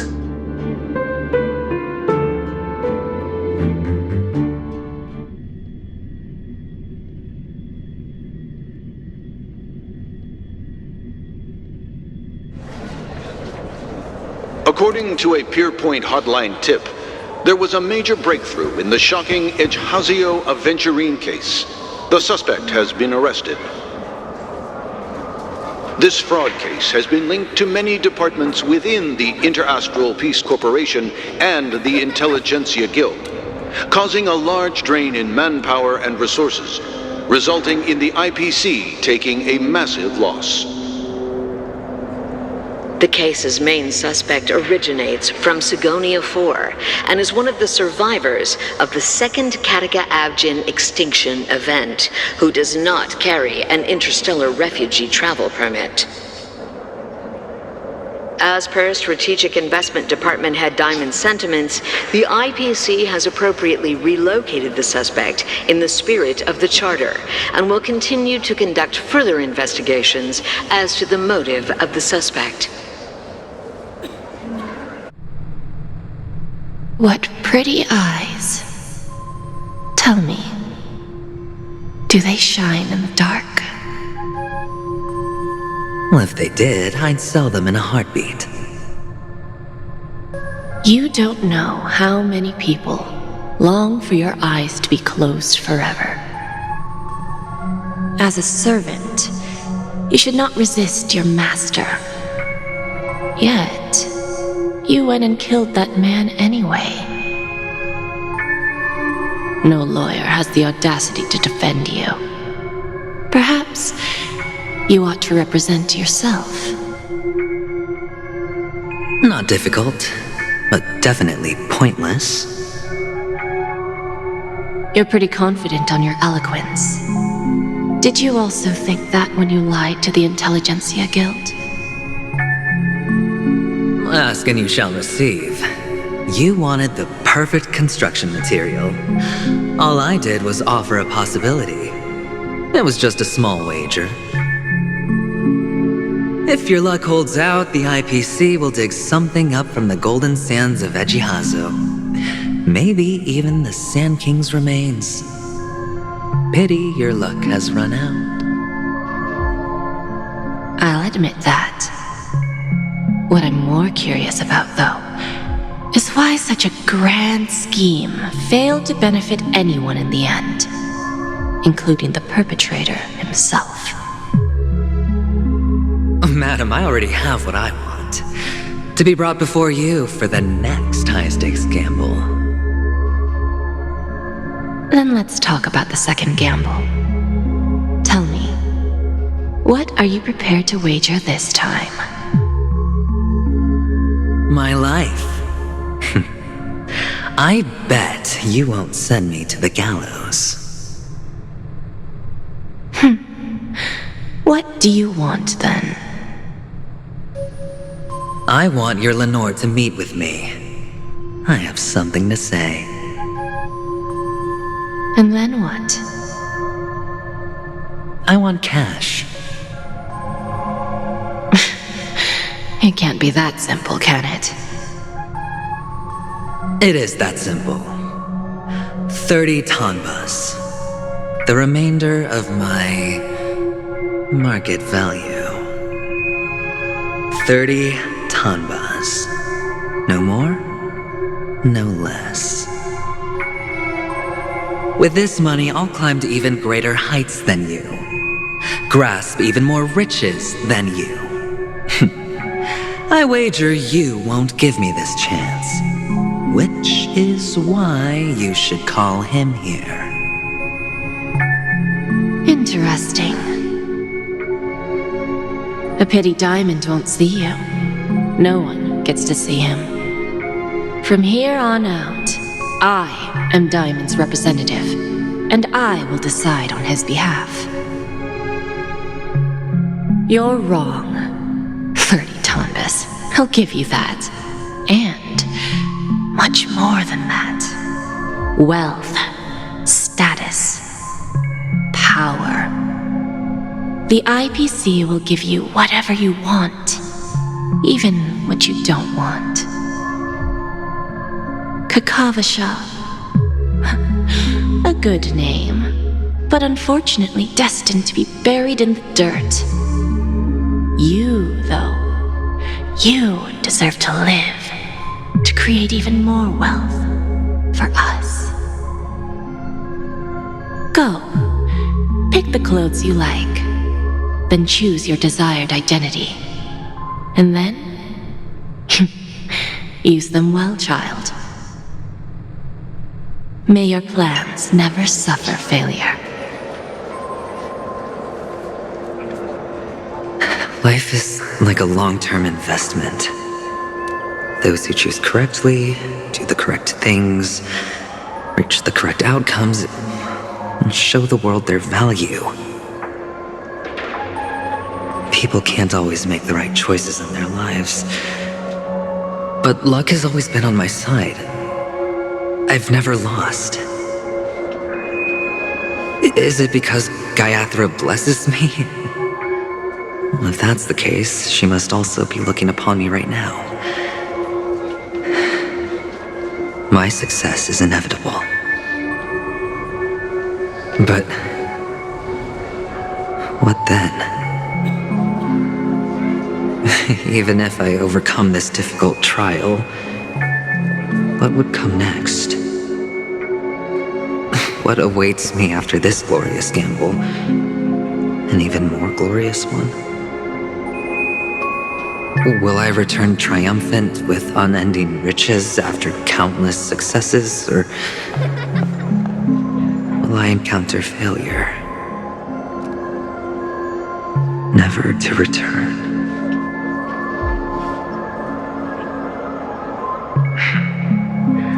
I'm pretty sure you already have some ideas. Lowly gambler.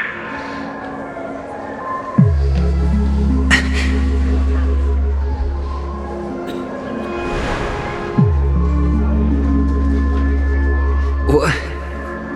What?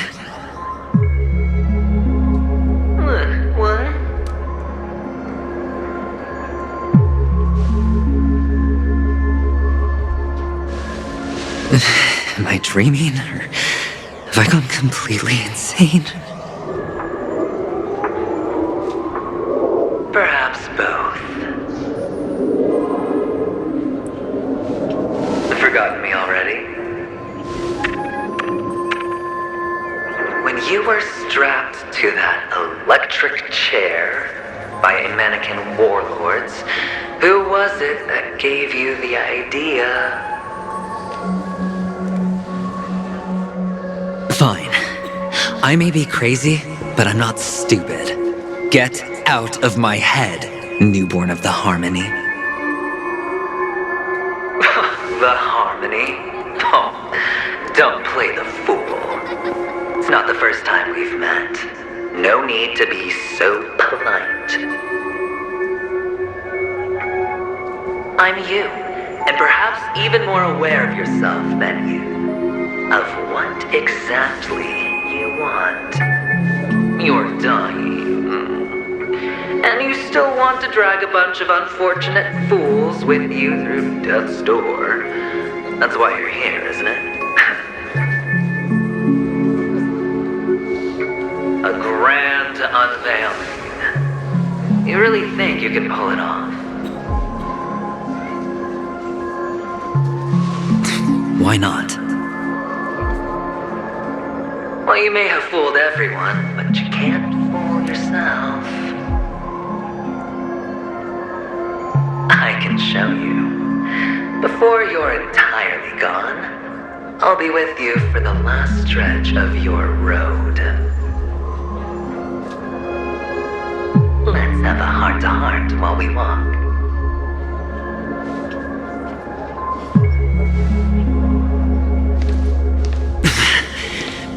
What exactly are you? Most people in this world spend their entire lives just to reach one outcome. And I am that outcome. Kakavasha, I am your future.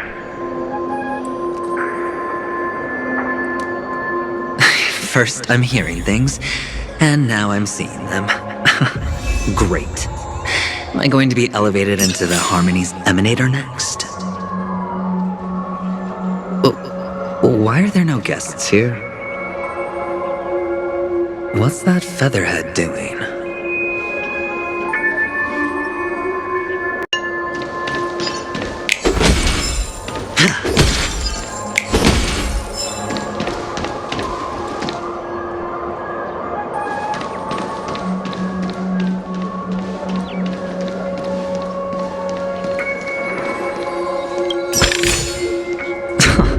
This is hardly enough for a seat at the table.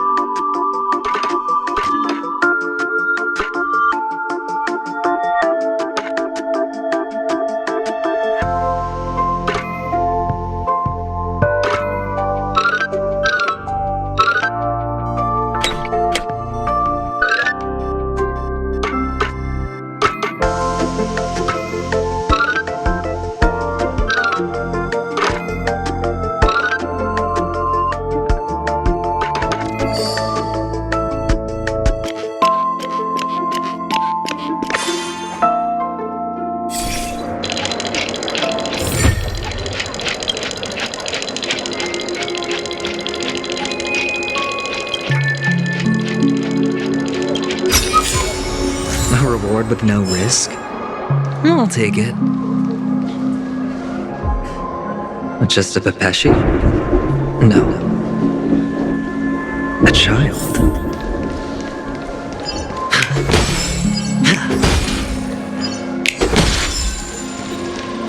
I thought minors weren't allowed in Golden Hour. Hey kid, you okay? Are you lost?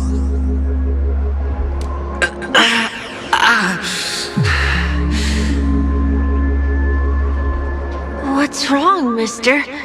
You don't look well.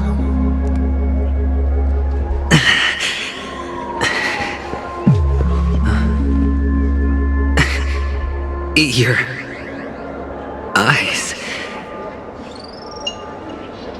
Impossible. Who are you? They're pretty, aren't they? Sis said they're a gift from Mama Funga. Colorful eyes are said to bring good luck. Mister, you have pretty eyes too. Beautiful.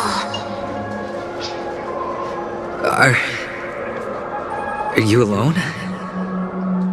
Where are your parents? They're in that amusement park. Papa and Mama went in first. I'm just about to go look for them. I have to go. Goodbye, mister. Hope you have a good time too. Those eyes. And Mama Funga. No, it can't.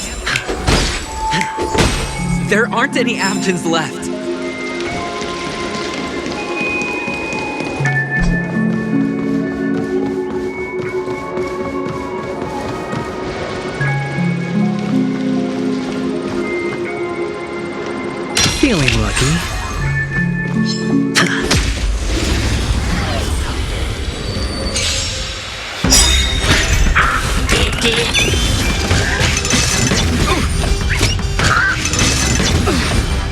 Watch your head. Sure, I'll play along. We're just having fun. Lance at the ready. Time for a shot.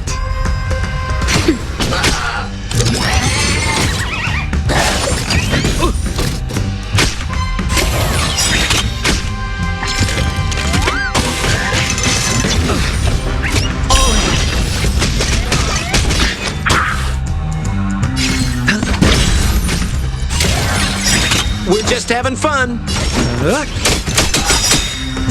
Lance ablaze. Lance! Forward!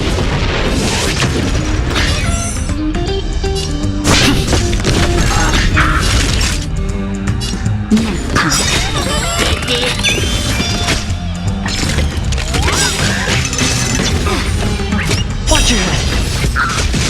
Hedge your bets.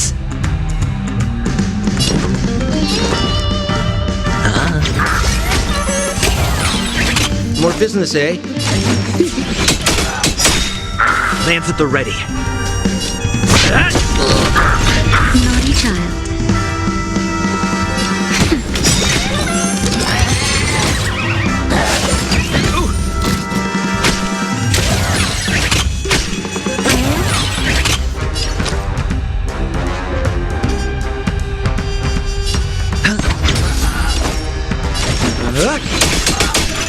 I'm on guard. Time for a shot. What are you waiting for? To betray my customers? I charge extra.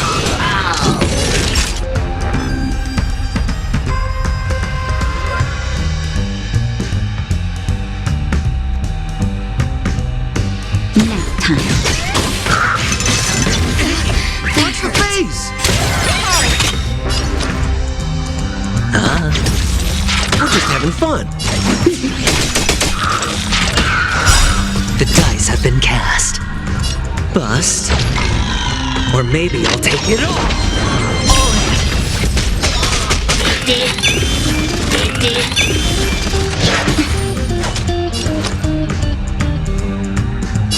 It's on me. More business, eh? Lance at the ready.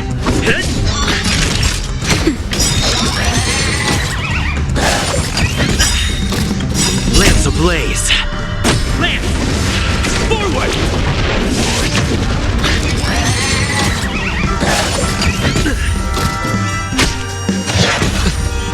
Watch your head.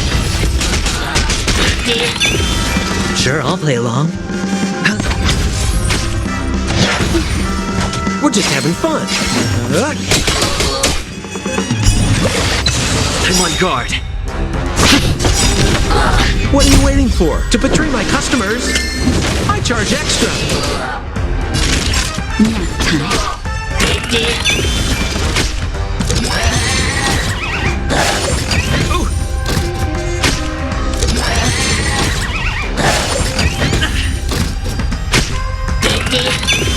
Hedge your bets.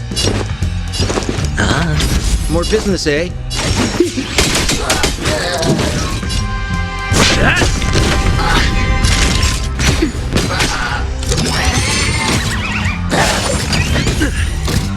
Sure, I'll play along.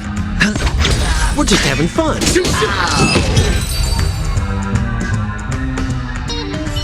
Those eyes. And Mama Thunga. No.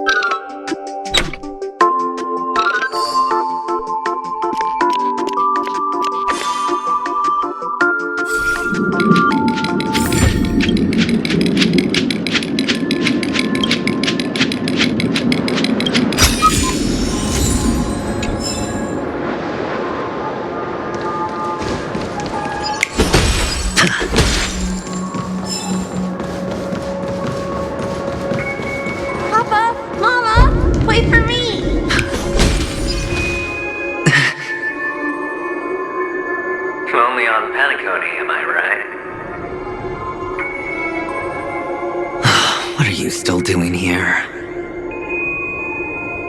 Well, you've known all along.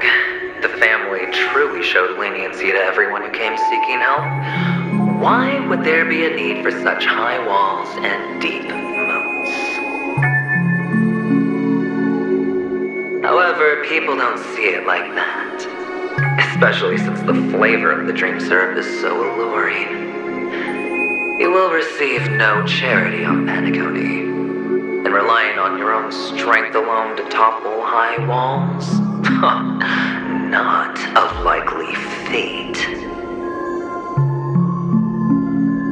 Which is why, once you step into the hotel, you remove your high hat and beg everyone you come across for help. Like a hyena scavenging for scraps in the desert. Because you know that opportunities are fleeting. Well, when you put it like that, even Ratio's a teeny peacock analogy sounds pleasant. Well, you know how rare it is for me to give you the straight dope, so listen while you can. It's good timing that you mentioned the doctor. I'm especially fond of what you and he have in common. The conspiracies, calculations. Especially the part about the finale, a magnificent act of betrayal. Oh, when everyone thinks this way, who would even suspect that it was another trap you've meticulously devised?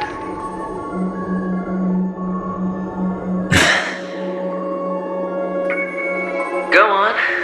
Tell me I'm right. You know who you really are, Mr. Cavalier Gambler. Uptight, sober, cautious, massive inferiority complex. You've won so much, and you're still so afraid of losing. They only see your big bets, your bravado, the full house, the straight flush. They don't know the other hand is below the table, clutching your chips for dear life. It's a heck of an act. No wonder the tavern sent you an invite. You're a natural kid. You don't stop at fooling the audience, you fool yourself too. Well, the best way to prevent others from seeing your true colors is first being able to fool yourself. Of course. I know you all too well. But it's strange. Why did you decline that invitation? You had the chance to embrace elation, and was that not what you most wanted? But you chose the IPC instead. For the preservation? I doubt it. Do you even have anything in common with the preservation? Oh, I thought you knew. Didn't you say you had me pegged? We're done. Either stop talking or disappear from my sight. That's fine. But who exactly is about to disappear here? Well, it's not going to be me, anyway.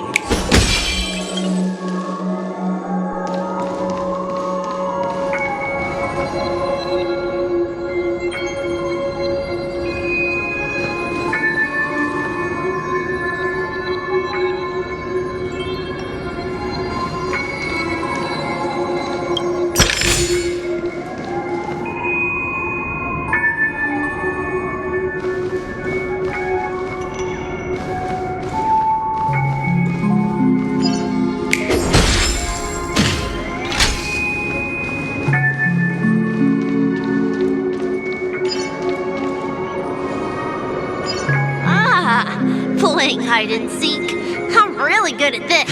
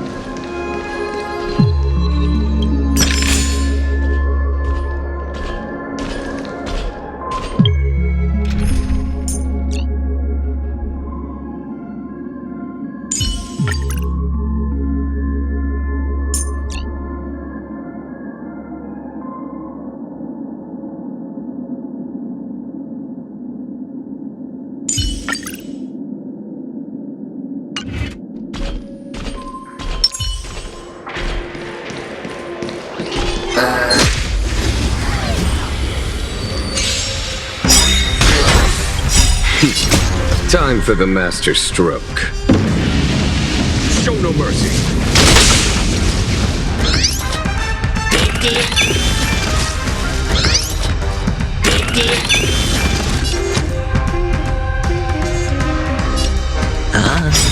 The dice have been cast. Bust. Or maybe I'll take it all. Existence is unity. Naughty child. Nap time. Here is thunder.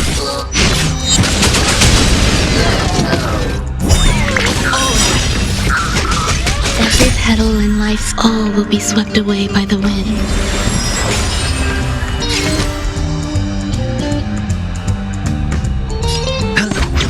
There's more to life. Eternal. Time for a shot.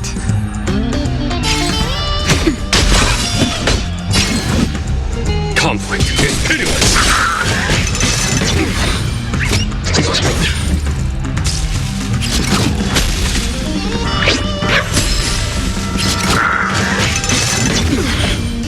Watch your head.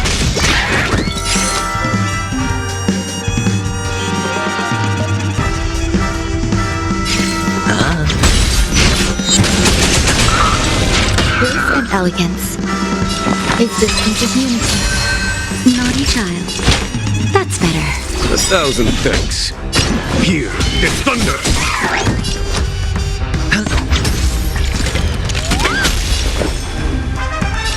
Eternal.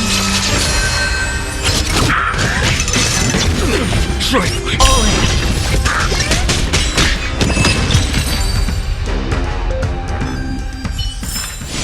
Battles are chess My games. turn to hide now. No two are Bet you alike. guys can't find me.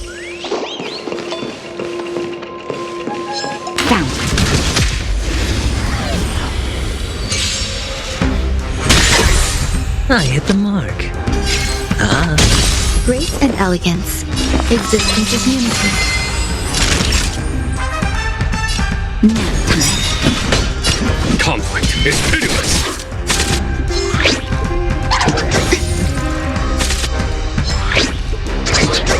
Was that it?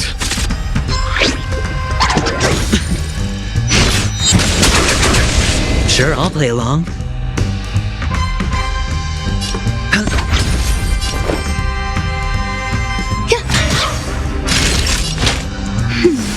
So Follow my this is charm. the warmth of life. Here is thunder.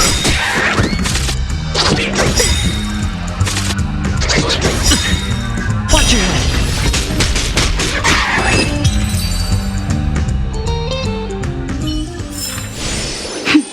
A My delicate turn to hide operation. now. I bet you guys can't find me.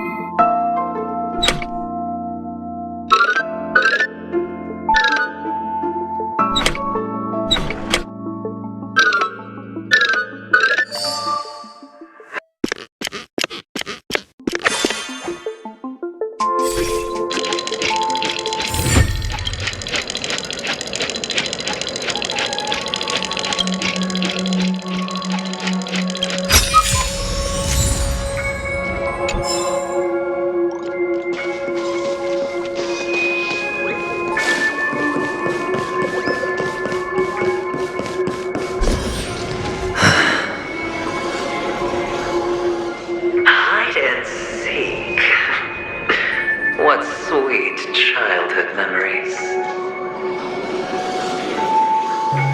When Mama said goodbye that day, how many catechins were like jackals hot on your heels? I know you won't forget that sound anytime soon. Those shrill cackles.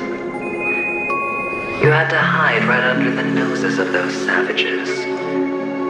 You and Big Sis, playing dead, drifting in all that bloody water. Completely ruined that shirt. Shame. Wasn't that the last one Dad left behind? It wasn't ruined. I've always kept it. Come on. It's a rag. It's not like you can ever wear it.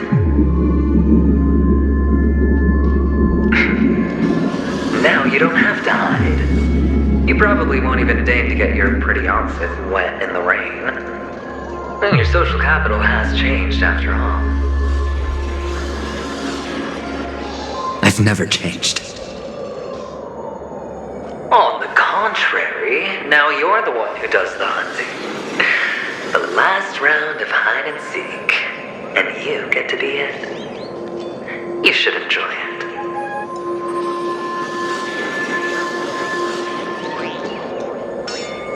That child. Could he be in here?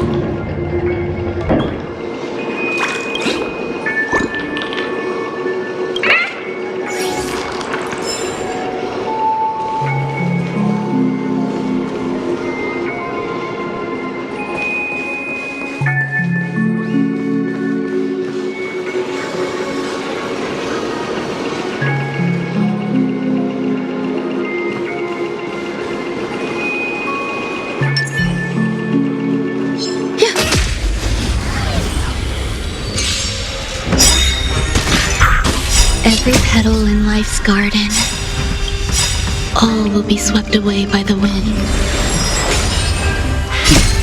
Time for the master stroke. Show no mercy. The dice have been cast.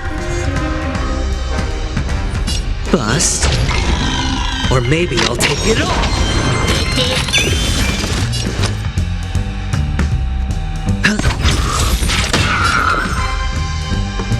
Eternal. Nap time. Follow my charge. Conflict is pitiless.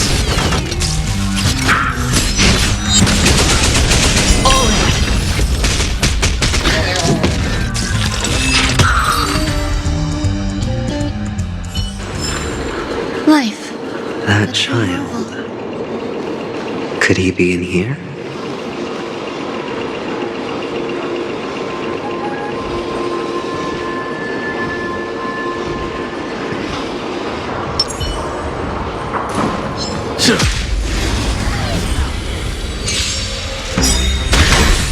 I hit the mark. Some value, I suppose. Existence is unity. A foregone conclusion. Here is thunder.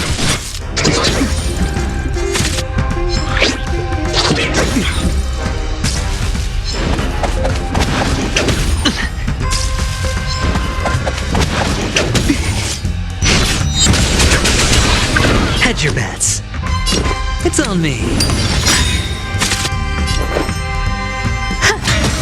Time for a shot. A foregone conclusion. Conflict is pitiless. Was that it? Watch your head.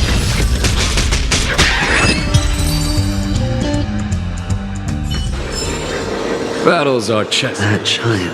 No two. Could he be in here?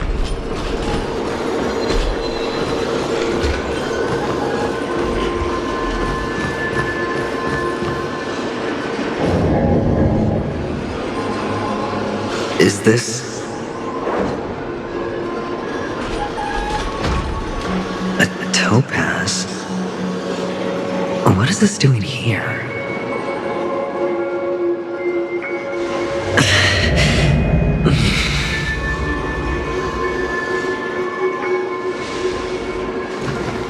What? Does your cornerstone wrench out your heart, son? I was merely curious at why it was here. Maybe that winged guy put it here to taunt you. Just to make you realize that your painstakingly arranged magic show is nothing but a death rattle. The cornerstone's hue is the same as the radiance of Clipant's body. I've got to give it to you. I've heard a lot of baloney, but that lie deserves a prize for sheer nerve. If you were just a little bit smarter, the jig would have been up right there. This is just bait. Of course. That's why Ratio's betrayal was one of the keys to your plan. I have to say, that doctor's acting was superb.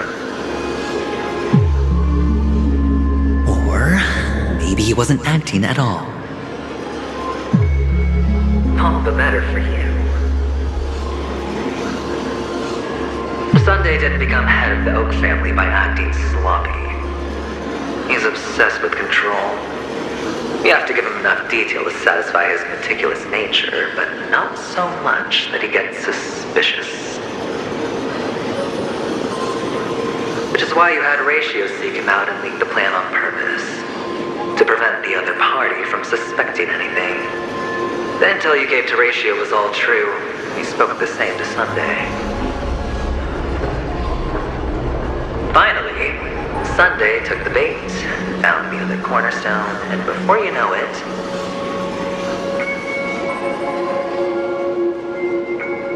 everyone's distracted enough for you to steal the third stone right out from under them. Why don't you stop rummaging through my mind? Your mind. It's our mind. You're me, and I'm you. We're the same.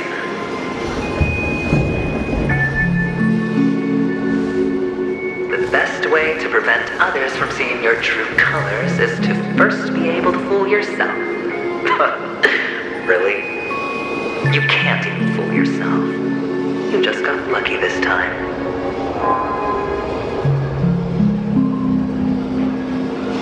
This is the other cornerstone in Sunday's hands. Rather beautiful green. Just like you. Smooth. Cunning. Tell me, what's its name?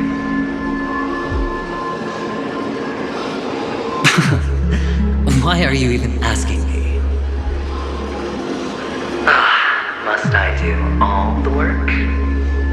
Aventurine is the stone of luck and trickery. That's what she said when you received the stone, wasn't it? This type of stone isn't rare, but its hue is very similar to a certain gem. In fact, it's often used as a substitute. And that more precious gem is...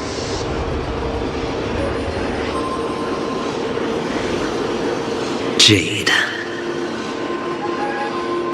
Even Sunday can't tell the difference. Oh, looks like jade can be substituted for aventurine, too. Sauce for the goose.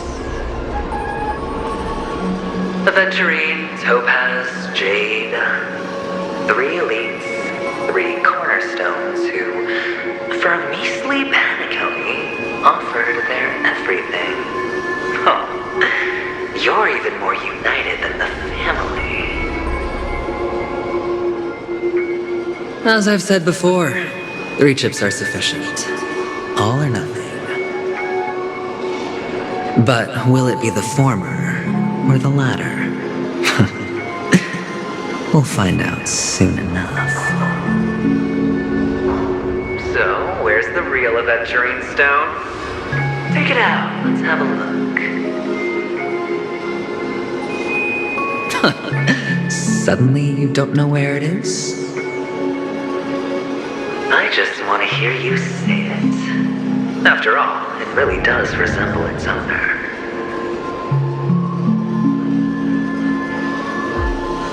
As you wish, then. They never went anywhere. They're right where they belong.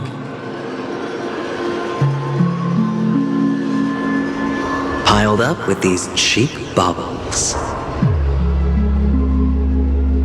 You smashed the aventurine stone before you left?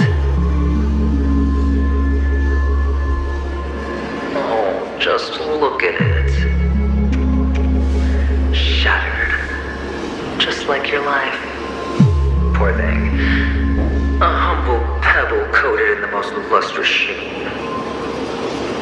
I take it back. This thing is far more precious than your life.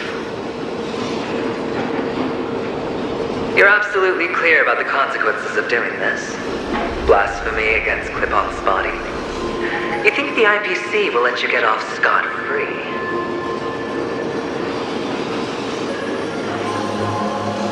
Well, Diamond has always been all about results. As long as I could create value far beyond the cost, the ends justify the means. How else would the family be fooled if there was no price to pay?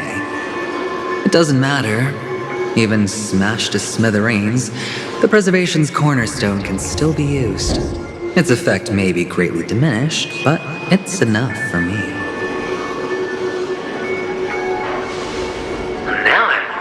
Curious. Why does every step you take involve reckless risks, and the choices you prepare for yourself always come with a strong impulse for self-destruction? Do you truly believe that the greater the risk, the greater the rewards? I wouldn't have guessed you'd be so loyal to the IPC. There is so much you don't see. Which is also why you'll never see how I'll win it all. That is, if you can do what it takes. We'll just have to wait and see then. The cornerstone is gone. Another illusion of the harmony. I command. Huh?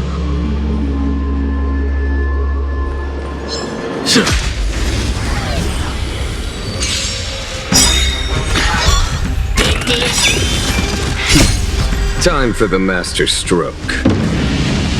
Show no mercy. I hit the mark.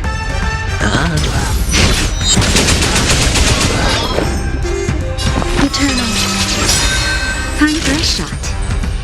Nap time. Follow my charge. Here is thunder. The dice have been cast. Bust. Or maybe I'll take it all.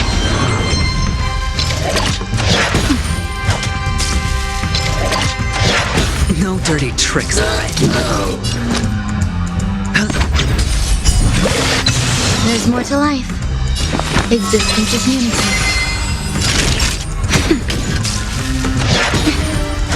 Watch your head.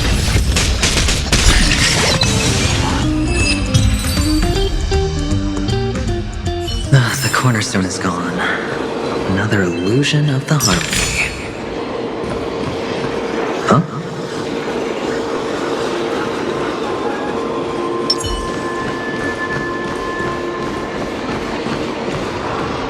Hello. We meet again, Mr. Pretty Eyes. Yes. We meet again. Did you find your mother and father? Of course. Big Sis is there too. The four of us were just playing hide and seek. I'm so happy. On our way here, Papa even brought me to see a blimp.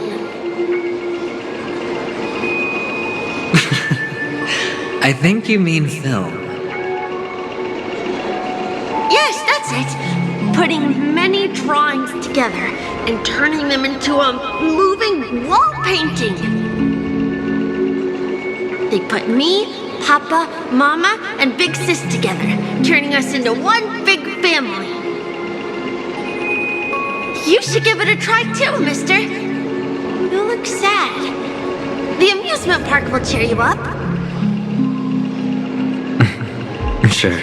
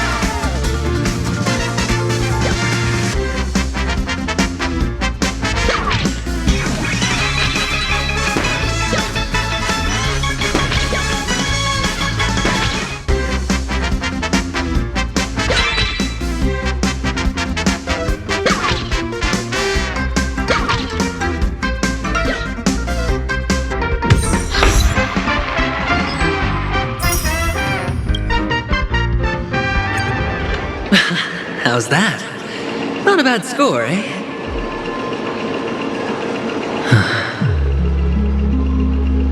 Boring.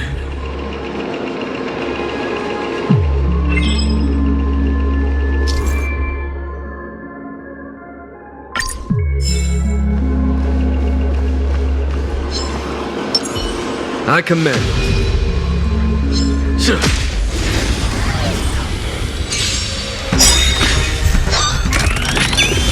Sure, I'll play along.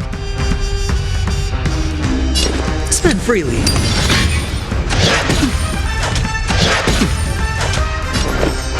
Eternal. Nap time. Conflict is pitiless.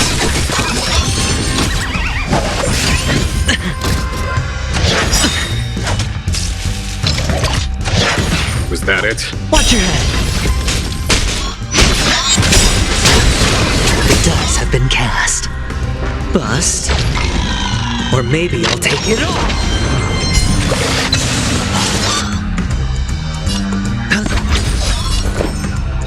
Existence is unity.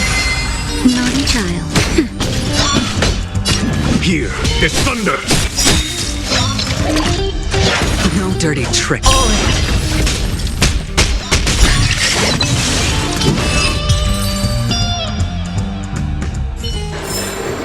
Battles are chess games. No two are alike.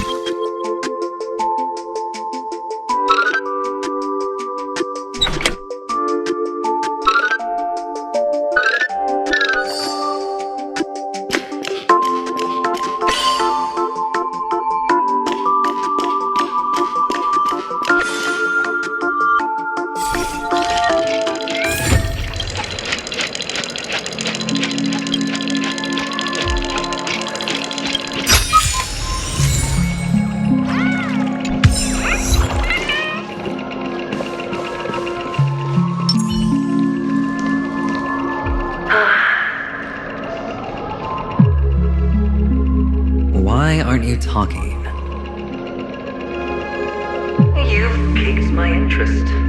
I'll admit that there are still aspects of you that I don't completely understand.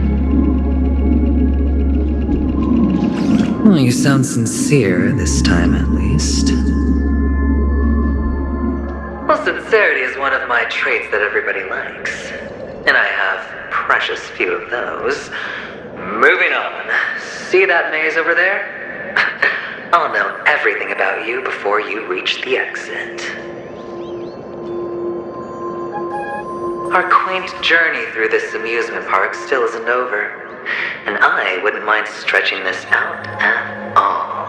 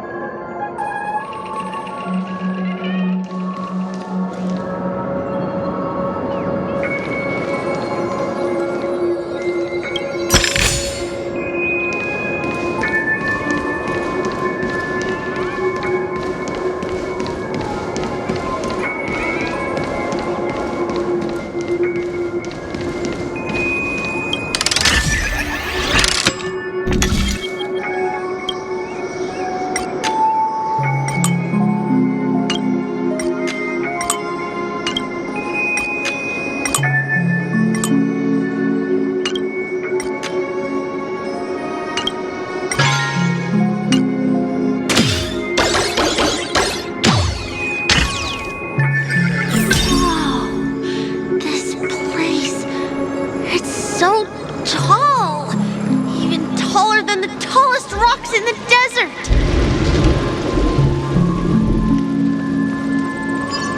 And there are so many flowers here! Vixis, this one's for you!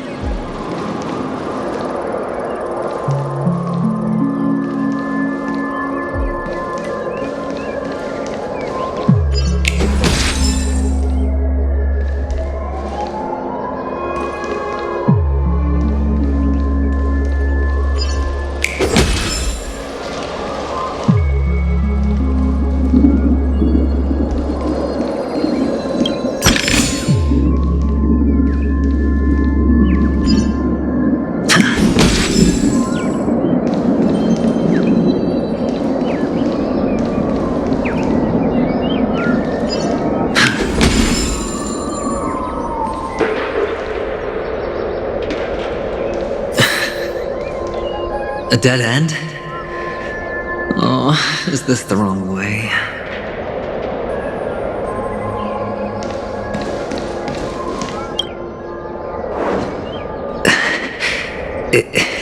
Is this... Oh, what's on your mind? It's got nothing to do with you. Do you need a hint? These are manacles on you. That man gave you your first job, and you made your first pot of gold. I remember it all too well. You wrapped that iron chain around your fist, for that is the only tool you could find. Then, in that maze, you... Shut up! You don't wish to face your past. Unwilling to admit that your life is worth at least 60 tamas. Well, from what I see, you refuse to confront it, because it only proves your weakness. How could a weak person take such daring risks? That's right. You love the thrill of danger, but you refuse to let go of meaningless sentiments. Even in this beautiful dream, the only thing you dare allow yourself is death. In your hands, those who follow you could have become joker cards. They're far more useful that way. It's not like this is the only place the family ever cut corners. Could have had tons of action if you weren't so all or nothing. All it takes is a meager sacrifice. I bet Opal would have resolved this without a fuss. A pity you're not him. Well, you wouldn't be in this state if you could just get with the program. And why couldn't you?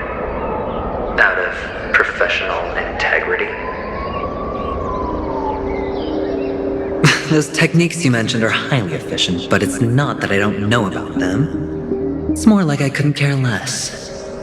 Get it? What fun is it if the fight isn't fair? Fair? You assume your opponents would fight fair in the first place. The odds are obviously not in your favor, so how are you just breezing by? Did that masked fool's words awaken something in you? Well, she gave me an answer that could turn everything upside down. Everything? You mean it could make all the cards on the table just disappear?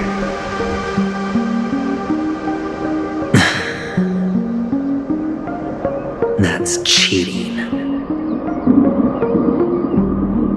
If these leaves could be brought back, would they bloom into new flowers?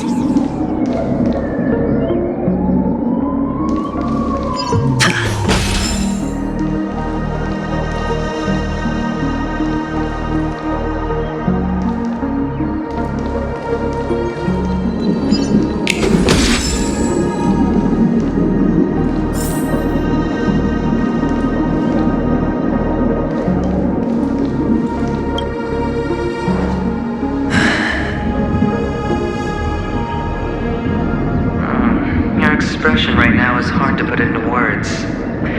The lucky charm Mama left you is made from gold. Why did you never consider selling it? You obviously could have lived a normal life like Big Sis that way. Looking back, that was the better choice. Mama only left us with 2 pieces of jewelry. A necklace and a lucky charm. There won't ever be a 3rd piece. That's what you always say, but you actually regret it, don't you? That you didn't sell them. You can zip it if there's nothing to talk about. I know. You must remember what Big Sis told you. You're a child blessed by Gaiathra Triclops and can lead the clan to happiness. So always remember to protect yourself and never resent the pain and poverty you're going through. The words still ring in your ears, don't they? You're a good kid, so you definitely won't have forgotten. So, you surely won't forget how tragic her last moments of life were. How the piercing laughter behind you felt like it was drilling into your heart. You ran away without looking back, just as she told you to. Tisk. A lifelong regret indeed. Enough! Do you not have anything better to talk about? Oh, shut me down like a champ! Well, I guess when it comes to mind games, this isn't exactly your first rodeo. I think I finally get you. Woo! You are nuts! In the end, I'll ruin this beautiful dream and create the grandest death. Well, you stuck to that start to finish. Think about it. There's a Stellaron in play, the fabulous Robin loses her voice, 2 unsolved murders, cryptic messages from a masked fool, and a chance to go head-to-head with Sunday himself.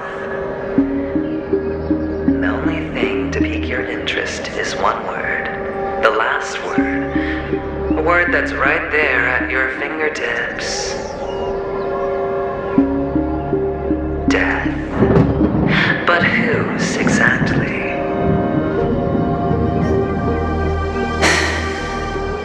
We'll know when the dice falls. All right then. Reserve a seat for me in the audience. I'm curious to see just how capable you are. Still, you never answered my question. If you could start over, would you still want to be the child who received Gayathra's blessing?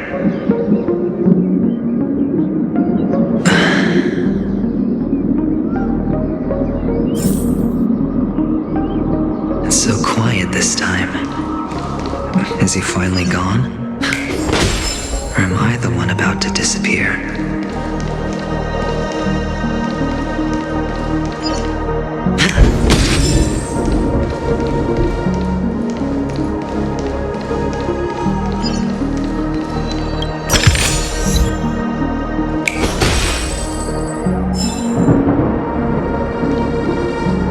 Finally, made it out of this place. We're going home? But I don't want to go back yet.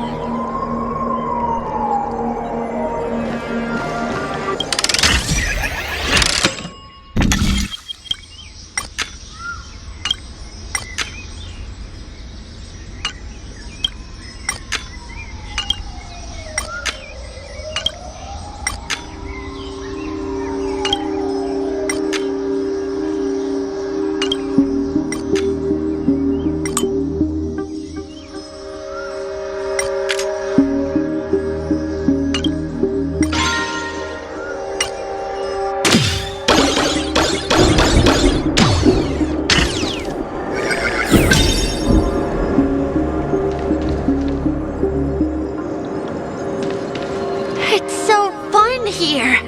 I want to stay here forever.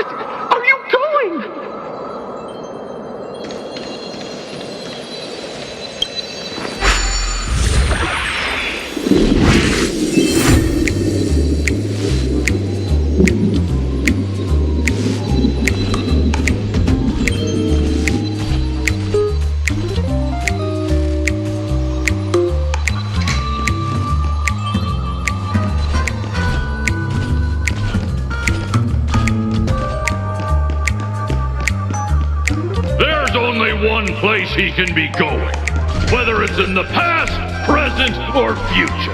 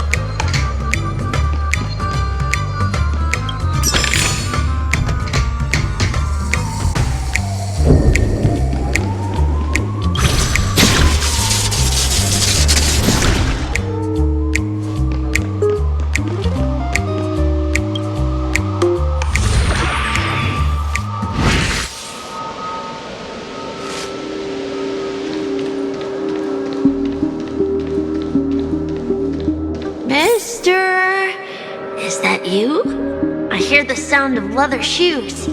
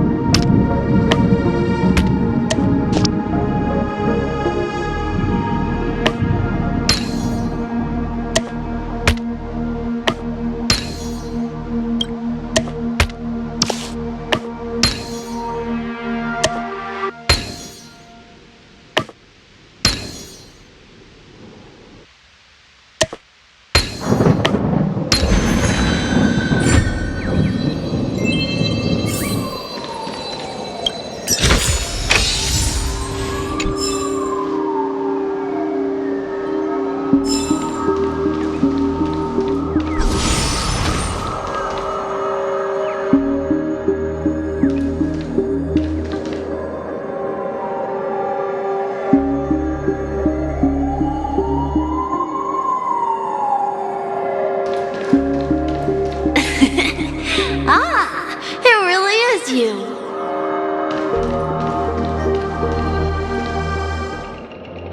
I don't know why, mister, but you always give me a special feeling that makes me more curious about you. It's sad that I can't get to know you more. We have to say goodbye. Did you have fun?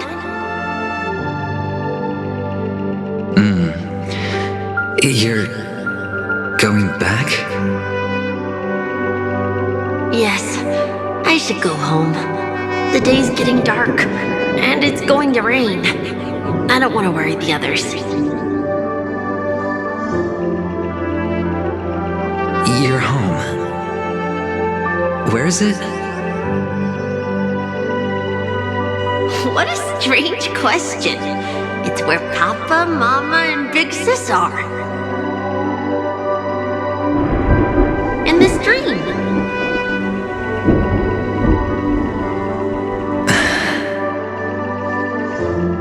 This amusement park. This beautiful dream. They really are peaceful. Everyone loves it. But, mister, why don't you like it? Because they're not here. Where are they then?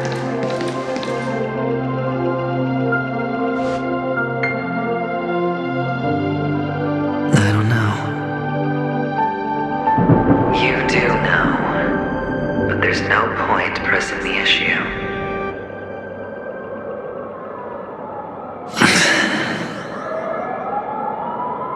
Admit it. You're tired.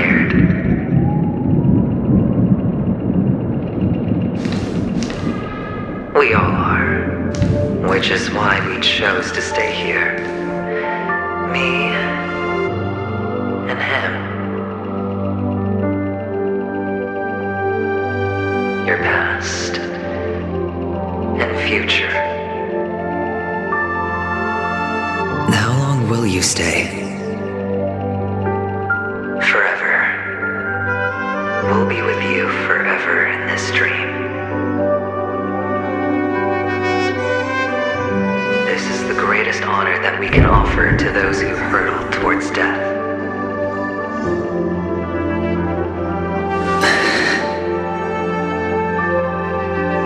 The road less traveled is less traveled for a reason. You've never gone in any other direction. Your own life is the chip you're most eager to lay down. Always has been. You don't care who the real murderer is, and the watchmaker's so-called legacy couldn't be more boring. What you want, what you need, is to be the smooth operator, the solid gold deal maker who doesn't waste a drop of sweat, even when he's up to his neck in danger, deep inside family territory. You want to be polished up, cuffed with red-hot chains, and spotlit center stage.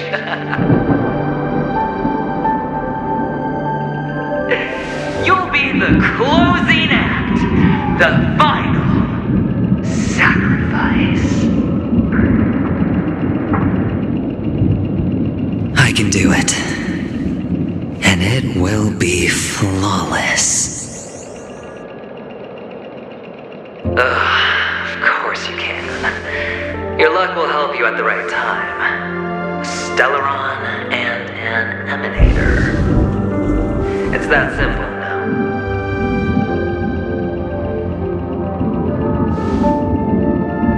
That way, the IPC will earn a place at the table.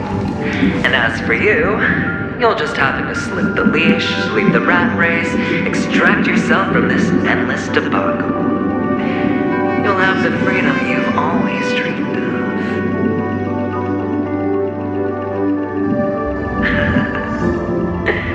This isn't the first time. You've been an escape artist from day one. This fiasco started with a death, and its curtains will fall on another death. Oh, so that's why Diamond chose you. He's just after Penacony. No matter the means, no matter the price. It's not personal.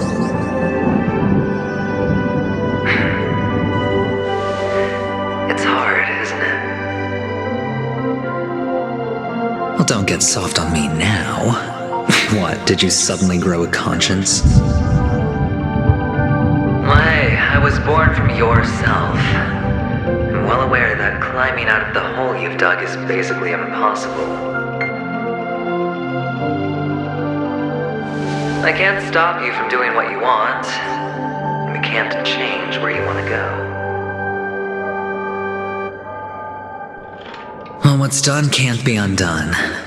All we can do is play the cards we're dealt and rake in as much time as possible. Yes. Alas, people won't make all the right choices in their lifetime, though luck always seems like it's on your side. You will keep winning, having never lost before, but why you? Why must it be you? If all your luck is built on the pain of someone you love, on the loss of dozens more, if these windfalls, these jackpots, aren't a gift from Gaiathra, if all they are is a long string of meaningless deaths, then what did we do to deserve living in a world like that?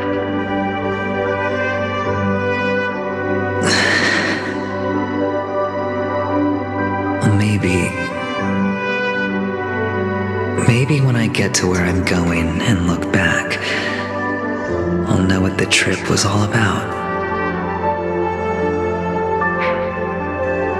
Fine. Time to make a move, my friend. I'll be waiting up ahead.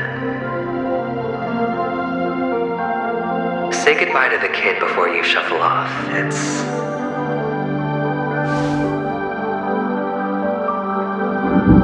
It's best to die without regrets.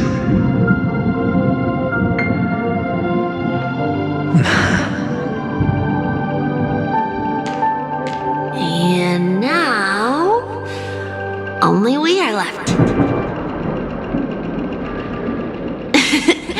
Can you take a photo for me? I want a memento.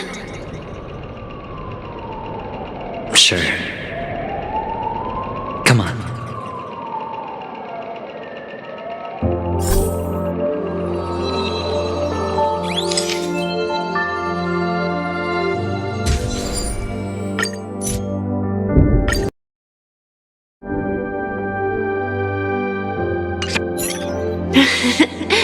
How nice.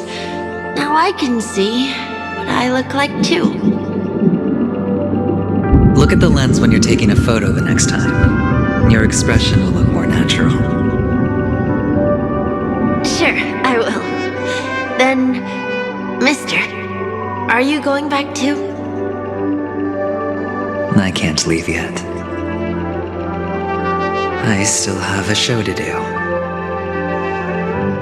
Oh, you're about to go on stage, aren't you? Let's go then. I'll take you to the stage. Sure. So you're an actor? No wonder your clothes are so stylish. I'm actually a merchant. But I do have a show to do. Are you the same as those men in black in the sky? But you're not wearing black. Only ordinary employees have to wear that. My position is much higher than theirs. Awesome! I hope I can become as good looking as you when I grow up. Of course you can. You'll be better and stronger than me. Feeling lucky? I commend.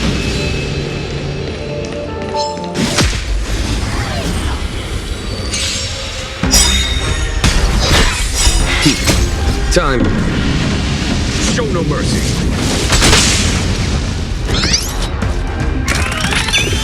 I hit the mark.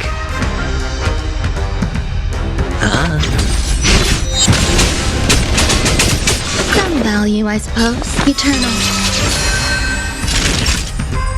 Nap time. Conflict is pitiless.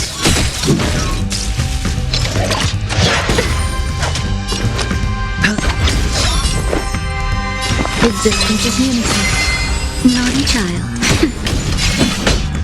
Here is thunder.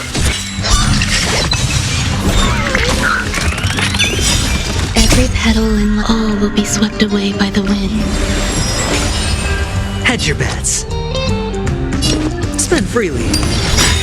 The dice have been cast. Bust. Or maybe I'll take it all. Grace and elegance. Eternal.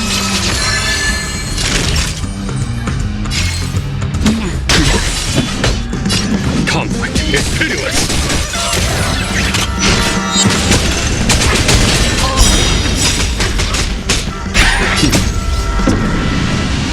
Show no mercy. I hit the mark. There's more to life. Follow my charge. Here is thunder.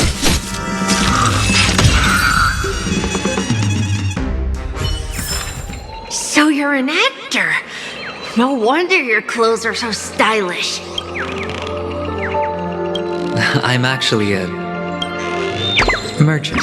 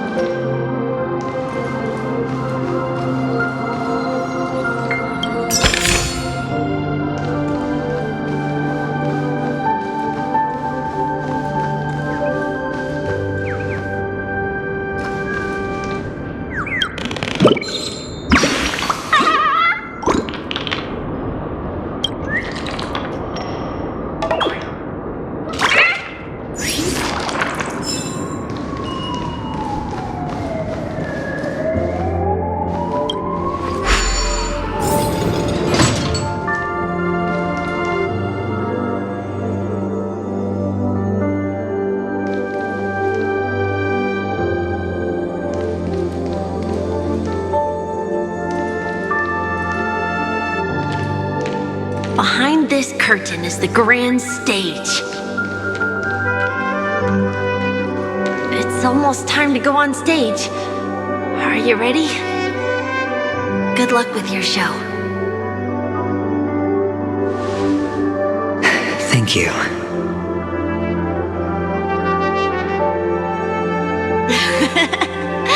You still seem pretty nervous. Let's put our palms together. If you receive Gaiathra's blessing, you'll feel more relaxed. Putting our palms together is a simple ritual. By putting our palms together and reciting the prayer to Mama Funga, she will bless us. If you're not familiar, I can guide you. It's all right. I know how to do it. Of course I know.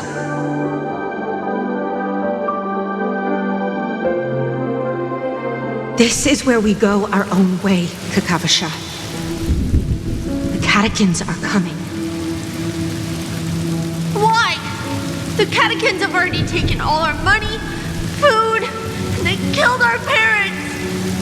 What more do they want? Catechins are bloodthirsty, cruel, and insatiably greedy. They want everything only to end up with nothing. This is a trick, an act of revenge. Remember? Today is the day of the Kakava, and also your birthday. They know the Avgin will surely hold a festival today. With the aid of this rain, they will come to destroy our wagons and take everything they want. Little do catechins know, this time we will fight back. The men in black that descend from the skies are on our side.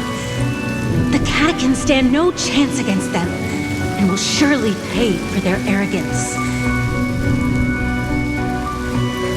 Without this rain, the catechins would never take action, and we would not have the chance to turn the tide. This is a gift from Gaiathra, and you are Kakavasha, whose good fortune will bless your sister with success. But people will die, and you will be in danger. How is that good fortune? Why are you all doing this? The Avgin always return their blood debts. Gayathra calls for me, while Papa and Mama are waiting for me. I must answer the call. But she will bless you with good fortune and help you survive. As long as you are alive, the blood of the Avgin will never run dry. So run, Kakavasha. Do not be afraid, and do not look back. Go to the other side of the mountain. The rain will accompany you, and the rain will bless you. As for us, we will reunite in Kakava's next aurora. May the goddess Gayathra close her eyes 3 times. Keep your blood eternally pulsing. Let your journey be forever peaceful, and your schemes forever concealed. Farewell, Kakavasha.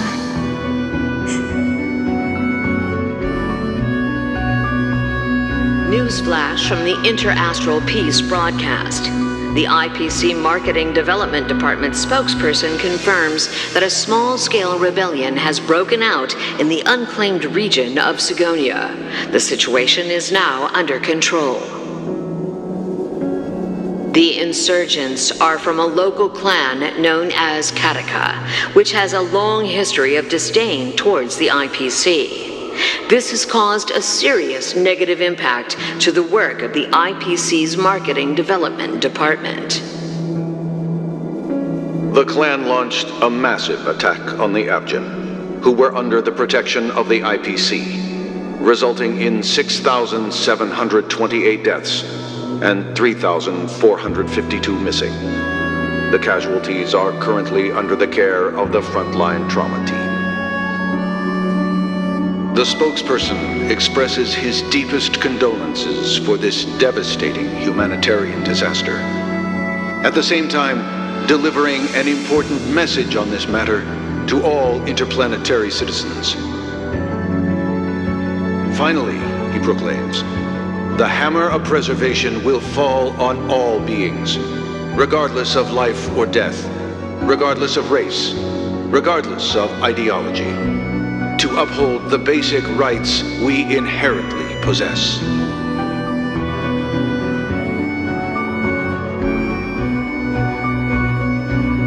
Kakavasha?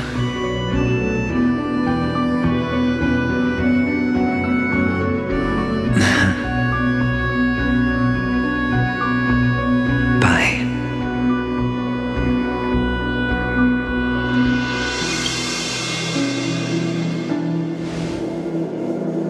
Okay. All the actors are in place. It's time for the show to begin.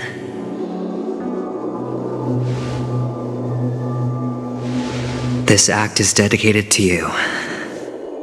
I hope it'll be an unforgettable memory for you.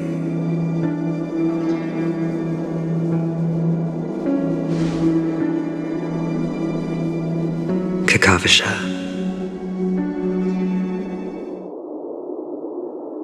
By the way, before you go, I have a personal question. Do you truly want to destroy the world with your own hands? Let's assume, just assuming now, that every time I roll the dice, there's a possibility of achieving this particular outcome.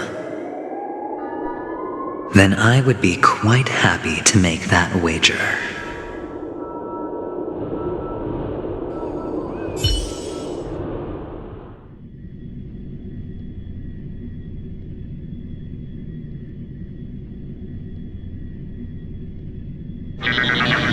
Is this Miss Acheron? Hello, I'm Himiko, the Astral Express's navigator. Hello, I'm March 7th. I'm sure he needs no introduction, as you definitely know him.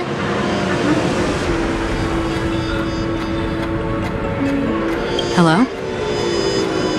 None of you seem surprised by my arrival. Since Welt has decided to travel with you, it means that he trusts you. And we trust his judgment. I envy your close friendships.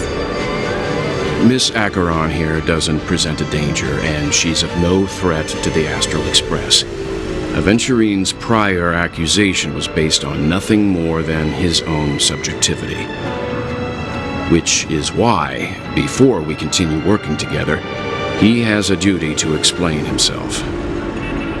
You want to create a situation where all three parties are present? There must be some deeper meaning behind Aventurine's actions.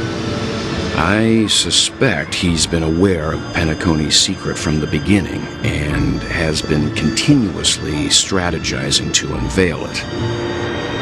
In that sense, the Astral Express's role in his plans would be imperative. In the worst-case scenario, he may use us to do something unexpected. Assuming things do escalate to that stage, having an extra ally is a good insurance policy. Penacony has numerous factions, and the state of affairs is significantly more intricate than that of Belobog and the Xianzhou.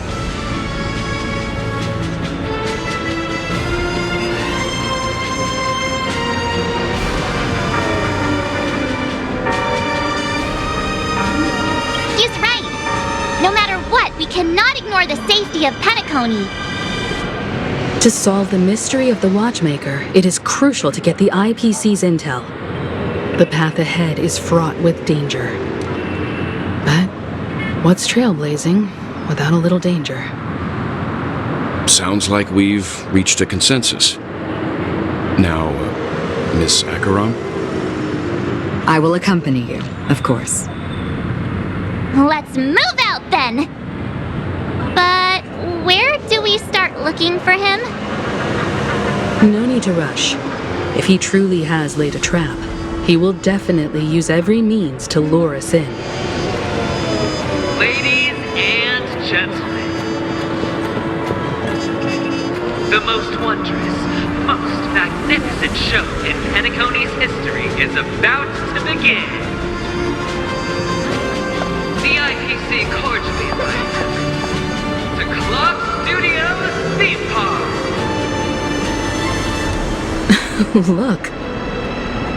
Should both the performers and spectators fail to arrive, won't all of Aventurine's plans be for nothing? Let's get going, everyone. The hour of trailblazing is upon us.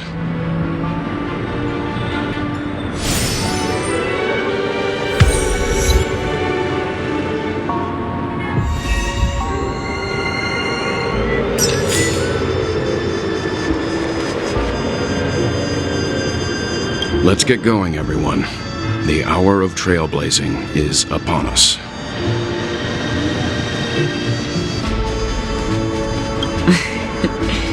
I envy your close friendships.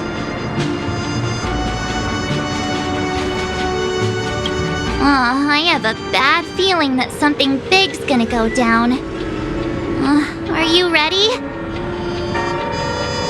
Let's waste no time and head to the theme park then.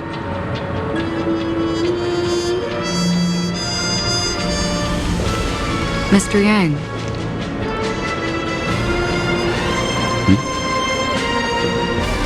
Why did you not tell your companions about my true identity? It's just like you said, an inability rather than an unwillingness.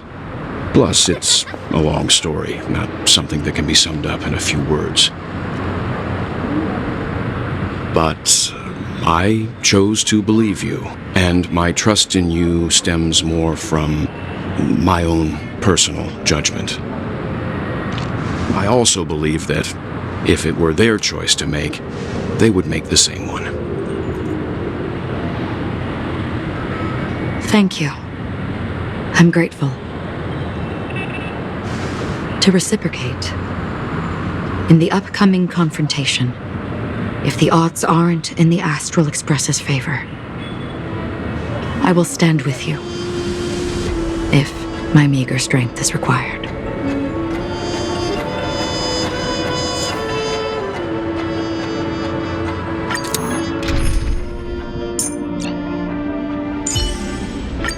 It's been a while, Master.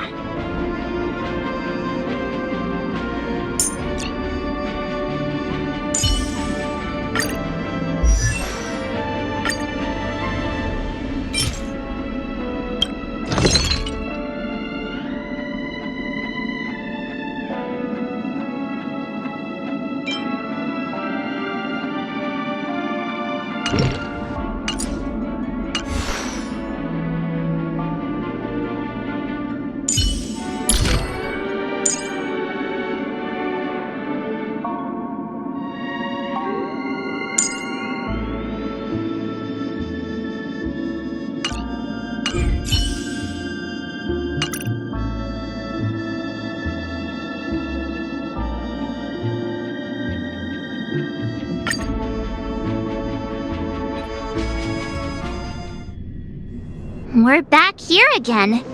Aventurine actually chose a really conspicuous location. That guy's really taking it to a whole new level. Does he really think he's a superstar or something? Not a soul in sight. The hounds drove out the visitors, and now their whereabouts are unknown too. Everyone, pay attention. The other party has obviously come prepared.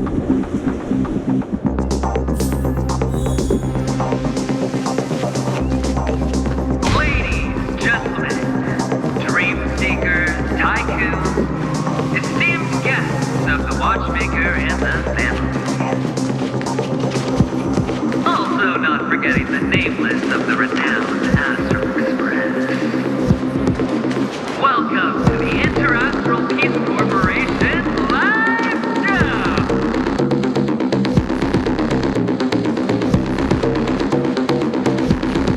Astral Express, you're late. And this, unsought guest. We've kept your appointment, Mr. Aventurine. It is customary to show yourself as well.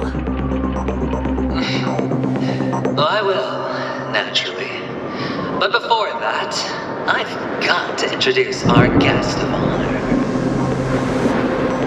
Everyone, give it up for Mr. Stellaron!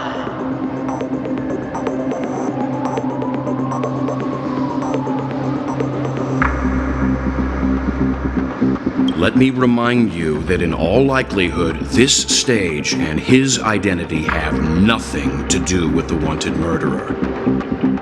Oh, no, they do. Of course they do. Otherwise, why would I work so hard to gain your trust and then invite you all here? Because he's the only one who saw all 3 homicides. He is the key to proving that the family's death that does not exist in Dream's promise is nothing but a sham! 3 homicides? That's right, madam.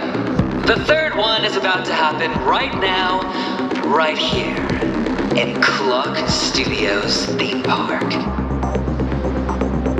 A truly grand death. You, and you. All of you are going to die. And it's all because of you, Mr. Stellaron. You will become the personification of death.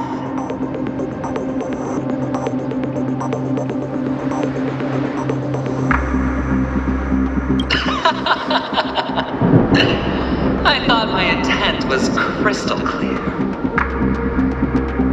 Let me be a little clearer. I will detonate the Stellaron in you and cause a teeny, tiny accident on Penacony. Bam! The entire theme park will be reduced to a shattered dream. Then before the family can even react, I'll become the IPC fleet's navigator. Your bluff isn't fooling anyone. If you could really do that, you would have done so earlier. You wanna bet? Sure. I'll bet with you. I'm betting that it'll be a sweeping victory for me. By detonating an unprecedented explosion to prove that the vow of harmony is a complete and utter joke. You won't do it. Of course I can. It's just another gamble. I came from the wastelands of Sigonia.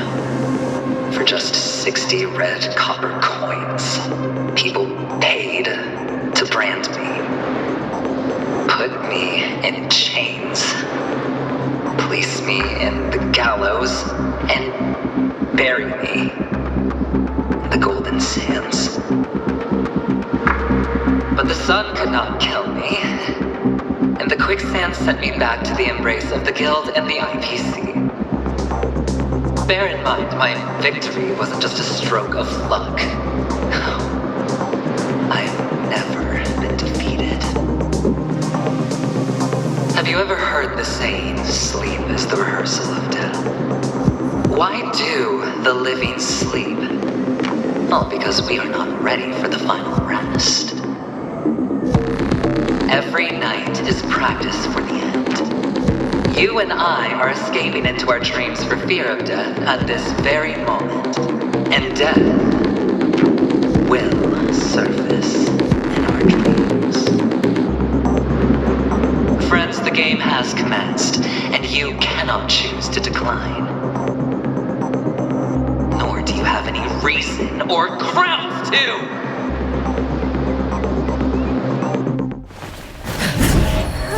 The dice are cast. Ladies and gentlemen, ready to unveil your cards? The architect's flawed stone. Of no value at all. I'm putting down the bet. I'm taking the gamble. I'm claiming the win. I'll invade spin the wheel, a daring gamble, walking the brink of death for rebirth. Oh, for the Ember Lord!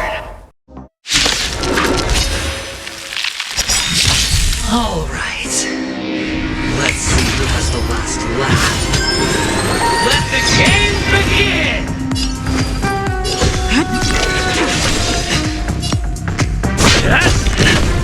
Time for a shot now. Follow my charge. Conflict is pitiless.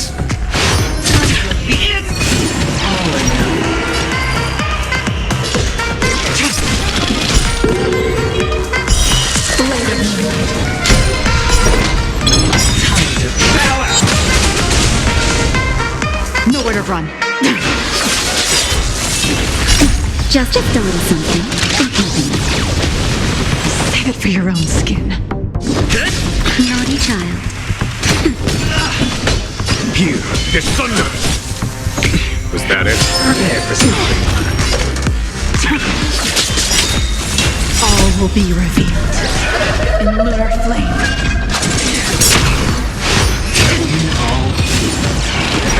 Ready for death.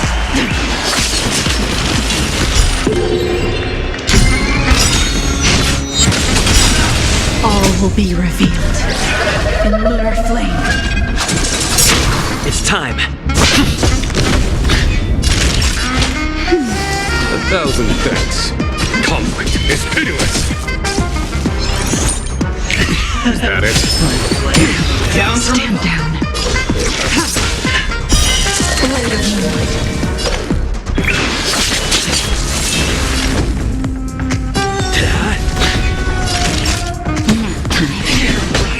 Here is thunder.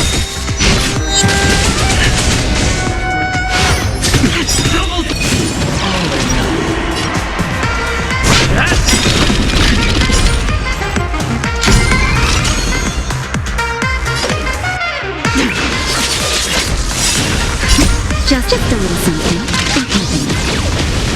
Save it for your own skin. Follow my charge.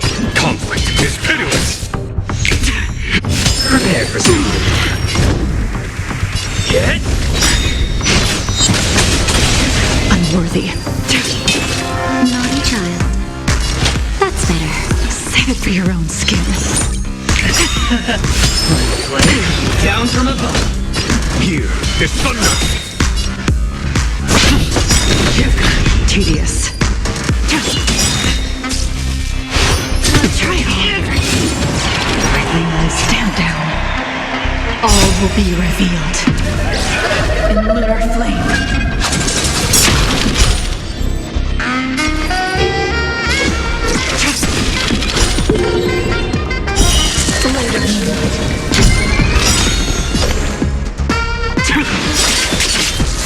All will be revealed in lunar flame.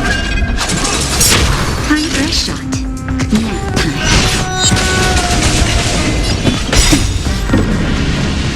Show no mercy. Conflict is pitiless. Prepare for some.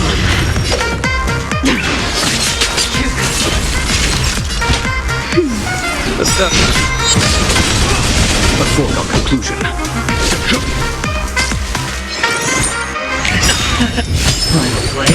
Down from above.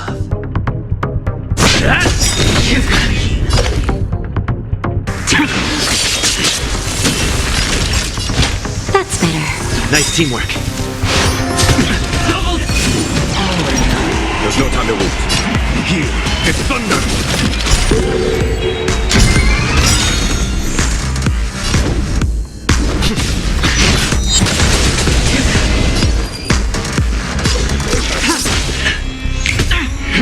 Prepare for some. Naughty child. Save it for your own skin. Just a little something. 1,000 thanks. I'm on guard. Show no mercy. Tedious. Blade of moonlight. Try harder. Everything I can.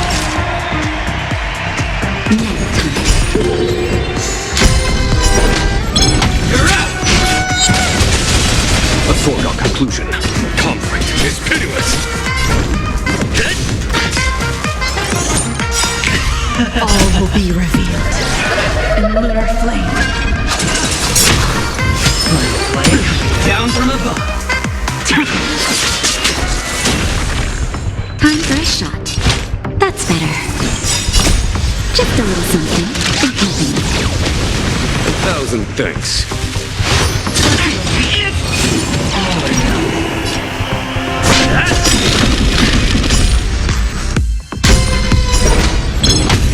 There's no time to lose.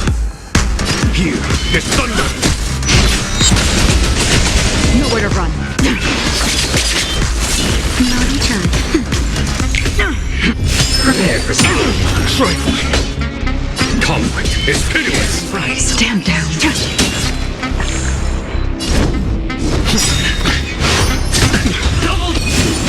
Everything I can.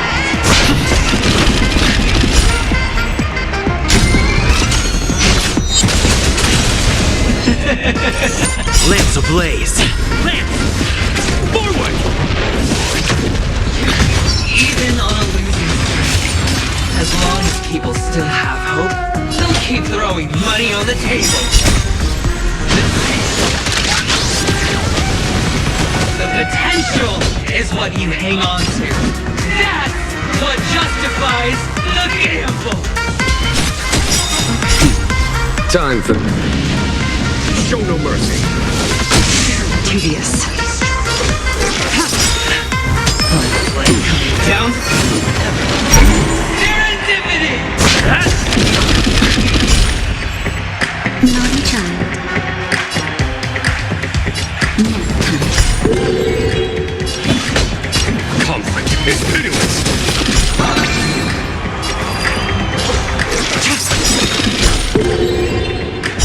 Blade of moonlight.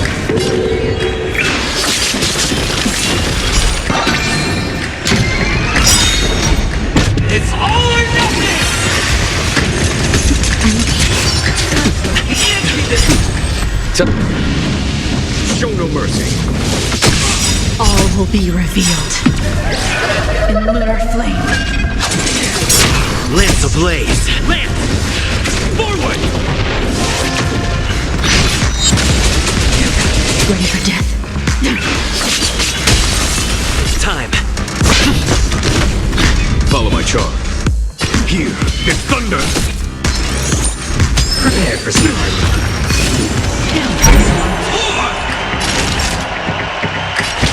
That's better. 1,000 thanks. Just a little something. 1,000 thanks.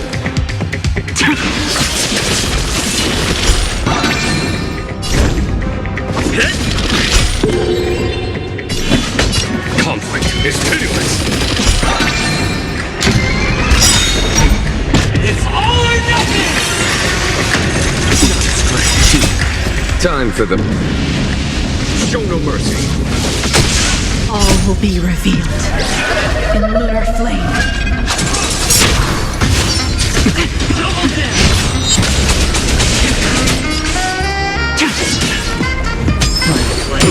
Down from above.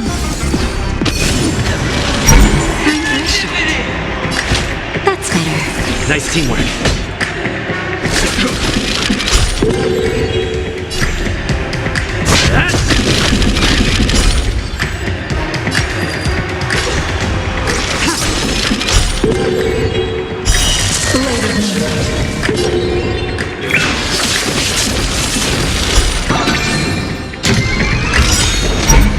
It's all or nothing!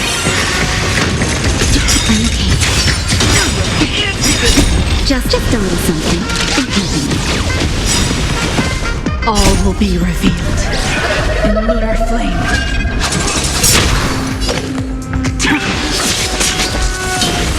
Prepare for some hard luck.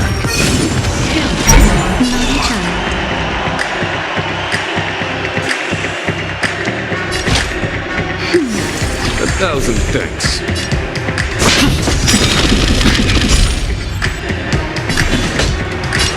Conflict is pitiless.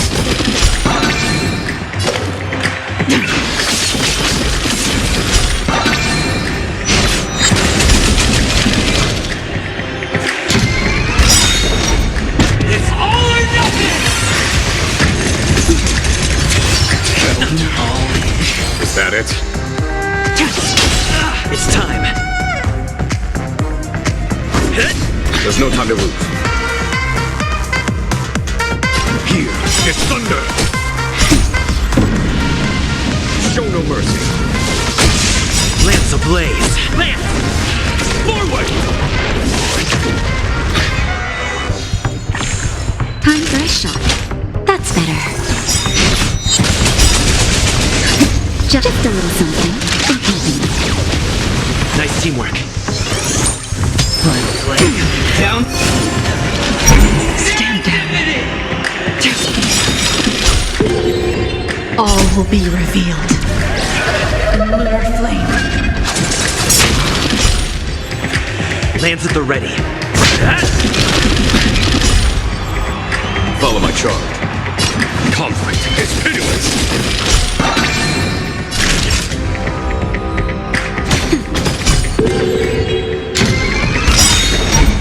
It's all or nothing! Time. Show no mercy. Is that it?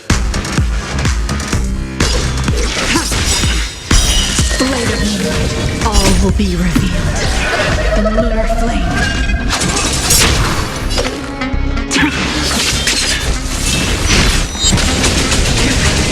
Prepare for some hard luck. There's no time to lose. Here is thunder.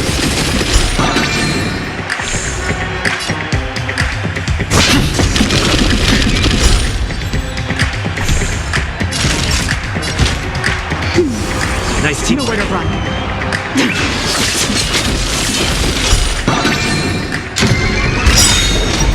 It's all or nothing! Double dip! Lance ablaze! Lance! Forward! will be revealed in lunar flame. It's time.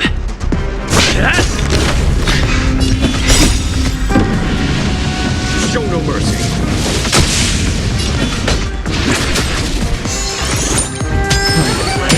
Down.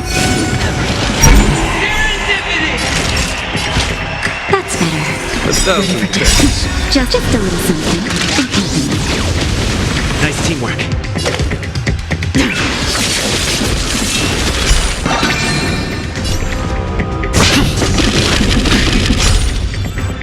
Follow my charge. Conflict is pitiless.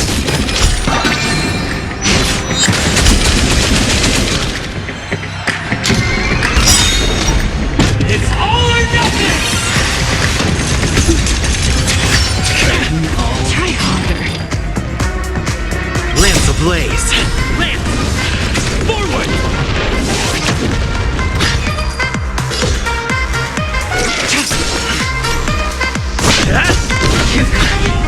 Prepare for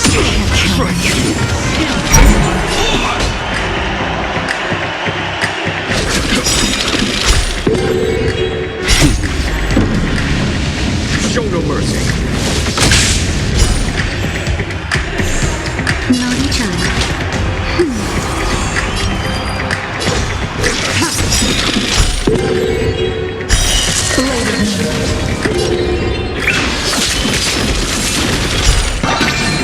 I'm on guard.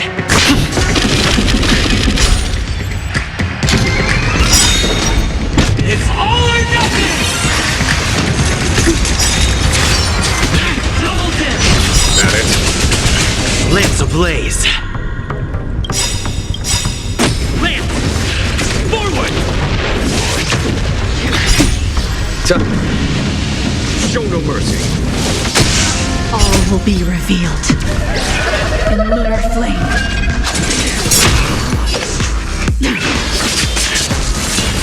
Everybody's like that, down to the last player. So why can't I be happy too? Why can't I feel that free?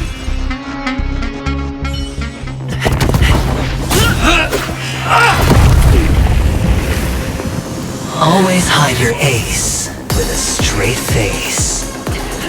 I'm starting to get a little impatient with you all.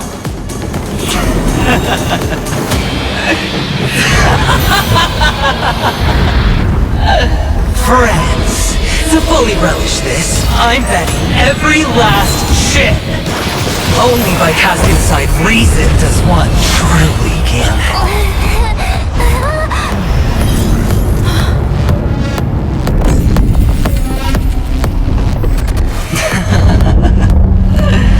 Emanator, I know you'll match my wager, right? You're leaving?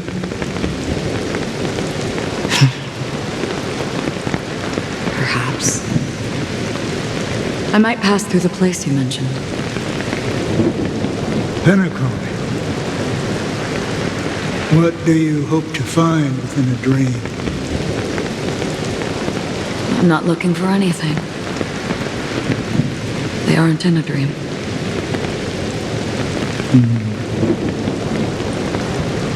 I'm afraid the family will not open the doors for you. Why? Because the path you walk is not accepted by the Harmony. Even if that's not what I want. Precisely because it's not what you want. Because they are not like other eons. They have never glanced at anyone, and they never need to. They leave woven strands of fate for humans to walk, and together, they weave a great shadow. And this shadow silently envelops them. There are always those who rise from the shadows.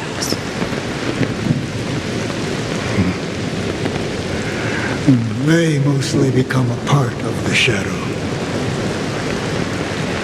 In your eyes, am I the same? You still have a strand of color, but not much.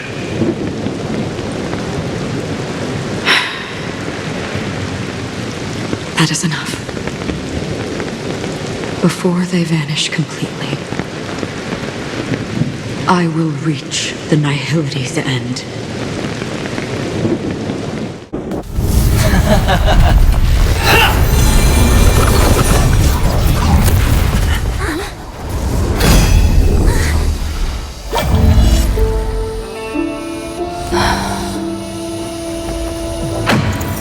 I wish to mourn the departed, weeping like rain, to swell the crossing stream.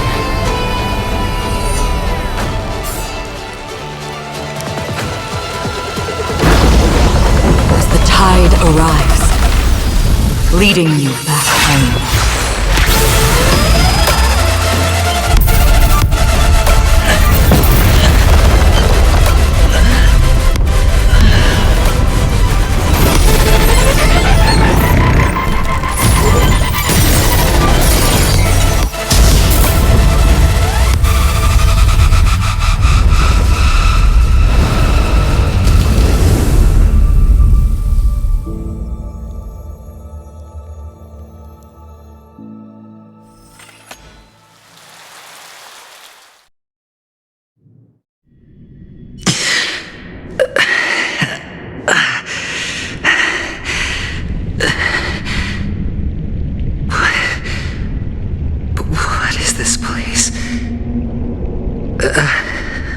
A gigantic black hole. And see?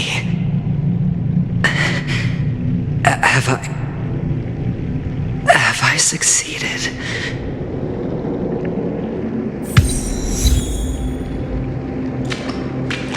Welcome to this sad world, Kakavasha. Your good luck is the most precious wealth we, all Avgin, have.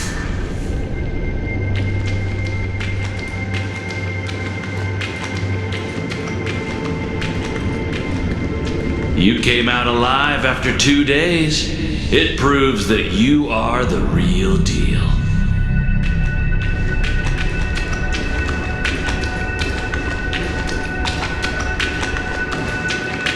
Wealth, status, power. The IPC will give you whatever you want, even what you don't want.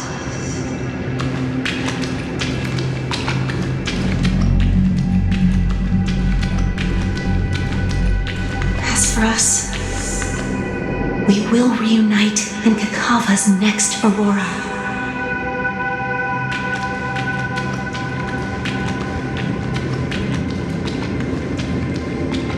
It's a pity this is not the place you were expecting.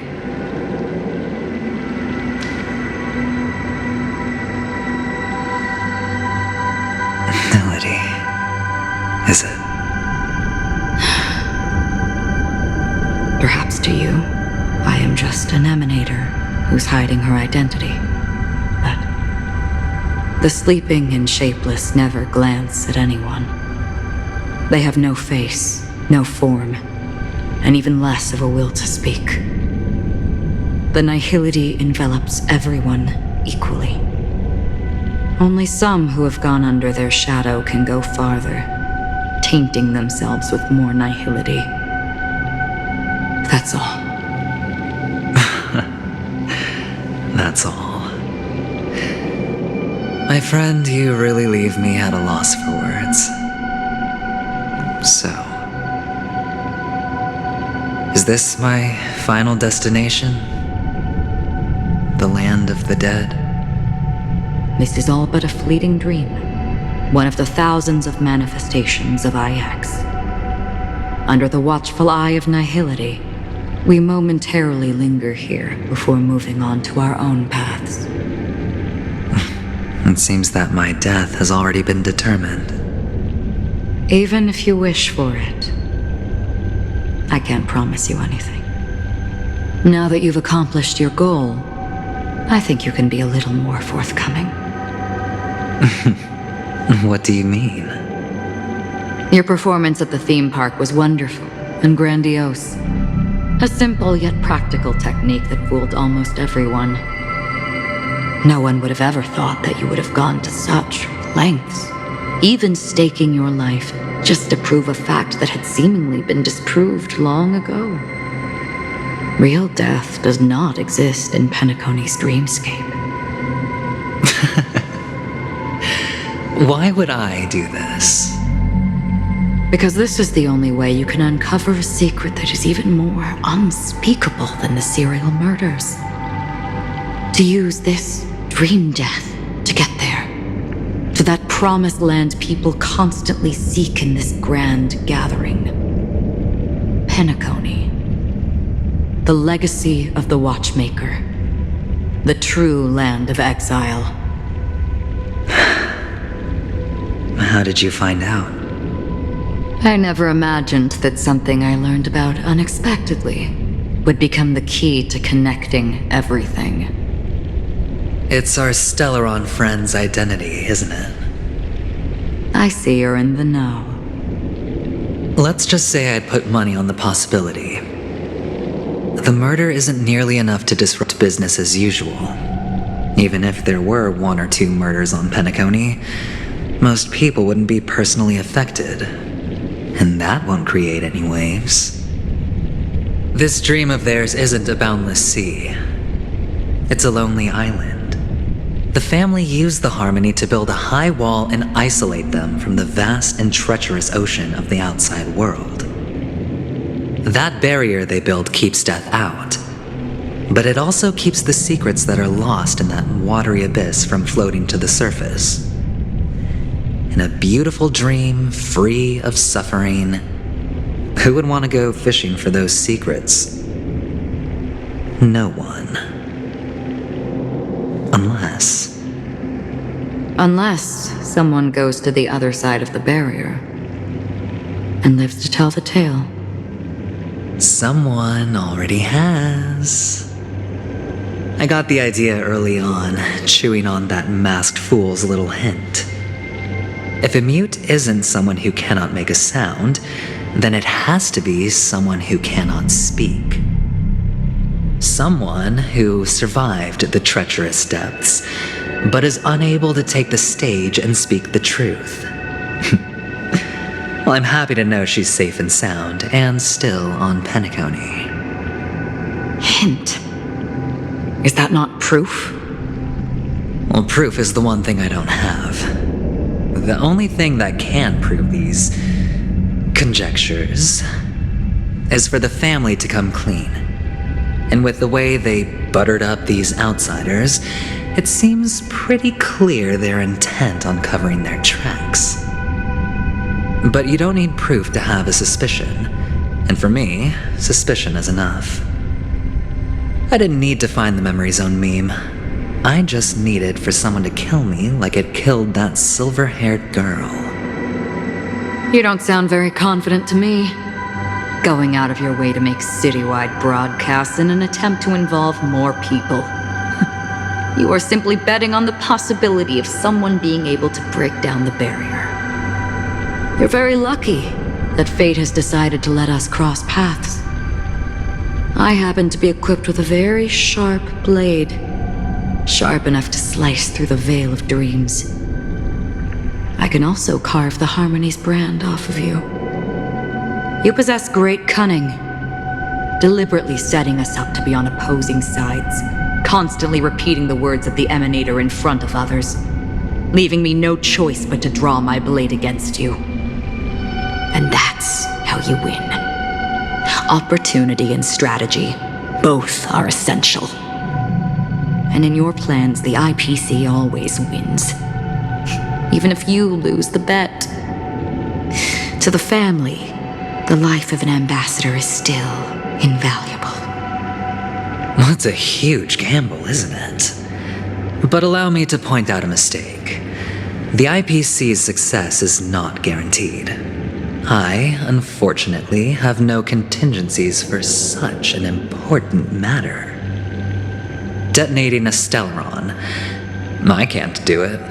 The Aventurine Stone is too broken to even safeguard my escape from the stage. If, at the end of the day, you did not unsheath your blade, I would have lost the bet. It is pointless to discuss what-ifs. You have won.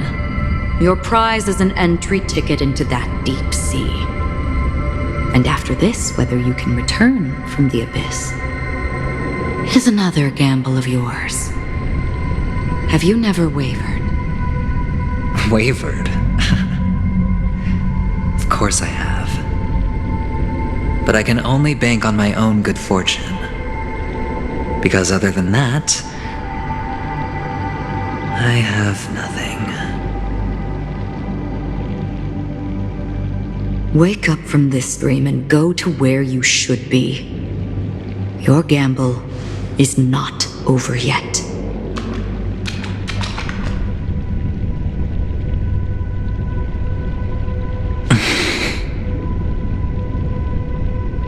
Before we part, can you answer one more question? As someone who has traveled on that road, can you tell me, why are we born into this world? If it's just to die. I don't think this and never have. Nor do you. But the nihility envelops you and I. And everyone. And because of that, it's pointless.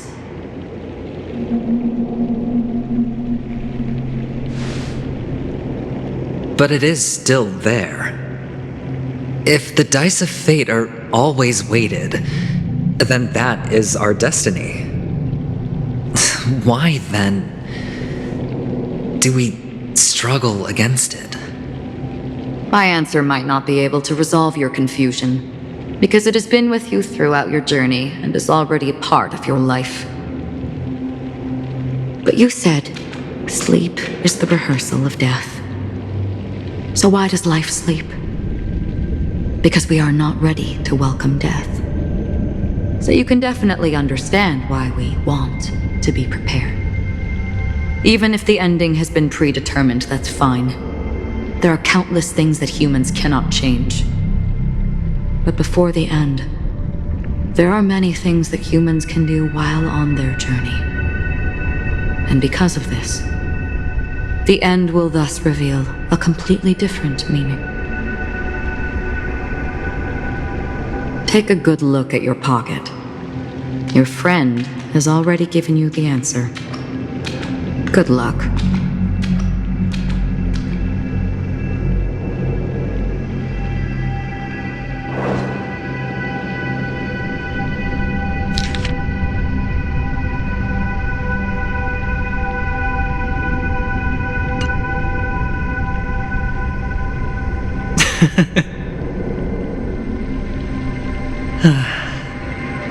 Then I shall get going.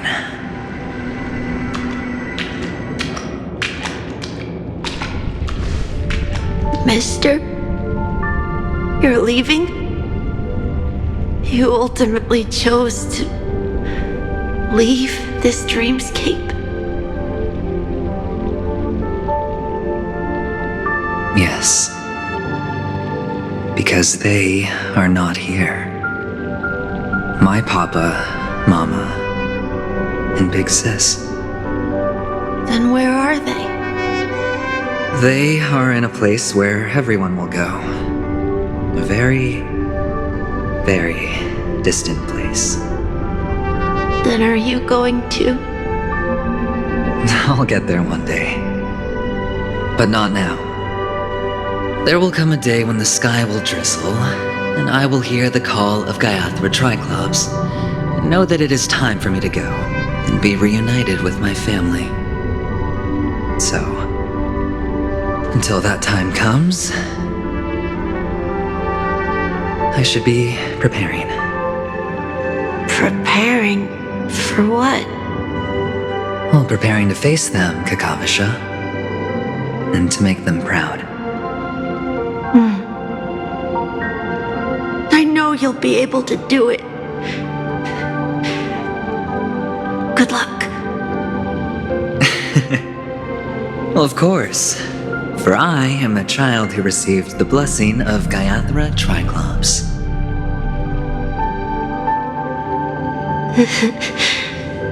But you still seem nervous. Well, I seem that way because I am nervous. You know what? Maybe you can help.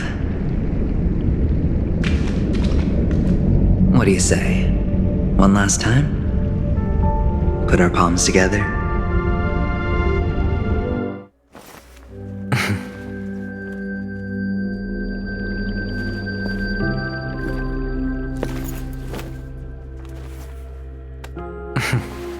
Are you going now?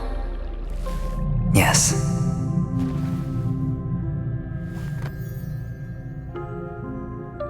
May the Mother Goddess thrice close her eyes for you, keeping your blood eternally pulsing. May your journey be forever peaceful, and your schemes forever concealed. Our paths will cross again beneath Kakava's shimmering auroras. Farewell, Kakavasha.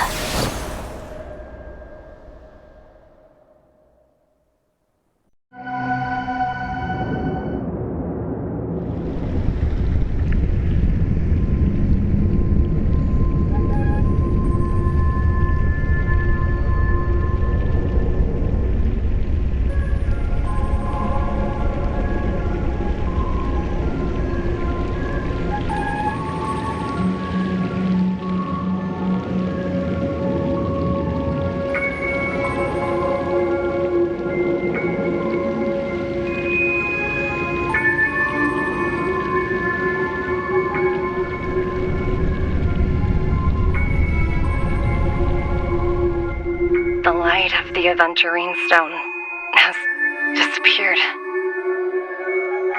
This only represents one outcome.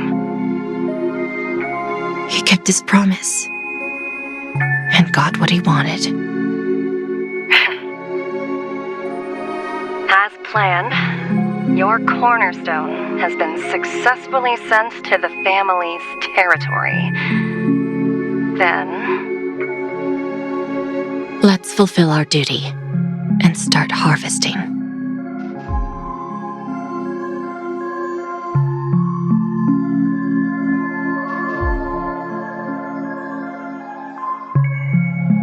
I come for an audience. I come to fill wine, and I come to claim. I bestow poison in the guise of sweet dew. Come the toil of spring and yield a fall. I patiently wait for the branches to be heavy with withered fruits. All for the Amber Lord.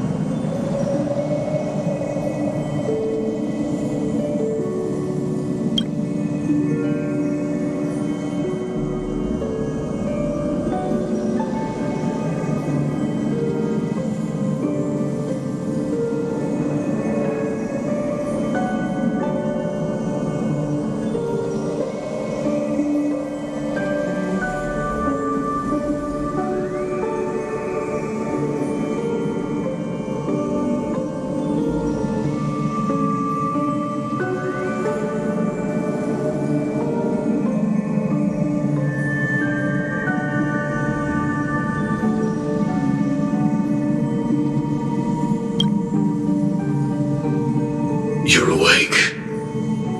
I've been waiting on you for quite a while.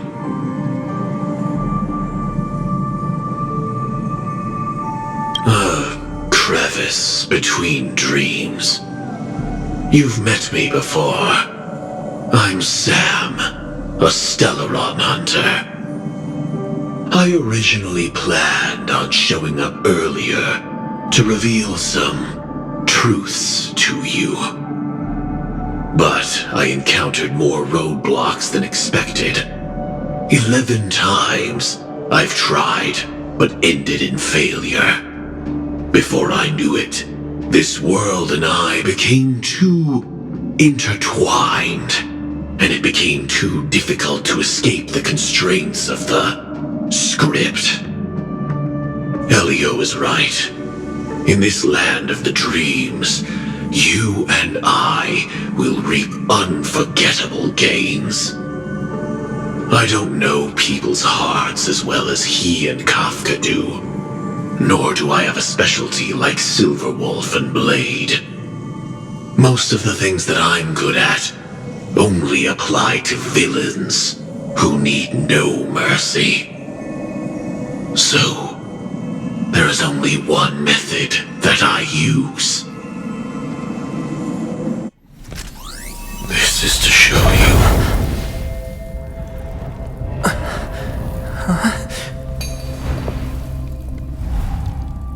All that I am.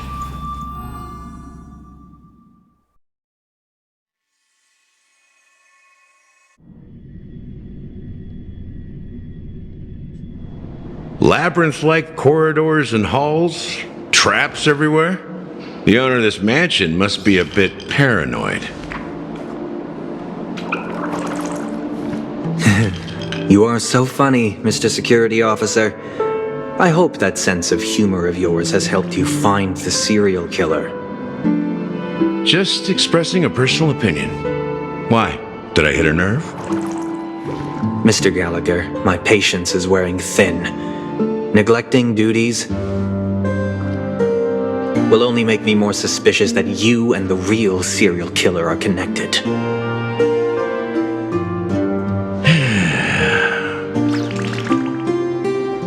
Scoundrel, punk, drunk, hooligan. I have heard this trash talk all too often. But I have never once thought that I'd be treated as an accomplice to a murderer. I take back what I said. Your problem isn't paranoia. You're just crazy, you know? Lunatic.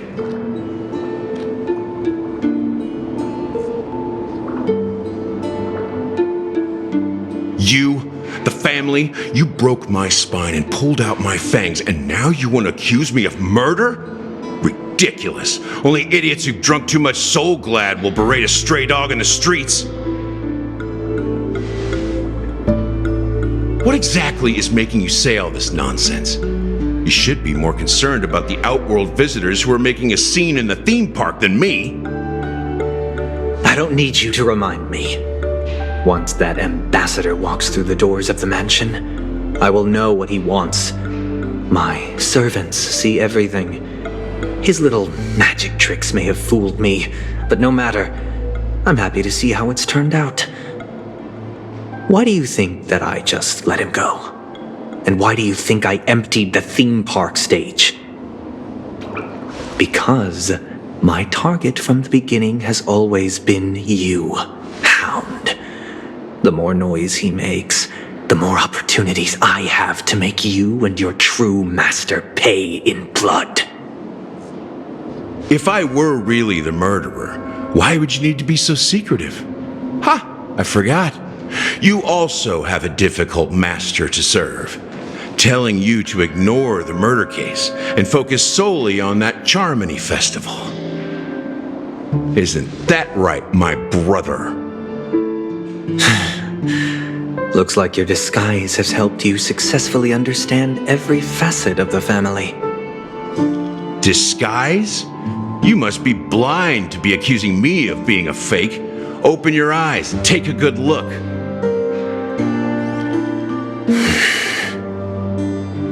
Indeed, every part of you is real. The brown hair, soft and curly like Benny's. The orange eyes, which make me miss the gaze of Sir Whitaker. That odd scar, the mark of Wolsey. And the gray vest, tie, hound emblem, bottle, the bartending, and your role as a security officer. These are all true traits. From all 52 loyal family members. When they are gathered, countless tiny truths are woven together into a lie. You collected a small piece of each of them and claimed them for yourself. Then you invented this facade, a complete Gallagher. Tell me I'm wrong.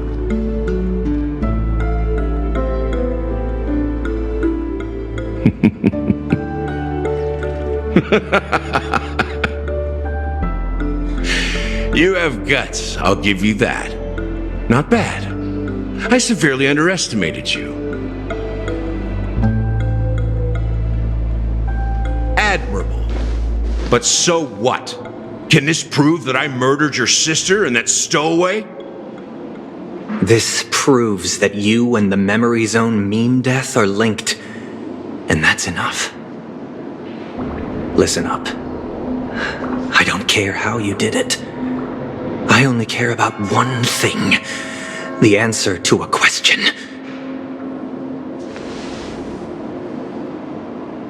You devil. You wretched, despicable dog. Why did you kill her?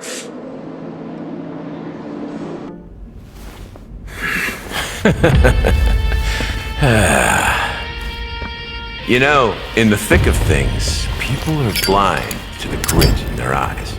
Yet they can always feel it scratch. Want the answer? I'll give it to you. The whole thing is just fate playing a cruel joke on us.